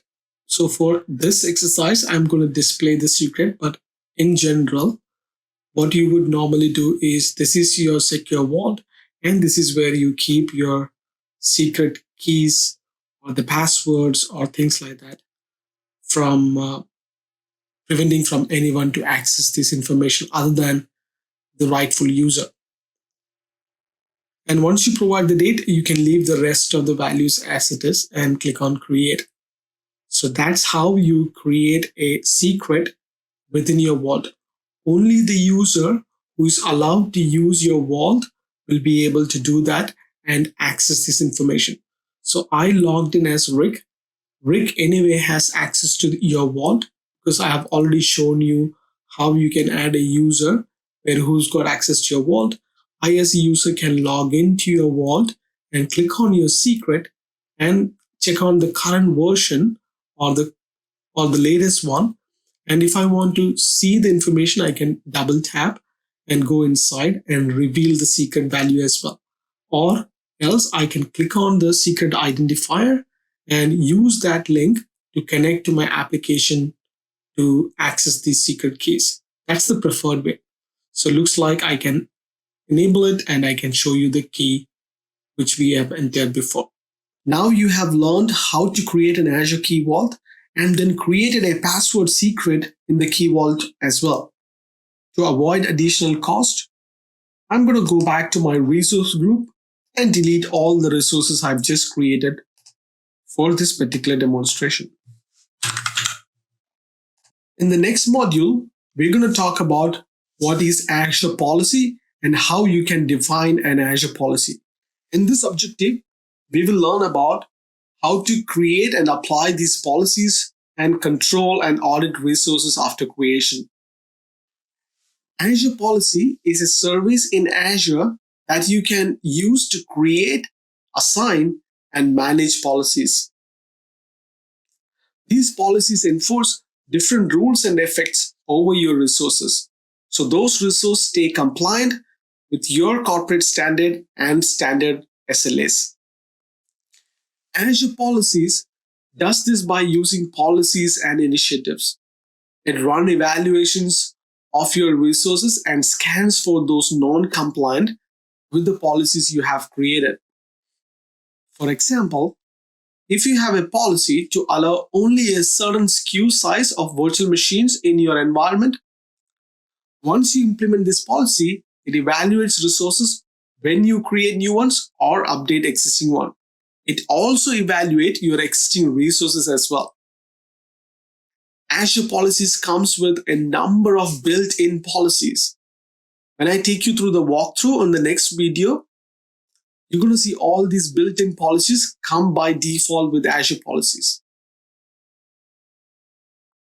So you can pick any of these built-in policy and initiate definition that you can use under categories such as storage, networking, compute, security center, and monitoring. Azure Policies can also integrate with your Azure DevOps by applying any continuous integration and delivery pipeline policies that apply to your pre-deployment and post-deployment for your application. Azure Policies can automatically remedy resources and configuration that are deemed non-compliant. There are 3 steps to creating and implementing an Azure policy. The first step is called create a new policy definition. A policy definition expresses what to evaluate and what actions to take. For example, you could prevent a VM from being deployed if they are exposed to a public IP address. Every policy definition has containers under which it is being enforced. Things like allowed SKUs, allowed resource type, allowed locations, allowed virtual machine SKUs, etc. The second stage of implementing Azure policy is assigning a definition to scope of your resources. To implement your policy definitions, you assign them to resources. A policy assignment is a policy definition that has been assigned to take place within the specific scope. This specific scope could range from a management group to a resource group. Policy assignments are inherited by all child resources. This means that if a policy is applied to a resource group, it is applied to all resources within that resource group. However, you can exclude a subscope from a policy assignment. And finally, you will review the policy evaluation results. When a condition is evaluated against your existing resources, it is marked compliant or non-compliant. You can review the non-compliant policy results and take action that is needed. And these policy initiatives work with Azure policies. The first one is initiate definition and second one is initiate assignments. An initiate definition is a set of policy definition to help track your compliance state for a larger goal. Like a policy assignment, an initiative assignment is an initiative definition assigned to a specific scope. Initiative assignment reduces the need to make several initiative definitions for each scope. The scope could range from a management group to a resource group. Now that we have learned about what is Azure policy and what are the built-in policies come with it and the benefits of applying these policies, let's go and find out how this Azure policy looks like in the Azure portal. The policy and delete the policy assignment as well after we complete that. So now we are in our Azure portal. Within the Azure portal, we have to go to all services to find the Azure policies. So what we are going to go and do today is we are going to go through a walkthrough.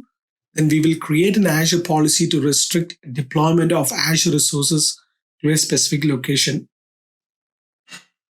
So within the policy configurator, this is where you can see all the policies what you have created. Based on the policies, you would be able to see your overall compliance, because once you apply these policies to a scope, this scope could be your resource group or it could be your subscription. And then these policies are going to go and check the compliance of these uh, resources or whatever the condition you put apply on top of your policy. What you're seeing right now are the definitions available within the Azure policy by default. You can filter these by types, you can filter these by categories, etc. You can, of course, go and create your own definition as well. But oh man, you should check out the pre-built or built-in policies which is available within the Azure policy widget. So let's go and see a specific Azure policy. So this particular Azure policy, which is allowed virtual machine size queues, will prevent anybody from recreating any other virtual machine queues, the one which you're going to mention within the template. So the use case scenario for this is you apply this on a particular resource group and give control to a particular team, and they won't be able to create any other family or any other type of virtual machine apart from what you have mentioned before. You can go to assignments to find out all the assignments you have made within your subscription, or you can create a new initiative or a new policy as well. So what we're going to do now is we are going to create a new policy. Within the policy, we have a scope, exclusions, and the policy definition. The scope is nothing but where you are going to apply this policy. You can start with your subscription and then you can narrow it down by resource groups. If you don't want to apply to a resource group, you can leave it at the subscription level itself. Then comes the exclusions. This is where you add a resource group or any other type of resources who doesn't want to be part of this particular policy. So you can, of course, add a policy for your org wide, and then you can add a couple of other resource group which is not part of this policy as well. And the next one is policy definition. That's where we will go and add a new policy. Basically, what we can do is we can just browse through all the available policies over here, or we can filter by just typing a keyword. In this instance, we are trying to find a policy which is called allowed location. What basically this policy does is this enables you to restrict the location within your organization who can specify when deploying your resources. And you can use this to enforce your geographic compliance requirement as well. Sometimes your company have some sort of restrictions. So in this instance, we are going to create a policy. And then I'm going to restrict this policy by putting in a location called Japan West. So what that means is this policy will prevent anyone from creating any resources other than in region, which is Japan West. I'm going to leave rest of the setting as it is. We are not going to touch that for Azure AZ-900 fundamentals and hit on review create. So the policy has been successfully created. It's fairly quick. The next step, what we can do is we can go back to our Azure and we can create a resource now. And then we can verify that the applied policy is taken effect. What we are going to do now is we go on to all services and we selected storage account. We are going to create a brand new storage account. The objective of creating this storage account is to verify that we can create a storage account in East US, for example. So I'm going to provide a storage account name. Again, once you give a storage account name, make sure that you give a unique name. And I'm going to leave the location as default, which is East US 2. And I'm going to pretty much leave other settings on default itself. So let's try to create a storage account. I'm sure the validation will be successful because validation doesn't test the policy function. When it starts to deploy, this is when the ARM template goes through each and everything within the Azure environment to check if there is any policy applied within the subscription level, or is there any other set of policies which is preventing it from creating in the resource group, etc. As we expected, the storage account was not able to create within this subscription because it says that uh, there was a policy which tried to deploy this. There was a policy which prevented it from deploying it. So you can, of course, click on the policy. This can take you directly back to the policy assignment, and it will show you Japan West is the specified location within the subscription where it expects these resources to be created. So we got the expected results out of this experiment. So the next thing, what we're going to go and do is we're going to go to the policy and see if the policy is in compliant shape. So when you click on the policy, it basically shows you, is it compliant or not? Compliance is nothing but it goes through the whole resources to make sure that there is no other resources which is outside of this boundary, things like that. So what we're going to do now is we're going to delete this policy, and we're going to create another storage account. And this time there is no policy in place within the subscription to prevent any other storage account or any other resources from being created. Right. So the policy is successfully deleted. I'm going to go back and create a new storage account. There are other common scenarios where the allowed location policy can be useful. Things like cost tracking. So you could have different subscription for different regional location. So this policy will ensure that all resources are deployed in the intended region to help cost tracking. Another scenario is data residency and security compliance. So you could also have data residency requirement and create subscription per customer or specific workload and define that all resources must be deployed in a particular database to ensure data and security compliance are met. So again, I selected the default values, selected East US as the location, and create the storage account. I'm sure this time, because this policy is deleted, we will be able to successfully create the storage account. It won't take much time, hardly takes like 30 seconds to create a storage account. So our current deployment is underway. And looks like our storage account is being created successfully. So I can go to my resource and I can find that the storage account is created, and I can see that the location is East US. Congratulations, you have created an Azure policy to restrict deployment of Azure resources to a particular data center. To avoid additional costs, you know what I'm going to do next? I'm going to remove all these resources I just created for this exercise. Now that we have learned how to create an Azure policy, and we created and tested an allowed location policy, and we deleted the policy after the assignment as well. In this module, we're going to explore what is role-based access control. Role-based access control provides a fine-grained access management for Azure resources, enabling you to grant users only the rights they need to perform their job.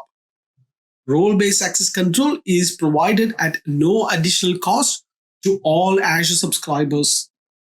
Let's explore some of the usage scenarios for RBAC. RBAC allows one user to manage VMs in a subscription and another user to manage virtual network. RBACs allow database administrators to group manage SQL databases in a subscriptions. And RBAC can allow a user to manage all resources in a resource group such as VMs, websites, and subnets. And finally, RBACs allows an application to access all resources in a resource group as well. Some of the best practices for RBAC are using RBAC, you can segregate duties within your team and grant only the amount of access to users that they need to perform their jobs.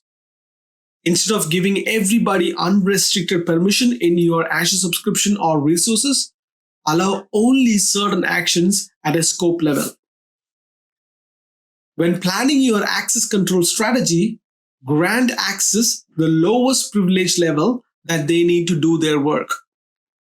Now that we have known on the high level what RBAC is and what are the best practices, let's go to the Azure portal and find out how to implement and assign an RBAC role.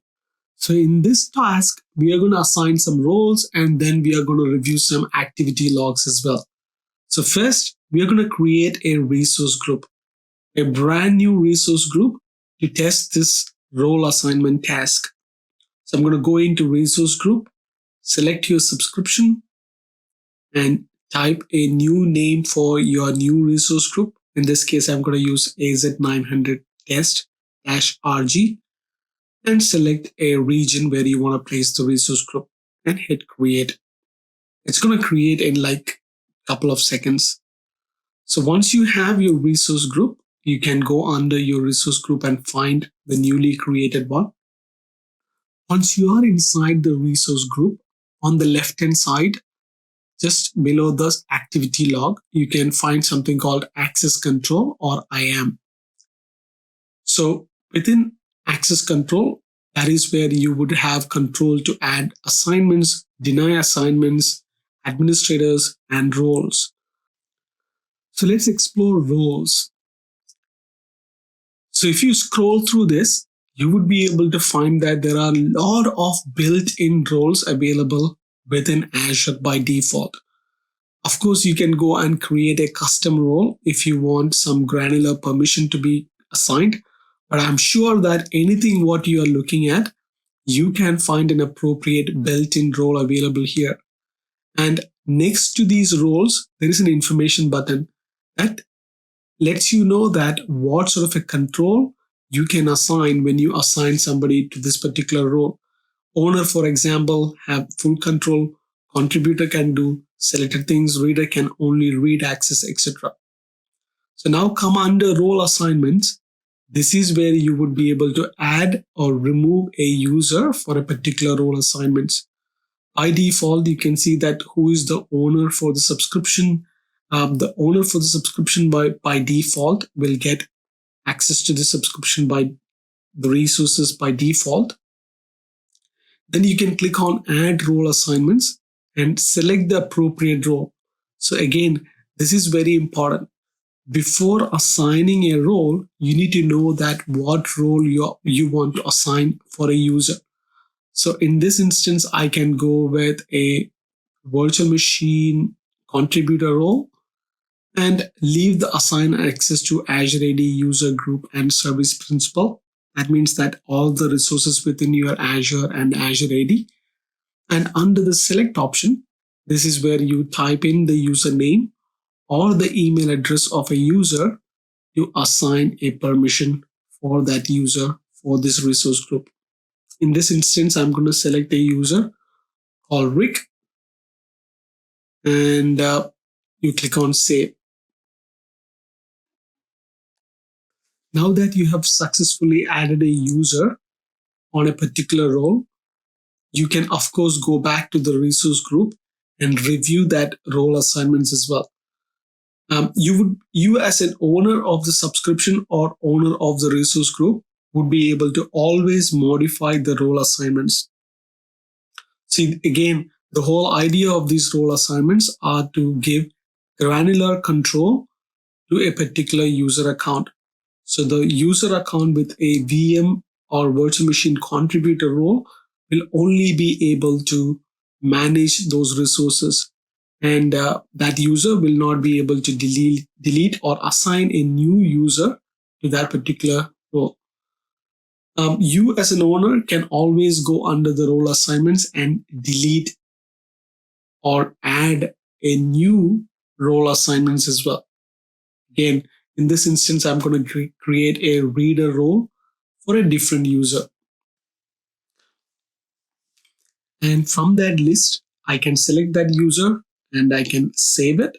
So if I go under the role assignments, after this has been added, I can go and review that. Now, Summer Smith is also part of this resource group, but Summer only has reader access to this resource. But if you look at Modi, Modi have reader access, but for the whole subscription. So that is the main difference. Summer, when she log into the Azure portal, she can only see the resources within this AZ-900 test RG resource group, wherein Modi as the user, even though Modi has a resource group reader access, he can go in and see all other resources in other resource group as well. In this task, we will view the activity log to view and verify the role assignments and who have done all these changes. You can view all these by going into resource group, and just under the overview, there is something called activity log. That is where you can come in and select all these filter options to find out who has done what. So this will give you information like a Rick as a user have created a role called virtual machine contributor who's got that. And you can even go and find out all other audit report within this activity log as well. Congratulations. Now you have learned how to assign roles and view the activity logs to find out who have done these changes. As always, after a walkthrough, I will go back to my all resources and delete the resource to avoid any additional cost. We just learned about role-based access control. In this lesson, we're going to talk about Azure Resource Logs. So what is resource logs? Resource logs help you prevent accidental deletion or modification of your Azure resources. You can manage these logs within the Azure portal. There are two types of log. First one is cannot delete, and the second one is read only. Sometimes you may need to lock a subscription or a resource group or a resource to prevent other users in your organization from accidentally deleting or modifying critical resources. For that, these two types of lock level can help you do that. Cannot delete or read only. So what is cannot delete? Cannot delete means authorized admin can still read and modify a resource, but they cannot delete the resource. Read only means authorized admins can read a resource, but can't delete or update the resource. Applying this lock is like restricting all authorized users to the permissions granted by the reader role. And when a resource lock is applied, you must first remove the lock in order to perform that activity. By putting an additional step in place before allowing that action to be taken on that resource, it helps protect that resource from any sort of other actions and helps protect your administrator from doing something they may not be intending to do. Resource locks apply regardless of your RBAC permissions. Even if you are an owner of the resource, you must still remove the lock before you will actually be able to perform the blocked activity. Now that we have learned the two types of resource lock, read only and cannot delete, let's go and find out in the Azure portal how to add a resource log and prevent deletion of these resources. In this walkthrough, we're going to learn how to create a resource group, and then we are going to add a log to the resource group to test the deletion part. Then we will test the deleting a member of the resource group, and we will remove the resource lock as well in the final exercise. So we are in our Azure portal. So what we are going to do now is we are going to create a resource group, a brand new resource group for testing the resource lock function, because I don't want to use the existing AZ-900 which we've been using so far. So create a new resource group called my rg logs/rg so that I know that it's a resource group. Select the region.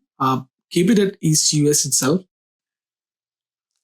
Resource group would be fairly simple to create, and its deployment will finish in like a couple of seconds because it's nothing but it's a logical container we are going to create to keep other Azure resources. I hope you guys remember when we talked about resource group, what are the features and why you need a resource group, etc. So on the left hand side under settings, you can find logs. So you can go on top of the logs and you can create a new log. Remember we talked about there are two types of log. So basically when you give a name and you can select either delete or read only. So in this case, I'm creating an RG log. Specifically, the type of the log is called delete. The whole purpose of the delete log is to prevent anybody from deleting these resources or resource group itself from an accidental deletion, or like a warning for any admin before they try to delete it. It gives them a warning as well. So I'm going to try deleting this resource group now. Even though I created the resource group, I as a owner, I'm not able to delete it because it says that your delete resource group action is failed because there is a lock assigned to the particular resource group. Now, the only way I can delete this resource group is by going into the resource group, going inside the lock, and either modifying the resource group or deleting the resource lock itself. The next task I'm going to perform is I'm going to create a resource within the resource group. So I'm going to create a storage account and we're going to test while having this resource lock on a resource group, will we be able to delete a resource within a resource group? Let's go and find that out. So I'm creating a standard storage account. Make sure you give a unique name for your storage account to pass the validation. I'm going to leave the rest of the values by default. That's not quite important here. The important thing is we create a resource, and after that, we're going to select that storage account and see if we will be able to delete that resource. So the storage account deployment is underway. Typically, the storage account won't take more than 30 seconds to complete the deployment. So it looks like the storage account has been created. The deployment has been complete. Let's go to the resource. I can see that RG log storage has been created. I can go and see the containers. It's like a proper storage account. I can perform all the activities what I have to do on the storage account. Now let's try to delete the storage account. It says that I won't be able to delete the storage account because there is a lock in place on the resource group where it resides. So the only way I can remove a resource within a resource group or a resource group itself is by deleting the lock which is there in place for the resource group. So what I'm going to do now is going to delete the resource lock. Now there is no more lock in place for the resource group. Now I can either delete the whole resource group or I can simply delete a particular resource. So first let's try to delete a resource. So I select the storage account, copy the name of the storage account because that is what we need before deleting it. And let's copy the name again and delete the resource. So this time there is no validation because there is no lock in place. So I'm sure that this is going to be deleted successfully. Yeah, looks like it is deleted successfully. Now I can go and delete the resource group by itself. So I can either go under the overview tab and type in the resource group name, or I can copy the name of the resource group and select delete. So this time, without any issue, we would be able to delete the resource group as well. So what we have learned is there are two types of resource locks: cannot delete and read only. Cannot delete will prevent any accidental deletion, and read only will put a lock in place which will prevent anybody from modifying the resources. Congratulations, you have created a resource group, added a lock to a resource group, tested the deletion function, and tested deleting the resource in the resource group as well. And finally, you learn how to remove a lock as well. So that concludes this walkthrough. In this Azure governance methodology module, we're going to explore what is Azure Blueprints. Azure Blueprints enable cloud architects to define a repeatable set of Azure resources that implement and adhere to an organization's standards, patterns, and requirements. Azure Blueprints enables development teams to rapidly build and deploy new environments. Azure Blueprint is a declarative way to orchestrate the deployment of various resource templates and other artifacts such as role assignments, policy assignments, Azure Resource Manager templates, and resource groups. So what is the process of implementing Azure Blueprint?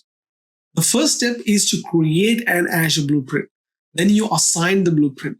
And finally, you can track the blueprint assignments. With Azure Blueprint, the relationship between the blueprint definition and the blueprint assignment is preserved.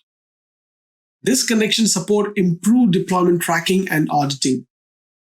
And Azure Blueprints are different from Azure Resource Manager templates.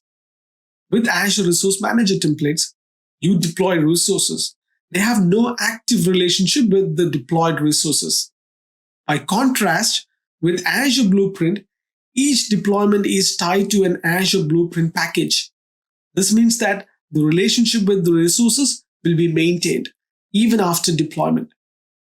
Maintaining relationship in this way improves auditing and tracking capabilities. Let's understand what is Azure subscription governance. Azure subscriptions are discussed in many contexts. There are mainly three aspects to consider in relation to creating and managing subscriptions: billing, access control, and subscription limits. Billing reports can be generated by subscriptions. If you have multiple internal departments and need to do chargeback, a possible scenario is to create subscription by department or project. In access control, a subscription is a deployment boundary for an Azure resource. And every subscription is associated with Azure AD tenant that provides administrators the ability to set up the role-based access control or RBAC. When designing a subscription model, one should consider the deployment boundary factor. Some customers have separate subscription for deployment and production. Each one is isolated from each other from resource perspective and managed using RBAC. And subscription limit. Subscriptions are also bound to some hard limitations.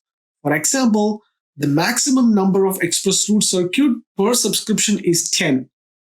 Those limits should be considered during a design phase. If there is a need to go over those limits in particular scenarios, then additional subscription may be needed.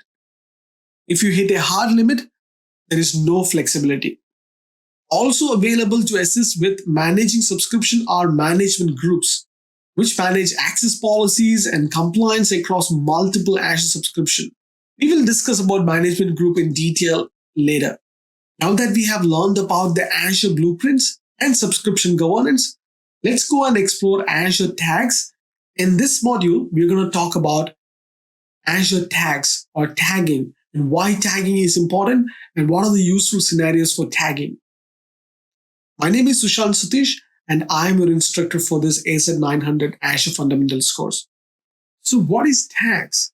You apply tag to your Azure resources, giving metadata to logically organize them into a taxonomy. Each tag consists of a name and a value pair. For example, you can apply the name, environment, and the value production to all the resources in the production, or tag by company departments, for example, the name of the department and with the value of IT. After you apply tags, you can retrieve all these resources in your subscription with the tag name and value. Tags enable you to retrieve related resources from different resource groups. This approach is helpful when you need to organize billing or management. Before we go and see how you can apply tags and learn about more tagging in the Azure portal, you need to be aware of some of the tags limitations as well. So some of the limitations of using tags are not all resource types support tags. Each resource or resource group can have maximum of 50 tag values. But storage account only support 15 tags.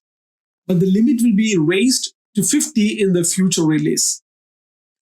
The tag name is limited to 512 characters, and the tag value is limited to 256 characters. Tag applied to the resource group are not inherited by resources in the resource group.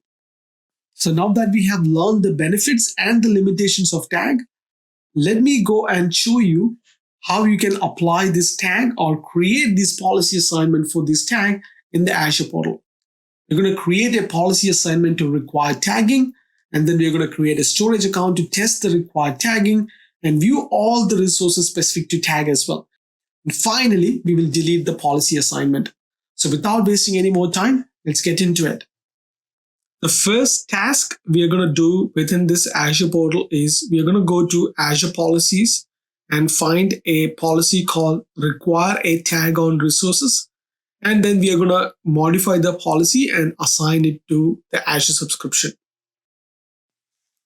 Now we are inside the Azure policy construct. This is where I can see if there are any existing policies which is assigned to my subscription. I can go and view all the assignments by clicking on assignments, and I can view all the definitions by going into definitions as well. So within an assigned policy, you can define a scope. Scope is nothing but where you would like to assign this policy level to. Is it on a subscription level or is it on a resource group level? Then you have an option to exclude as well. If you apply it on a subscription level, you can exclude a particular resource group, etc. Click on policy definition to find out the policy you are looking at. In our case, we're going to look for a policy which says that it requires a tag on resources. Select the policy from the filter option, and then once you have the policy, you don't have to worry about other values as of now. You can scroll right back up and go under parameters. That is where you're going to define the parameter for the tag name. So for this particular policy, we're going to put a parameter as company and click on review and create. So this is going to go through a validation process, and after completing the validation, you can see that the policy has been created. So now you can go inside the policy and click on parameter to verify that that value you have provided is there. So you successfully created a policy with a parameter called company, and you have assigned to a subscription level. So what does this mean for your subscription? It means that any new resource you create within your Azure subscription need to have a tag which is called company. If it doesn't have a tag assigned while you create a resource within your Azure subscription, the whole process is going to fail. Because so far we have gone through different walkthroughs on creating different Azure resources. Every time there was a requirement for a tag, I skipped it. So I purposefully wanted to show the value of tag on this particular example. So I'm going to create a storage account here. Select the default Azure resource group, which I've been using it for a while for this exercise, AZ-900. Give a name for your storage account. Make sure you give a unique name. And I'm going to leave rest of the details as default, because the whole objective here is to see that if I am able to create a resource without putting a tag information. So it is going through the validation process. Hopefully the validation will complete without any error. And when I try to create it, just before the deployment, it should throw an error. So I don't have any value within the tag. So I click on create. So Azure start deploying, or Azure is looking to deploy this storage account within the Azure resource group. It should throw an error immediately. Yep, as you can see that there is an error within the deployment. Now, if you read the deployment fail notification, you can find that this is being not allowed because there is a policy which identifies that there is a tag is required. So because we have not put in the value for the tag, that's why this deployment has been failed. Now in this instance, I'm going to redo the whole thing all over again. Again, I'm going to go back to storage account, create a brand new storage account. You can actually provide the same information what you have given before because your deployment has not been successful. So select the resource group, give a unique storage account name so that it accepts the name what you have given, and leave the rest of the default details. This time go under tab section and put the name of the tag, name, company, and value as whatever you feel like you want to give it to as your company name. You can leave it blank as well. If not, just put in the details for your company. So what's going to happen now is when you submit the review and create, this is going to validate like last time, but I'm sure the validation is going to be successful either ways if you have the tag name or not. When you try to create, the policy will enforce the Azure Resource Manager that make sure to verify if there is a tag name called value called company. In this instance, we do have a value called company. So the deployment is going to go through successfully, and within a couple of minutes, you will have your storage account ready. Now that we have our storage account ready, I can go to my storage account, go to tags. You can verify the storage account. Is it something which you created just now? Click on tag. As you can see that there is a tag which is assigned to that particular resource. In this case, it is a storage account, and the company is being assigned as a tag for the storage account. Next task is I can go to tag and I can filter all the tags which is available within my Azure subscription. This is another great place where I can go and allocate each resource on different tags. This can be used for taxonomy purposes. This can be used for resource allocation and other sort of granular control you want to have within your subscription. As we learned in the previous model, there are so many benefits for tagging. So what I'm going to do next is going to go under the policy. I'm going to delete the policy we just created because I don't want this policy to affecting any more future deployments I'm going to do in my Azure. So if you are testing something within your Azure, especially for studying, make sure after you study, after you complete your exercise, you go and delete whatever you have created so that that is not going to impact anything what you're going to learn next, or that is not going to impact anything within your production environment. In this lesson, we're going to learn about Azure Monitor and other monitoring services like health service, etc. So what is Azure Monitor? Azure Monitor maximizes the availability and performance of your applications by delivering the comprehensive solutions for collecting, analyzing, and acting on telemetry from your cloud and on-premises environment. It helps you understand how your applications are performing and proactively identifies issues affecting them and resources they have dependent on. So what data does Azure Monitor collect? Azure Monitor can collect data from a variety of sources. You can think of monitoring data for your applications in tiers, ranging from your application, any operating system, and services it relies on. You can think of monitoring data for your applications in tiers ranging from your application, any operating system, and services it relies on, down to the platform itself. Azure Monitor collects data from each of these following tiers. Application monitoring data. Data about the performance and functionality of the code you have written regardless of its platform. Guest OS monitoring. Data about the operating system on which your application is running.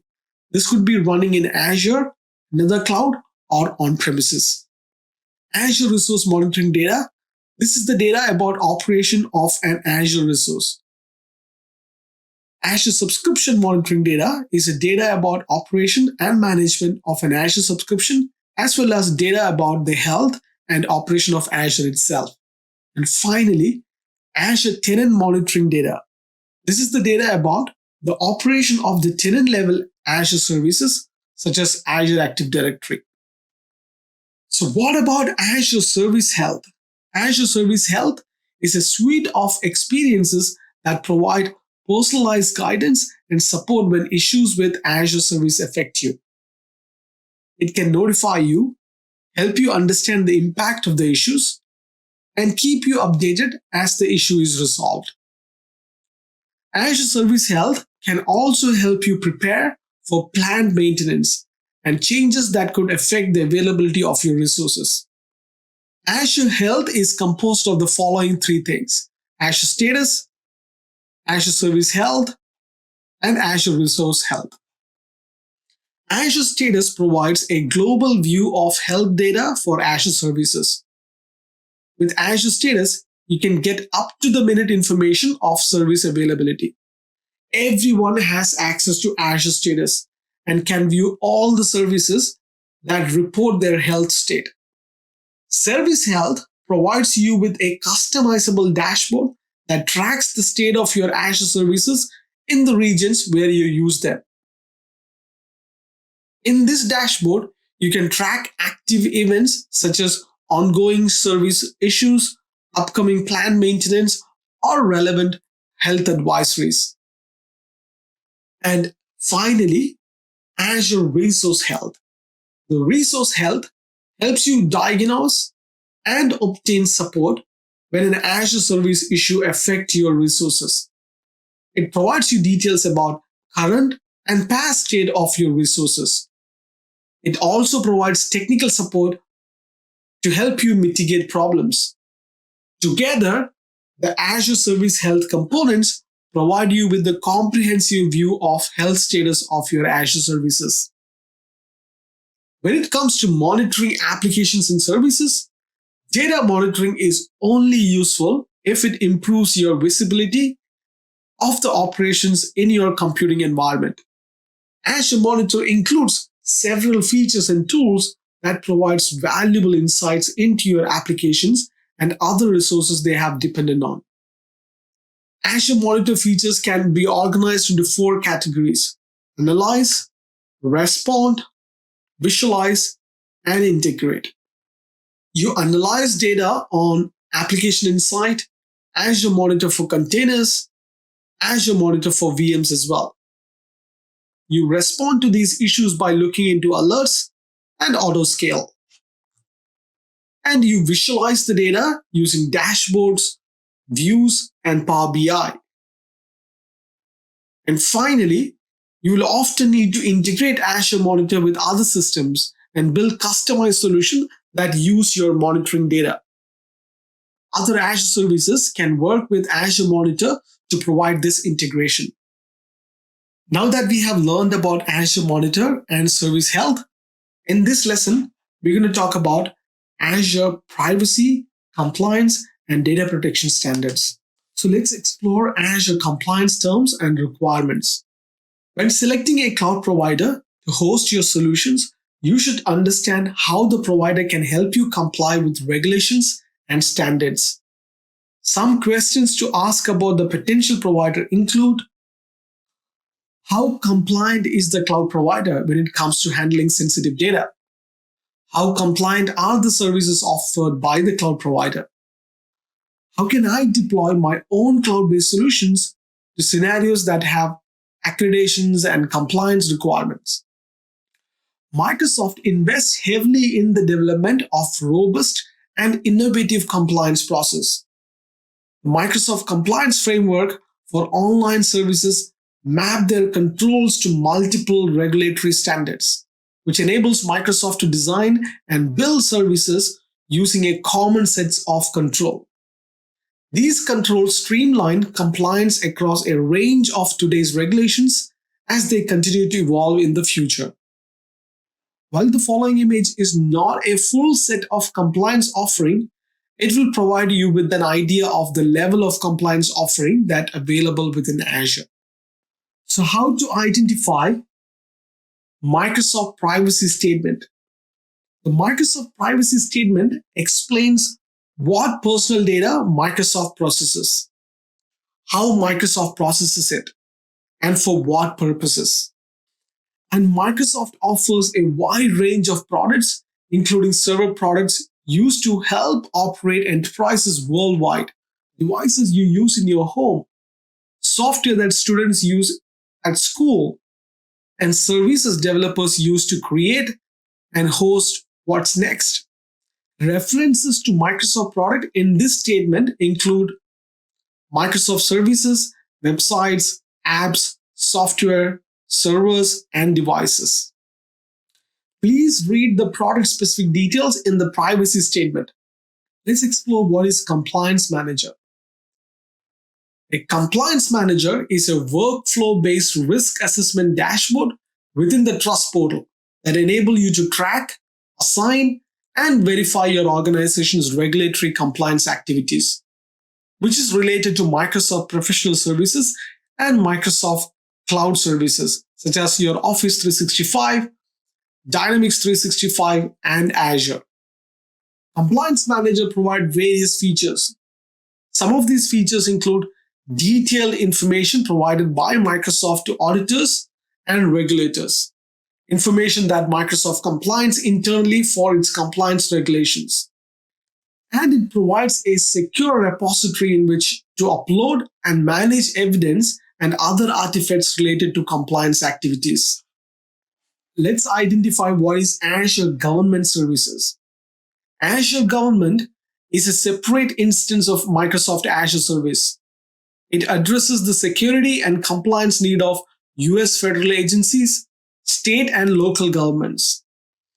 Azure Government provides the broadest compliance and Level 5 Department of Defense or DoD approval.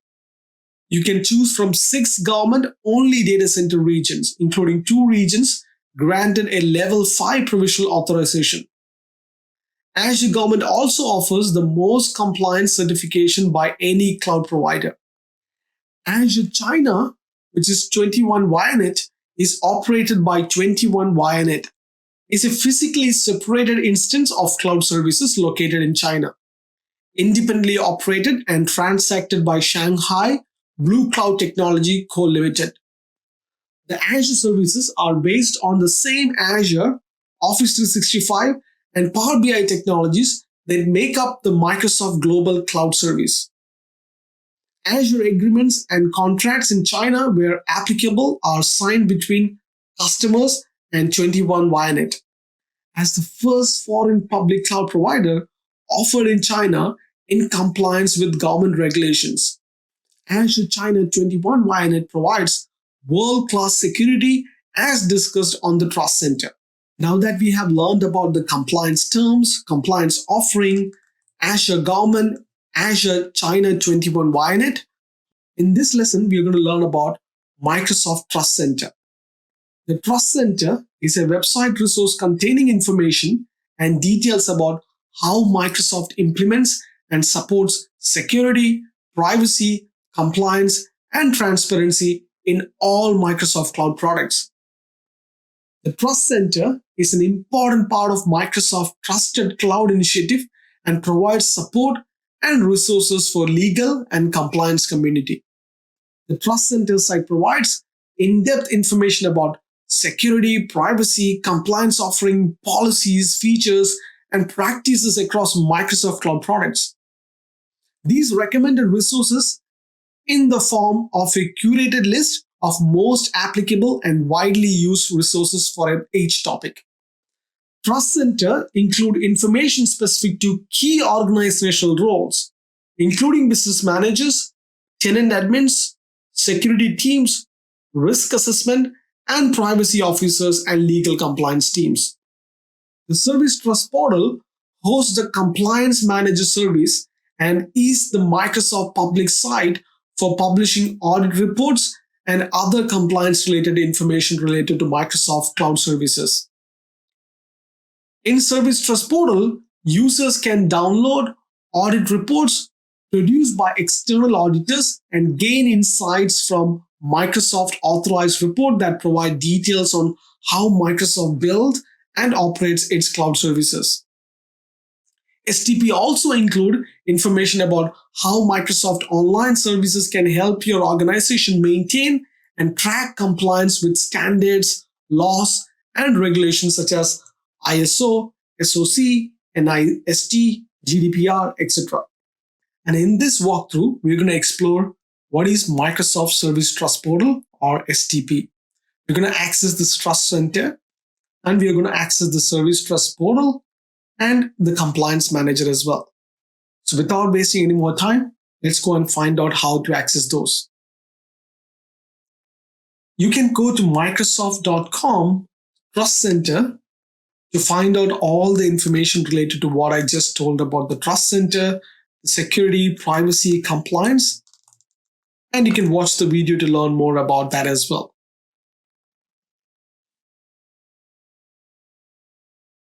And the next thing, what you can do is you can go to Microsoft Compliance offering. Notice the offerings are grouped into global, US government, industry, and regional. Let's look at global ISO 27001. The ISO 27001 Information Security Management Standard is typical for the type of compliance information we provide. Notice there is an overview of the standard, in-scope cloud services, audit reports and certificates, assessment, FAQ resources, and white papers as well. The next, we're going to access the Service Trust Portal. So you can go to Service Trust Portal by going into servicetrust.microsoft.com. Notice over here, you have audit reports for different types. You have an audit report for ISO 27001 over here as well. So I'm going to click that to open in the next window. Wow, it gives me all the information I need if I am looking for this particular standard or an audit report from Microsoft. So I can go through these details and download these files, and I can verify with my legal team or my data privacy team to make sure that if Azure provides all the compliance, we need to put our data in the cloud. And now we can go and access the Compliance Manager as well. You can access the Compliance Manager portal from selecting the Compliance Manager. There is two options. One is Classic and the new preview options. I'm going to select the Classic one. So the Compliance Manager makes it easy to perform risk assessment for your Microsoft Cloud Services. So use the Compliance Manager to manage your organization's compliance activities from implementation to reporting. And if you want to try your Compliance Manager, you need to log in. Congratulations. In this walkthrough, you have accessed the Trust Center, Service Trust Portal, and you know how to access the Compliance Manager as well. In the next lesson, we're going to review questions from the last module, and we are going to test your knowledge based on what you have learned so far. So the first question is, which of the following could grant or deny access based on the originating IP address? Is it Azure Active Directory? Definitely not. Azure Active Directory is your identity and access management solution in the cloud. Is it VPN gateway? Definitely not, because VPN gateways are used to create VPN tunnels or as a gateway solution. So the right answer is Azure Firewall. The Azure Firewall grants server access based on the originating IP address for each request. You create firewall rules that specify ranges of IP address.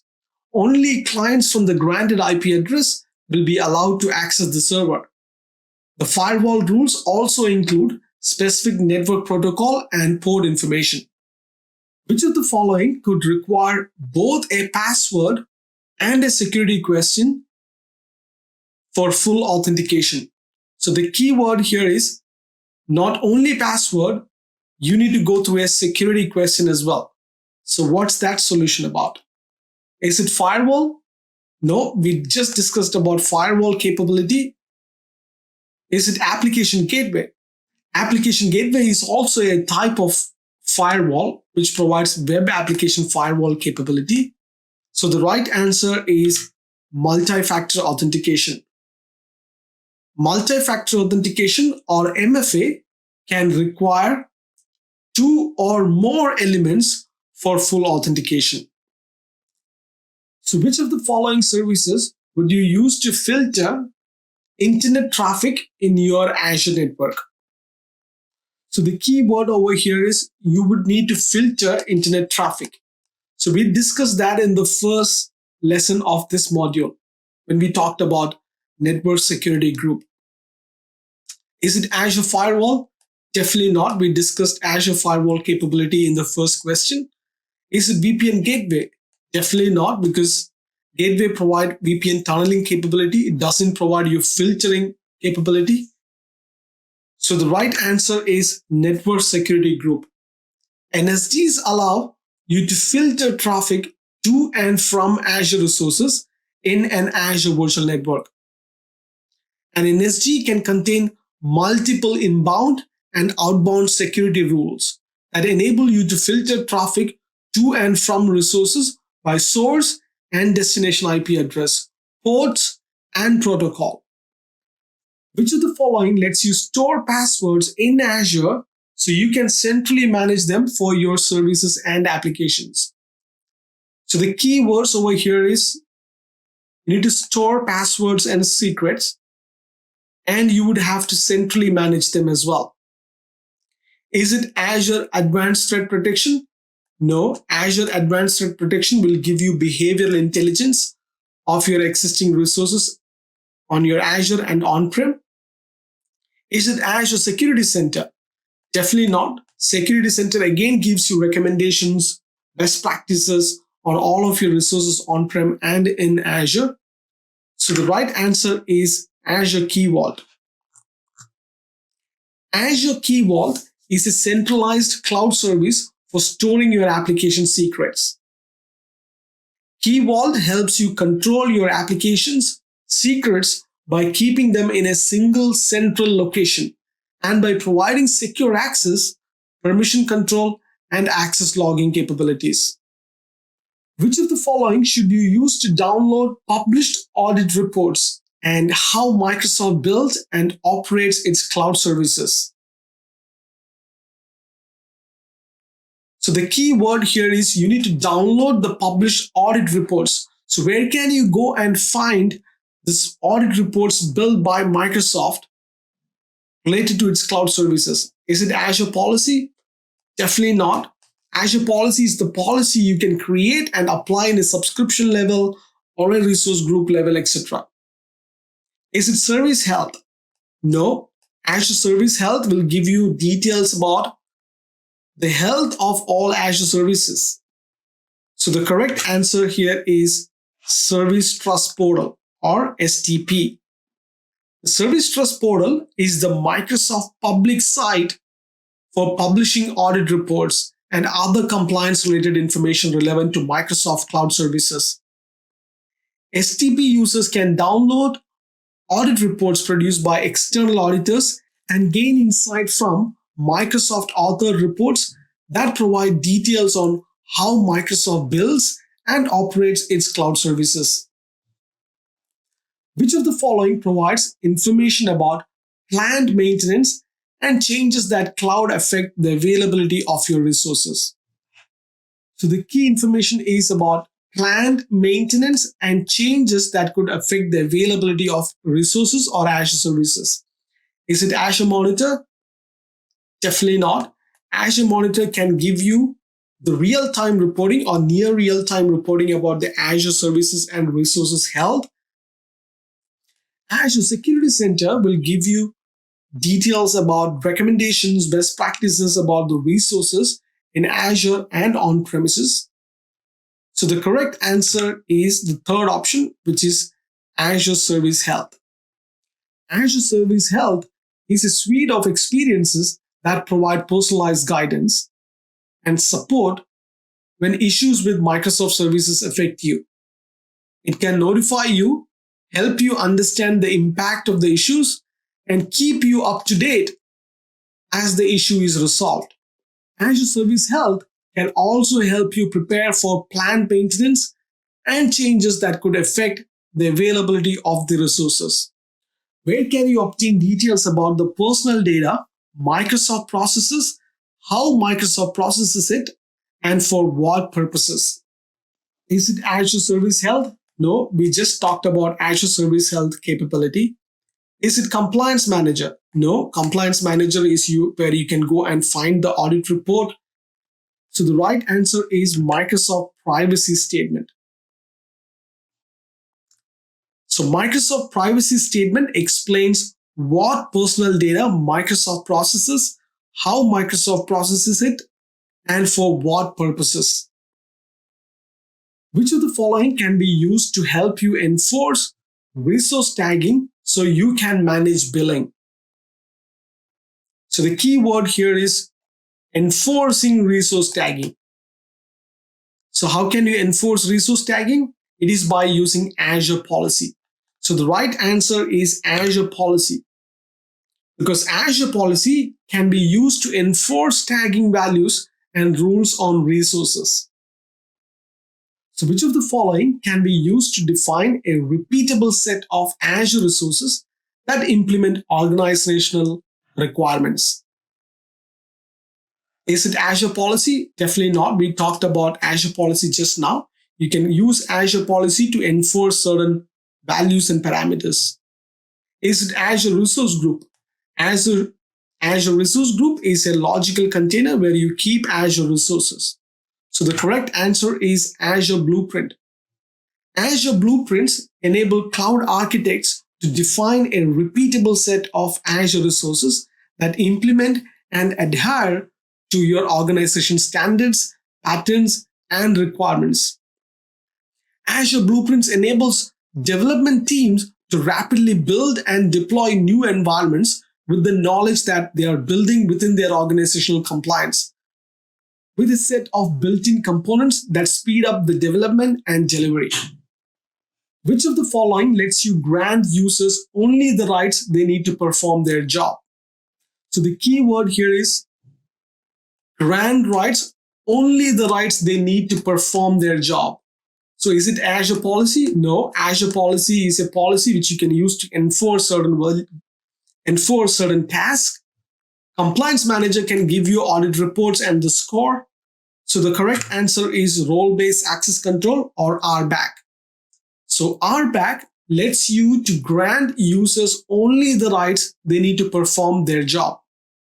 Which of these options help you most easily disable an account when an employee leaves your organization? So the key word over here is easily disable when an employee leaves your organization. So is it multi-factor authentication? No, multi-factor authentication is a dual-factor authentication to validate your credentials before granting you access to a particular service.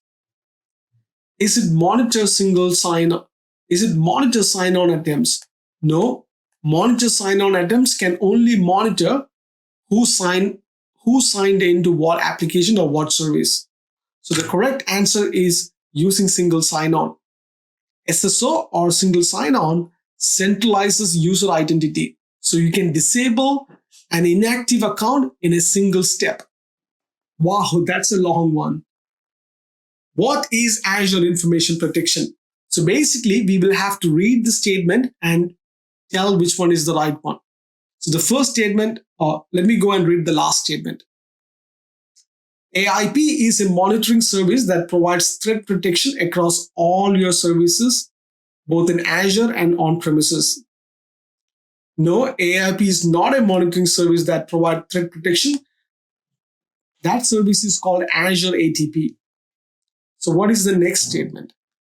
AIP is a cloud-based security solution that identifies, detects, and helps you investigate advanced threats, compromised identities, and malicious insider actions. Definitely not. AIP cannot do any of that. That can be done by Azure Identity Protection or Azure Privilege Identity and Azure Threat and Azure ATP as well. So the right answer is the first statement, which is AIP is a cloud-based solution that helps organizations classify, protect its document and emails by applying labels. These labels can be applied automatically, manually, or a combination of both. The automatic apply of label require you to have an Azure AD P2 license. Which of the following items would be good use for you to have a resource lock? So the key word here is resource lock. Is it a storage account used to temporarily store images processed by development environment? No, because it is being used temporarily, so I don't have to worry about locking that resource. Is it a non-production virtual machine used to test occasional application build? Again, it is not critical because it's a non-production virtual machine and it is being used occasionally. Definitely not. So the right answer is the first statement. An express route circuit with connectivity back to your on-premises, because it's a very critical network that is making your on-prem environment in talk with your Azure environment. So it's a super critical resource. So you would put a resource lock so that nobody modifies or delete accidentally. Let's look at the last question. Which of the following approaches would be the most efficient way to ensure a naming convention was followed across your subscription? So we are looking at an efficient way to ensure naming convention. We know what to do. The best way to do that is by applying Azure policy. So let's read out these statements. Send out an email with the details to the naming convention, hope it been followed. That's very traditional way. It can work, but that's not an efficient way. Give all other users except for yourself read-only access to the subscription. Have all requests create resources send you to. Oh my God, that's such a complicated process. Definitely not. So the correct answer is second statement.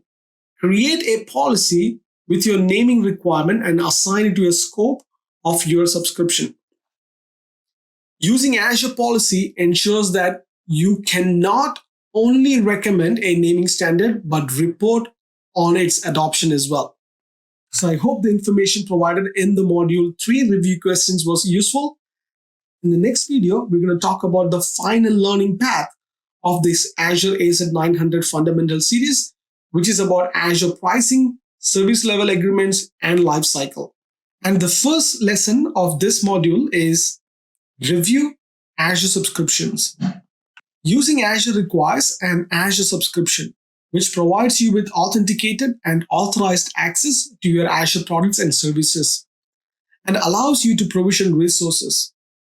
An Azure subscription is a logical unit of Azure services that links to an Azure account, which is an identity in an Azure Active Directory or in a directory that an Azure AD trusts.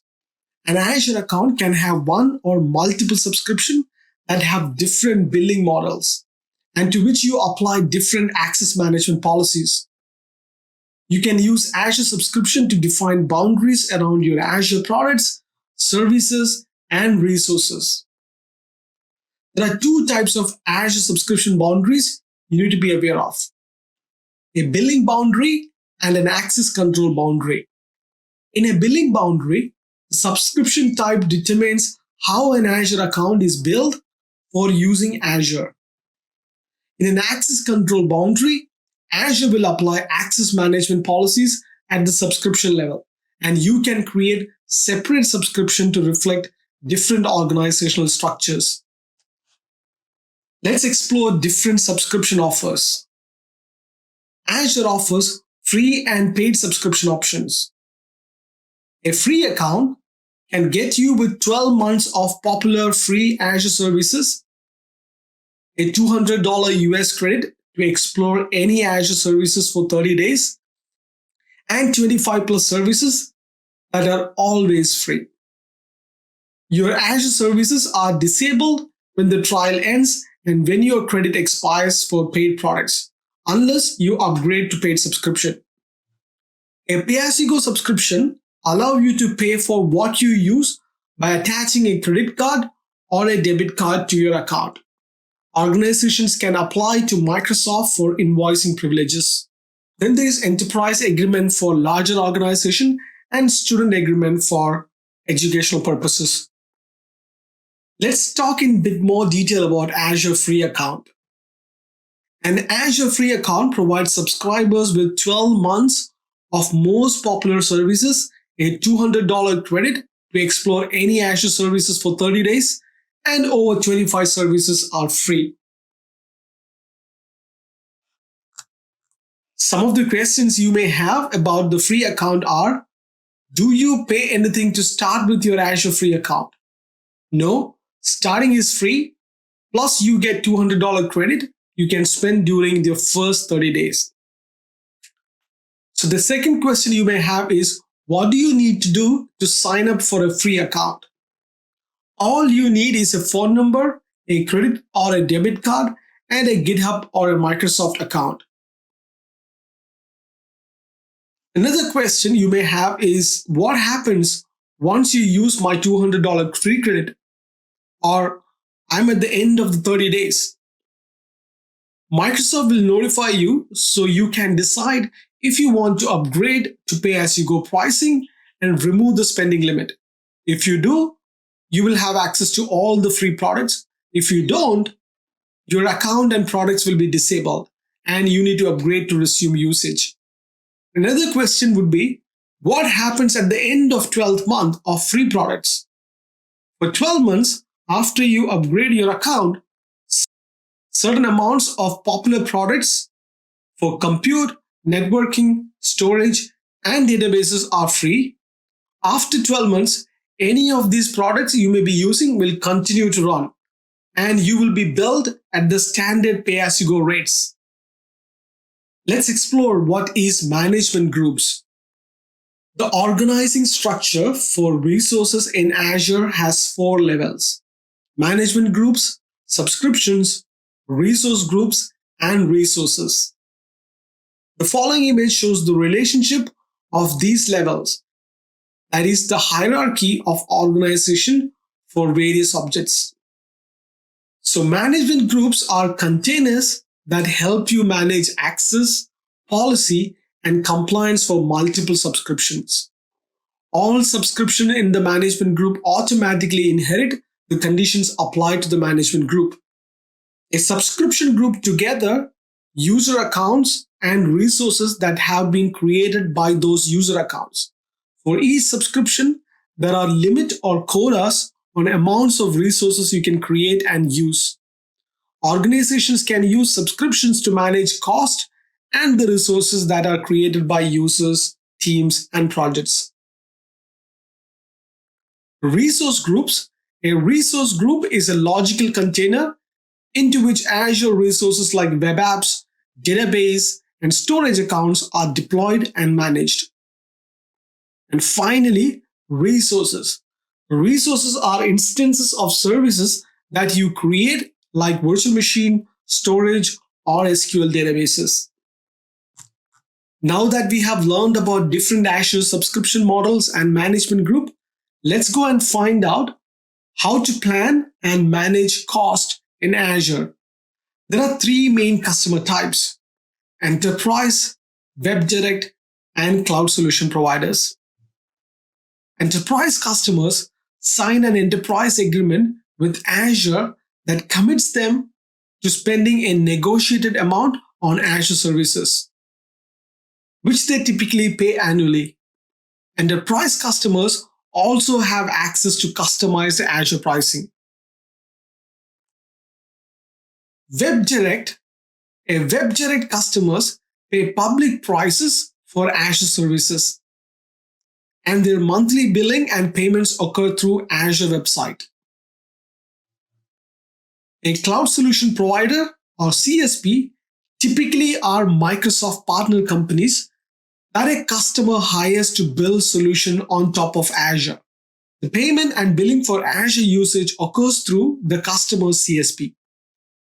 There are three primary factors which can affect Azure cost: resource type, services, and location. In resource type, costs are resource specific. So the usage that a meter tracks and the number of meters associated with a resource depend on a resource type. In services, Azure usage rates and billing periods can differ between enterprise, web direct, and cloud solution provider customers. Some subscription types also include usage allowances, which affect cost. And finally, location. The Azure infrastructure is globally distributed.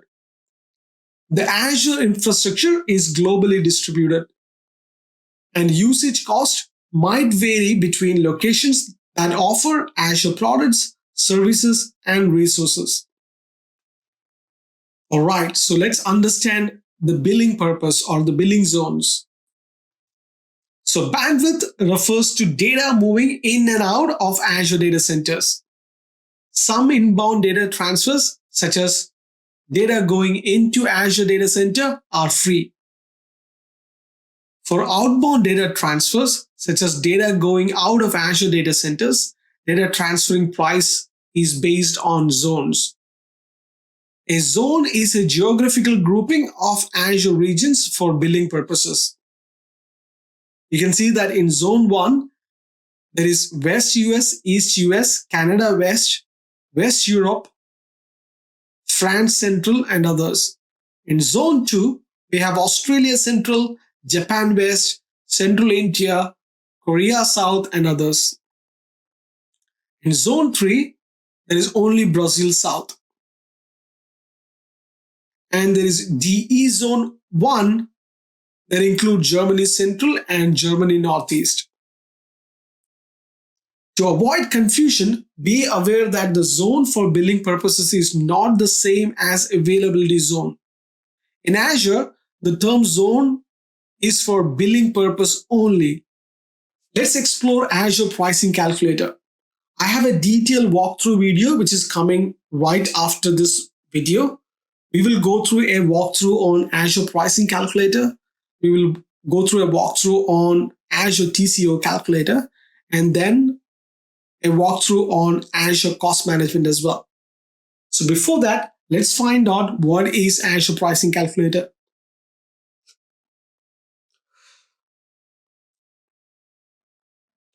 The pricing calculator is a tool that helps you estimate the cost of Azure products. It displays Azure products in categories, and you can choose these Azure products you need and configure them according to a specific requirement. Azure then provides a detailed estimate of the cost associated with your selections and configurations. The options that you can configure in the pricing calculator vary between products, but basic configuration options include a region, a tier, billing options,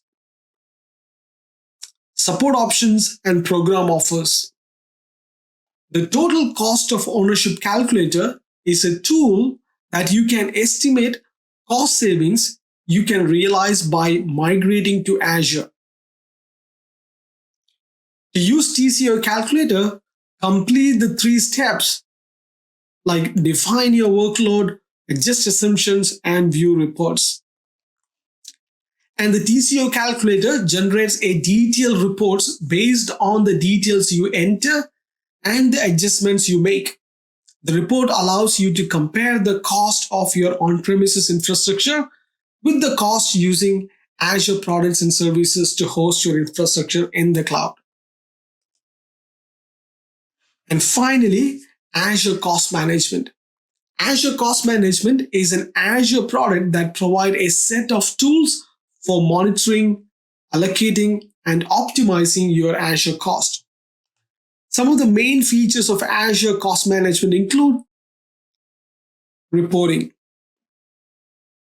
Generate reports using historical data to forecast future usage and expenditure. Data enrichment. Improve accountability by categorizing resources with tags that correspond to real-world business and organizational unit. Create and manage cost and use budgets by monitoring resources demand trends, consumption rates, and cost patterns. Get alerts based on your cost and usage budgets. And receive recommendations to eliminate idle resources and to optimize these Azure resources you provision. And if you're wondering how much does it cost to use the Azure Cost Management, this service is absolutely free for all Azure customers. Now that we have learned about different factors which can affect the Azure cost, let's go and have a walkthrough about Azure Pricing Calculator. So we're going to learn how to configure the pricing calculator and review the pricing estimate. Please note that to create an Azure Pricing Calculator estimate, this walkthrough provides an example configuration of the VM and the related resources. Use this example configuration or provide the Azure Pricing Calculator with the details of your actual resource requirement instead. Once you're in the pricing calculator, you can see that there are different types of categories available within the pricing calculator. You can go through by different section, by example scenarios. You would be able to save your estimate once you compile it. If you have any questions related to how the pricing work, you can check the FAQs. On the left-hand side, you can see that these pricing details for each service is categorized into different sections. On the feature tab is where you can find the most commonly used services within the Azure Pricing Calculator. So let's select a virtual machine. As you can see that when you select a virtual machine, you would be able to name the type or the name of the virtual machine you want to give, or you can give your customer or the code name as well. So I'm going to call it as a sample Azure pricing estimate. There are a few other details we need to worry about when you select a particular resource for pricing. Things like region, where are you planning to host it? What type of operating system are you going to put in this virtual machine? Is it Windows or Linux? Within the operating system, there are types like, do you want an SQL server with it, or is it a standard machine or not? When you go through the instance, you can find that there are lots of machine types or family you can get. It boils down to the number of core and the RAM you are looking to get for the virtual machine. So in this example, I selected a virtual machine which gave me 1 core and 14 GB RAM. If you would like to have multiple VMs, you have an option to provide additional numbers over here. 730 hours is an estimate of you running that virtual machine for a month. You can further drill down and to find out details like how to save money using Azure Reserved Instance for 1 or 3 years. And if you happen to have license for these virtual machines already by having a software assurance, then you can apply that to get further discount as well. By default, the virtual machine doesn't come with a disk. You have an option to add a disk. Even for that disk, you have multiple options. You can go with a standard hard disk or a solid state or a premium solid state as well. And once you select the appropriate disk, you can add the number of disks you want by just selecting the count over there. So any adjustment what you make in this pricing calculator that immediately reflect the pricing as well. So you can of course go and check the pricing every time you make a change within the pricing calculator. Once you're comfortable with the pricing for virtual machines, another scenario would be for a virtual machine, you need to factor in bandwidth. So to understand the bandwidth cost, you just add the bandwidth and then put in the outbound data transfer estimate, what you are trying to look at. So in this case, for a 50 GB outbound, it is going to cost me around $4 US dollars. which is not that bad. So for most of the Azure services, ingress or inbound traffic is free. Any traffic which goes out of Azure, you're supposed to pay for that. So it is always good to add the bandwidth along with your estimate to find out how much you're going to pay for the outbound traffic as well. And once you put in all these details, you have the flexibility of changing the currency to reflect the local currency. You can further apply the discount for each of these virtual machine by adding the reserved instance and Azure hybrid usage benefit. As you can see that my solution gone down from $300 to close to $60, which is amazing by just simply applying a reserved instance and Azure hybrid usage benefit. Please note that reserved instance you have to pay upfront. Once you have the estimate ready, you have options like exporting, saving, save as, and share with somebody as well. So when you export it, it opens up in a CSV format. You can open the CSV file and you can even further modify as well. So if you are a solution provider, you're trying to propose a solution for your customer, this is where you can come in and add your managed services, you can add your margins, etc. And then you can compile the list before submitting this proposal to your end customer. Congratulations! Now you have learned how to configure a simple Azure solution using Azure Pricing Calculator, and now you know how to download the estimate and share with your customer as well. In this walkthrough, we're going to learn about Azure TCO Calculator, how to configure the Azure TCO Calculator, and finally, how to review the results and save a copy. So without wasting any more time, let's dive into it. So in this walkthrough, you will use the total cost of ownership or a TCO calculator to generate cost comparison report for an on-premises environment. Please note that this walkthrough provides an example definition of an on-premises infrastructure and workload for a typical data center. To create a TCO calculator report, use the example definitions or provide details of your own actual on-premises infrastructure and workloads. So to add details of your on-premises server infrastructure, you can click Add a Server Workload in the Define Your Workload pane, and you can basically fill out the details like the name of the server, the type of the workload, is it Linux or Windows, what type of environment is it virtualized environment, is it Hyper-V or VMware, the number of the core and the RAM available in each of these physical servers, etc. You can click on that information button to get the details about what values you have to provide in case of any doubt. If you happen to have any Windows Server 2008 or R2, you can enable that checkbox, which will give you additional details like hybrid usage benefit or extended support benefit, which you can get with your Windows Server 2008 and R2. I'm going to add one more tab. In this time, I'm going to add few Linux servers so that a typical data center scenario would include a Linux environment and a Windows environment. So go through the same details like selecting the virtualized environment details. Is it Hyper-V or VMware? And put in the number of VMs. In both cases, I put in 50 VMs. So total, it's 100 virtual machines. And I'm going to put in each virtual machine, the number of core and RAM available in these servers as well.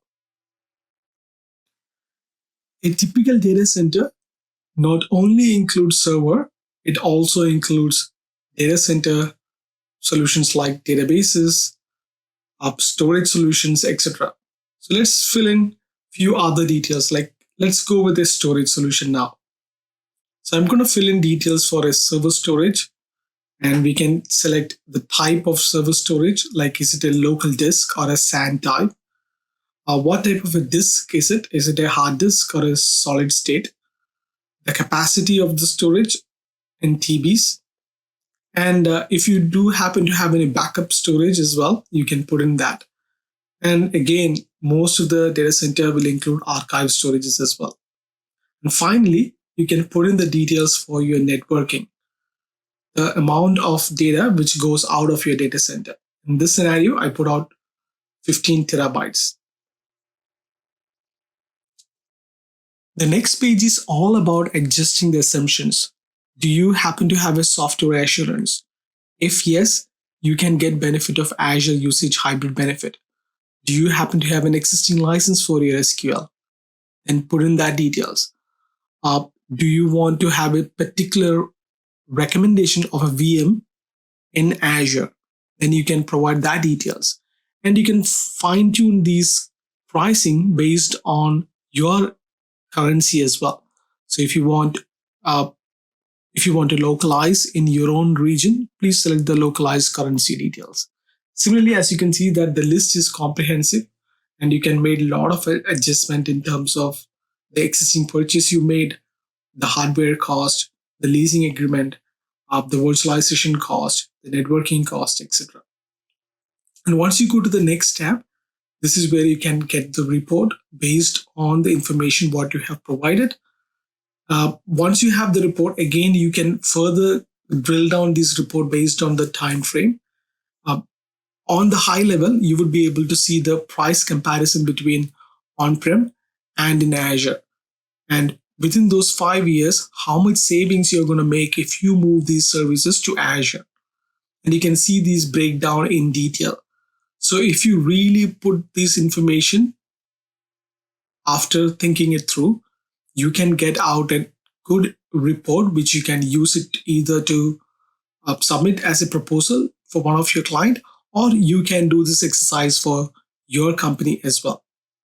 And finally, you would be able to download this report, and the details what you can generate or details what you get out of this report is super comprehensive. So please make sure you check this TCO out, especially for the exam, so that you understand what is the difference between Azure Pricing Calculator and Azure TCO. Congratulations! Now you have learned how to use the TCO calculator, and now you know how to generate a cost comparison report for your on-premises environment.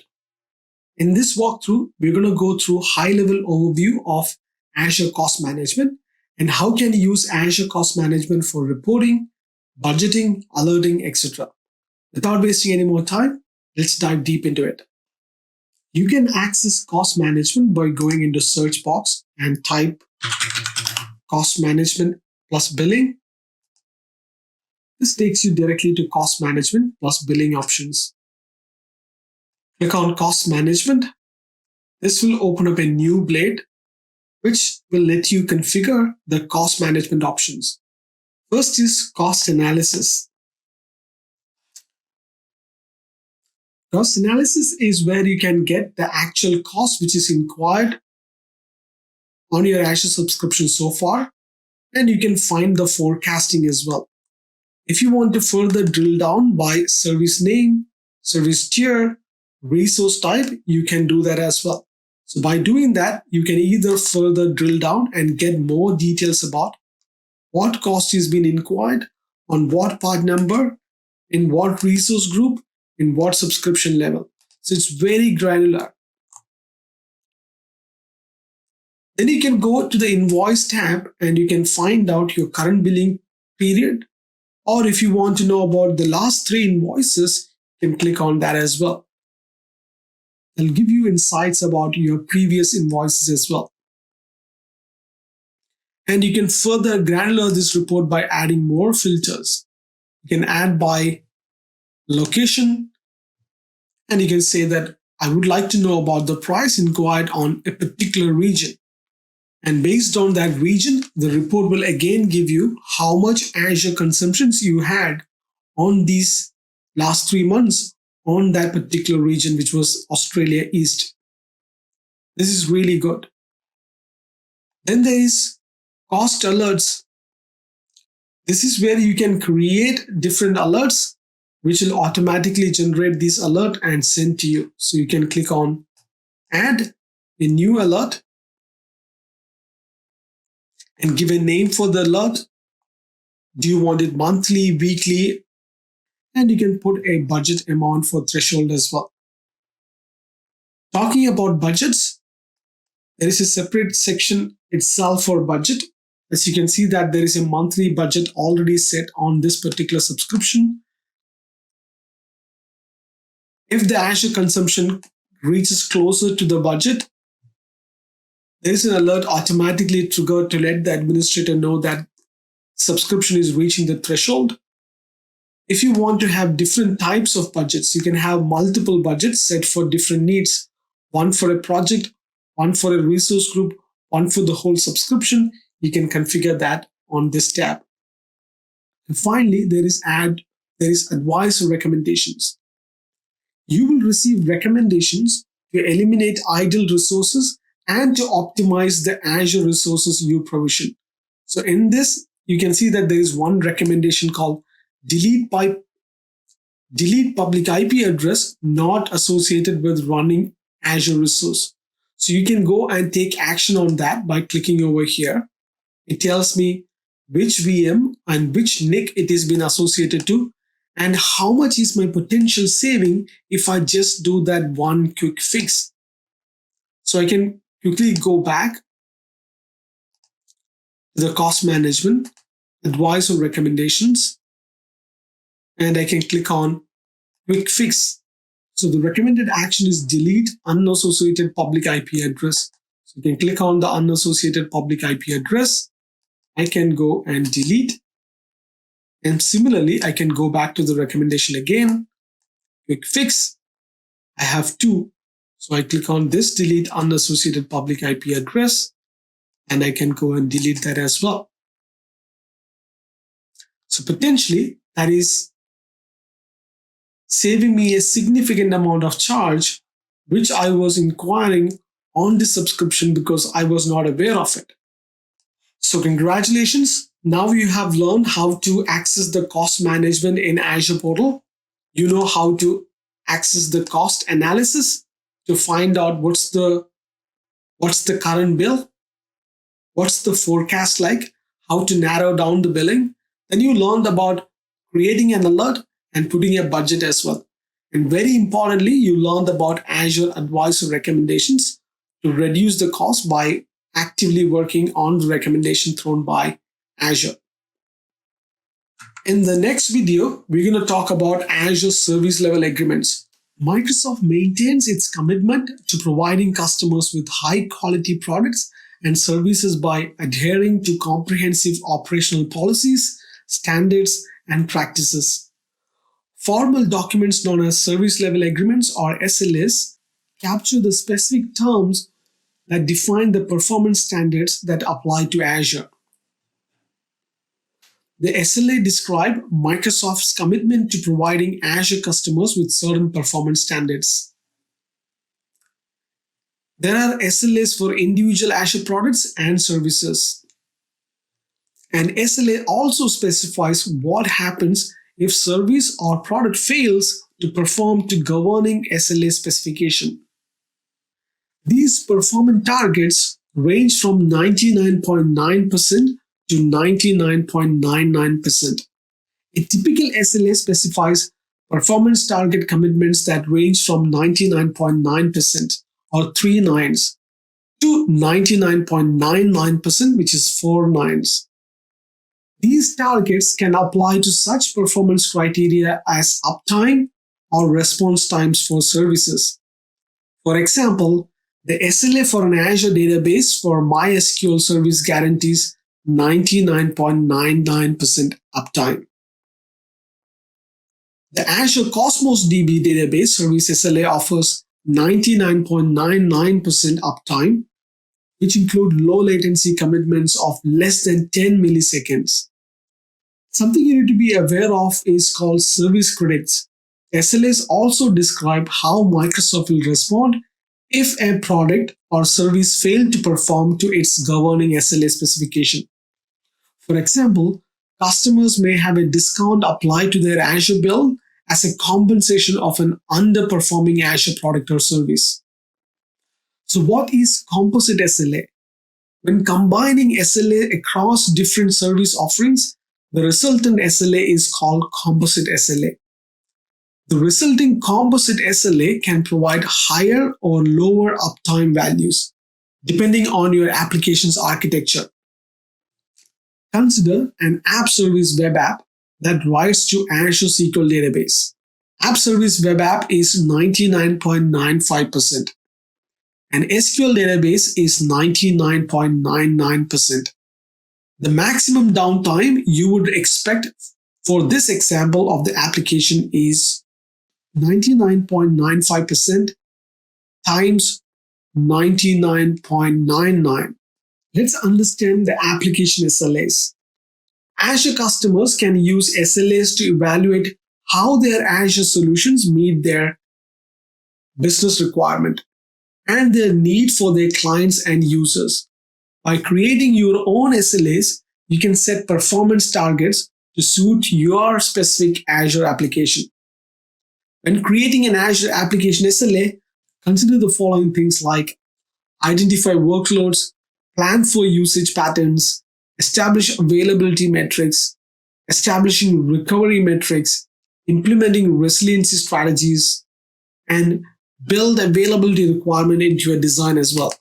Now that we have learned about the Azure service level agreements, in this lesson, we're going to explore service lifecycle in Azure. Microsoft offers previews of Azure services, features, and functionalities for evaluation purposes. With Azure previews, you can test pre-release features, products, services, softwares, and even regions. Previews allow users early access to functionalities. Additionally, users providing feedback on preview features help Microsoft improve the Azure services as well. Private preview and public preview. In private preview, an Azure feature is available to certain Azure customers for evaluation purposes. In public preview, an Azure feature is available to all Azure customers for evaluation purposes. Azure feature previews are available with their own terms and conditions.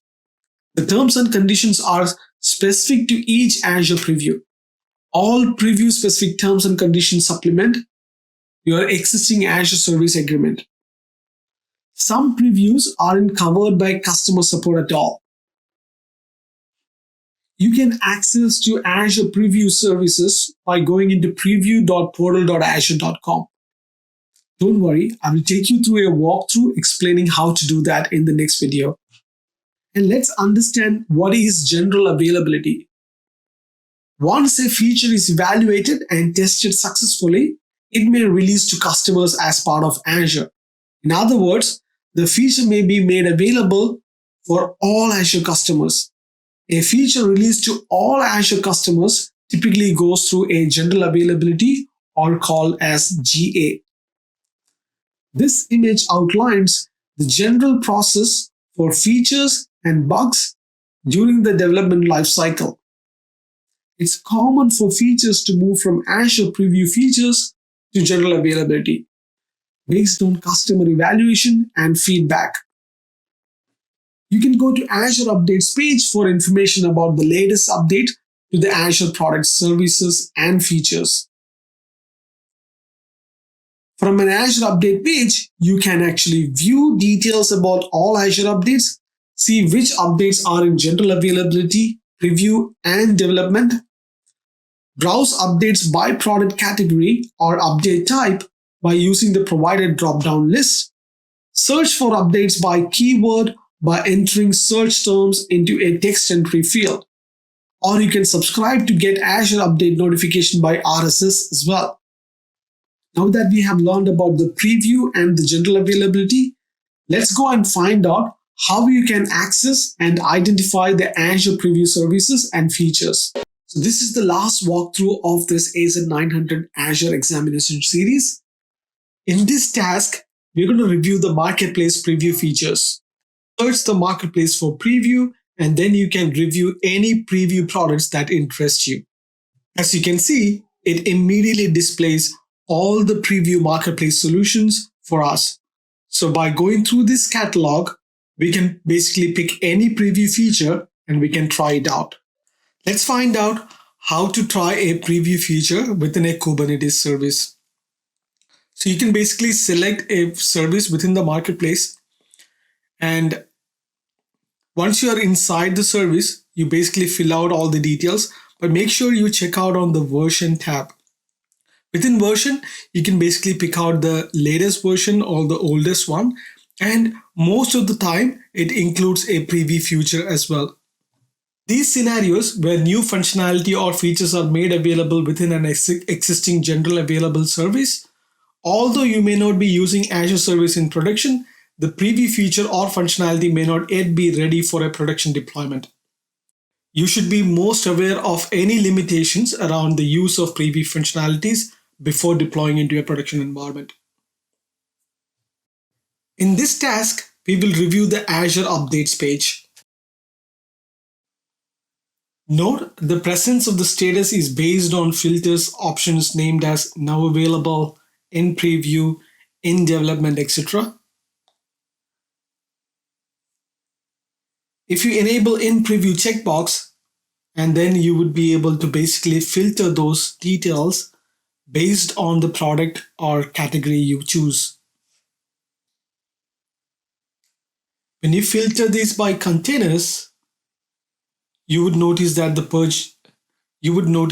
page returns a list of items in preview related to Kubernetes and containers.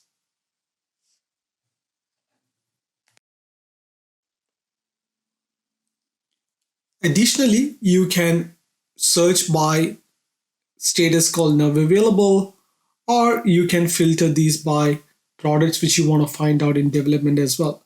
If you would like to change the category to different series like compute, now you're seeing all the list of product which is now available or now recently made available by Microsoft for compute series.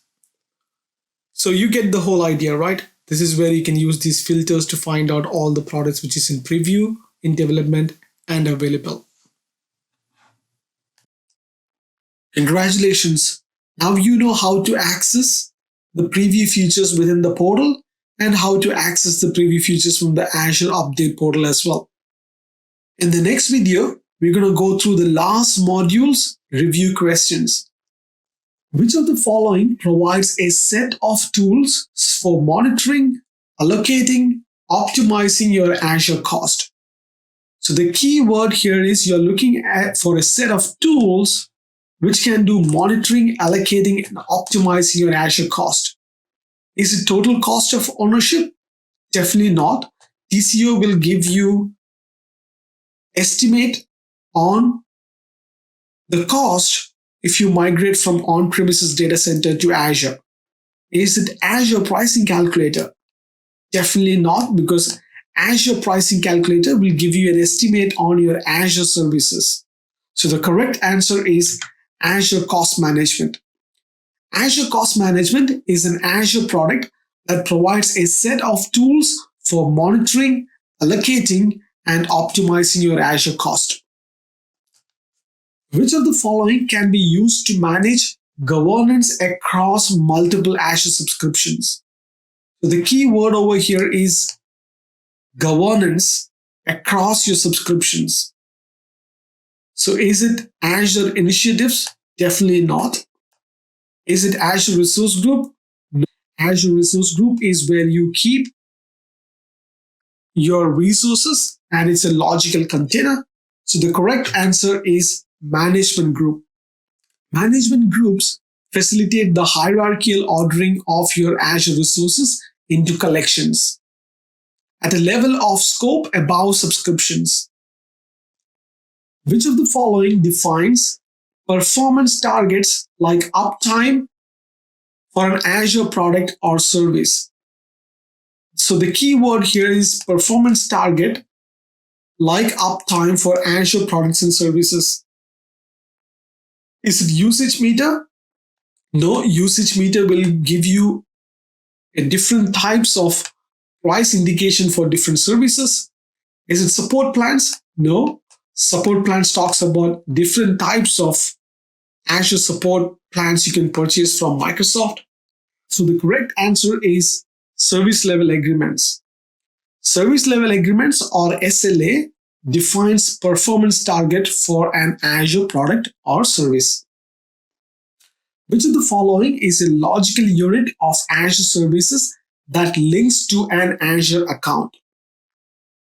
So your keyword over here is logical unit for Azure services that links to your Azure account. Is it resource group? No, because resource group is again a logical container where you can keep your Azure resources. Is it management group? Definitely not. Management group facilitate the hierarchical ordering of Azure resources. So the correct answer is Azure subscription. Azure subscription is a logical unit of Azure services that links to an Azure account. Which Azure support plan is best for business critical workload? So you're looking at a support plan which is best for business critical. So we have not discussed about it, but the best plan for business critical resources are Azure Professional Direct. So the right answer is Azure Professional Direct, because Azure Professional Direct is the best way to ensure your solutions are running nearly all the time. So Microsoft have removed the support module from the new AZ-900 exam course material. So I really doubt that you will get any questions on the support module. Question number 6. An Azure Reservations offers discounted price if you. So how do you get Azure Reservations? Is it by using spending limits? No, spending limits can be applied to get alerts or not to go over spending in your Azure subscription. Provision a certain number of resources? Definitely not. You can get Azure Reservation discount by paying in advance. So Azure Reservations offer discounted price if you pay in advance. To get a discount, you reserve product and resources by paying in advance. You can prepay for 1 or 3 years use for certain Azure resources, like a virtual machine compute, an SQL database instance, etc. Which of the following give all Azure customers a chance to test beta and other pre-release features? Is it general availability? No. General availability is when everyone get access to the services. Is it private preview? No. Private preview is only for selected group of users as early adopters. So the correct answer is public preview. Public preview means that Azure feature is available for all Azure customers for evaluation purposes. So you have two services with different SLAs. The composite SLA is determined by, so is it determined by adding the SLA percentage together? No. Is it by taking the lowest SLA percentage? Definitely not. So the correct answer is second option, which is multiply the SLAs together. So to determine a composite SLA, you multiply the individual SLAs together. Releasing a feature to all Azure customers is called, we just talked about it. Is it public preview? No, it's a preview feature for everyone to test it. It's not a full-blown version. Is it called general preview? There is nothing called general preview in Azure. So the correct answer is general availability. General availability, or GA, is a feature released to all Azure customers. Which of the following can be used to estimate cost saving when migrating to Azure? So how do you estimate cost saving when migrating to Azure? Is it by pricing calculator? No, because pricing calculator can give you estimate on the services what you're going to put in Azure. Is it usage meter? Definitely not. Usage meter can give you indication of the pricing values for each service. So the correct answer is TCO, or total cost of ownership calculator. So the TCO calculator is a tool that you can use to estimate cost savings you can realize by migrating to Azure. Your billing is based on your usage of Azure services and is invoiced. So the key word over here is, when do you think your Azure resources is being billed? Is it daily? Definitely not. Is it annually? No. Azure is being billed monthly. So you will be billed monthly. That's the right answer. Azure Advisor provide recommendations for what? Is it for cost only? Definitely not. Azure Advisor can give you recommendation much more than that. Is it for high availability, performance, and cost? No, it can do even more than that. So the correct answer is option 2. Azure Advisor provide recommendation on many different capabilities, including high availability, security, performance, operational expenses, and cost. To use Azure data centers that are made available with power, cooling, and networking capabilities, independent from other data centers in the region, choose a region that support what? So the key word over here is, you need all these capabilities independent from other data centers in the region. So is it geographic distribution? Definitely not. Is it service level agreement? Doesn't even relate to this topic. So the correct answer is availability zones. Availability zones are data centers set up to be an isolation boundary from others in the region with their own power, cooling, and networking. If one zone in a region goes down, the other availability zone in the region continue to work. The last question is, application availability refers to what? Does it refers to the service level agreement of the associated resource? No. Does it refers to application support for an availability zone? Absolutely not. So the correct answer is the third option, which is the overall time that a system is functional and working. The time that a system is working is referred to as an application availability. So congratulations, you have made to the end of this AZ-900 Azure Fundamentals examination series. You have gone through all 4 learning paths and you have completed all lessons, including the review questions as well. I wish you all the very best for your examination and all the very best for your continuous career success as well.